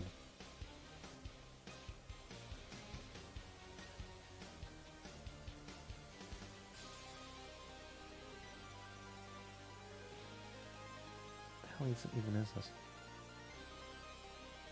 I vaguely remember this. When was this from? Last year. Okay. Oh, all right. The swamp. Yep. Oh, when I first started finding the Mistlands, right? Man, go to hell.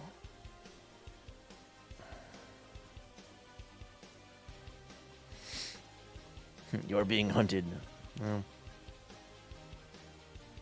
Oh, this is my first try on this guy. Oh my god. The recent try I had, I smoked him. I absolutely fucking smoked him. Oh yeah, testing out how high those things can go, yeah. I just discovered the marble.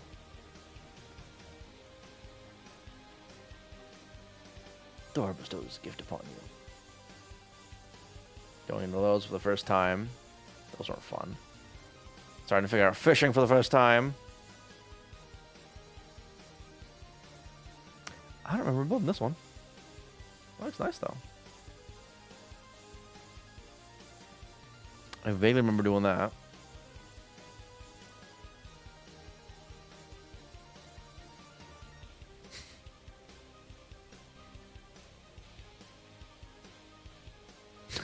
Can't go in there. Do I have any for some recent stuff? Oh yes, this is my okay. So this here is for my current playthrough now. The current world that I'm on. They made some quality of life improvements. So like building into water is a lot nicer now. That's not started. Yeah, that's not started. So yeah, building into the water like a pier, you can actually do it without like losing your goddamn mind. So I built this one out of stone because they made a bunch of improvements for the building stuff. And it's a little bit bigger now. Another farm, and that's the latest picture I have. I got further though.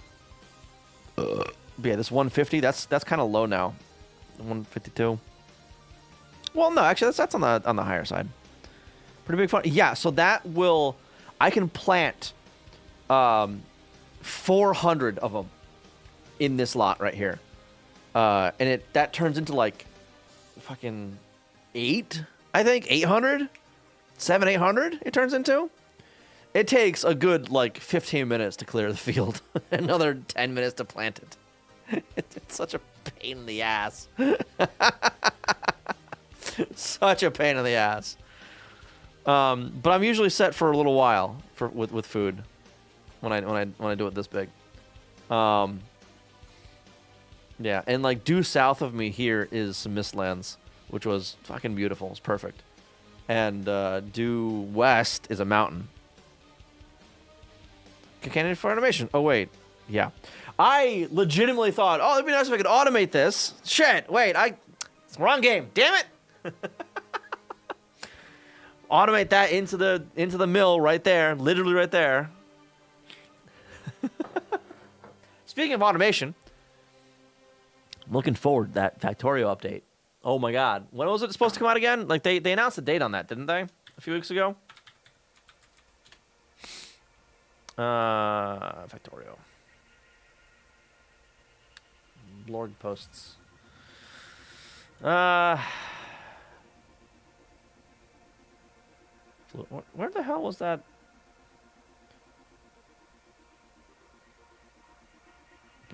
Research stuff, testator optimizations, fusion, display panels. Oh, right there it is, right there. October 21st. 2 months. 2 months. 2 months. I can't wait for this. There's a very good chance I'll be playing this on stream. Telling you right now, there's a very good chance I'll be firing this up on stream. I am excited for this. I can't wait. I'll probably do some of the really early stuff off stream. Because let's face it, what's the 21st? That's a Monday. I'll have an entire week. An entire week to get some base stuff set up. Yeah. Yeah, there's a good chance that weekend is just going to be all Factorio. Very good chance of that. I want this so badly. So badly. So badly. But it's coming. We got a date. We got a release date for it. You guys see this, by the way? Kind of spoilery, but the new enemies coming in for this. Oh yeah, there's audio of this too.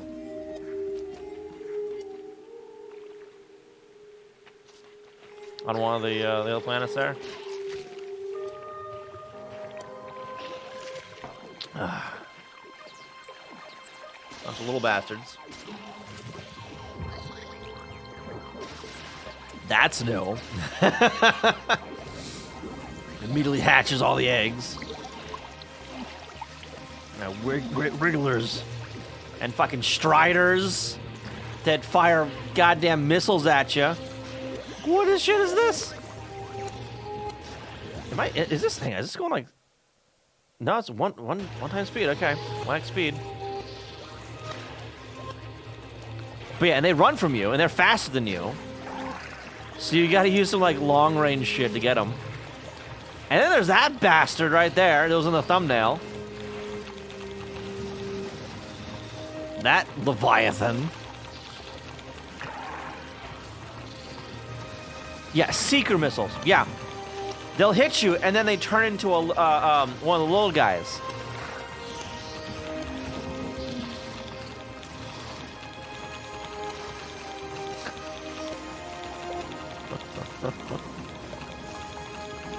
Fire!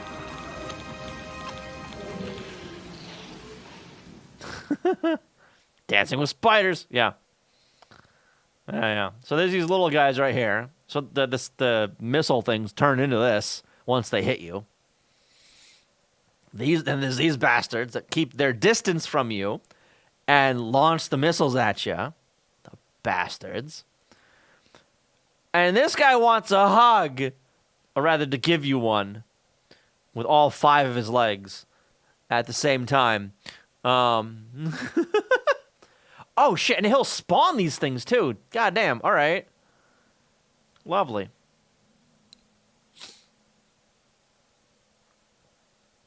But yeah, I'm looking forward to the to this update. I'm really looking forward to it. I can't wait. I can't wait. I can't wait. I can't wait. I can't wait. I can't wait. I can't wait. Anyway, I think I'm gonna wrap up though. I'm tired. It's almost midnight. I might do more of this on Sunday. Hell if I know. Maybe. I don't know. We'll see. Depends on what I get up to tomorrow. Yeah, I don't know. We'll see. Let's see if there's anyone to write. Let's see if there's anyone to go say hi to. Back to Twitch. So I don't go anywhere quite yet. I appreciate if you came with to say hi. All right, who do we got? Who do we got? Anybody? Anybody on a Friday?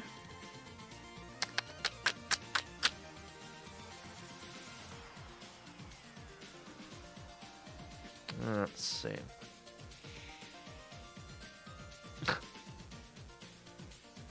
Holy shit, Dennis took off his beard? What the fuck? What the shit? He's watching a movie. Well, you guys have a good night.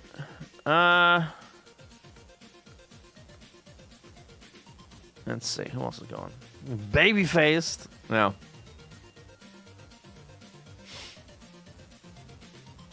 Alright, who else is in game dev?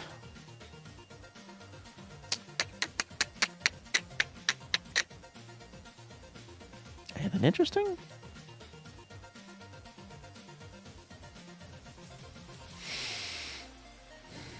Asthma programming. Stop it.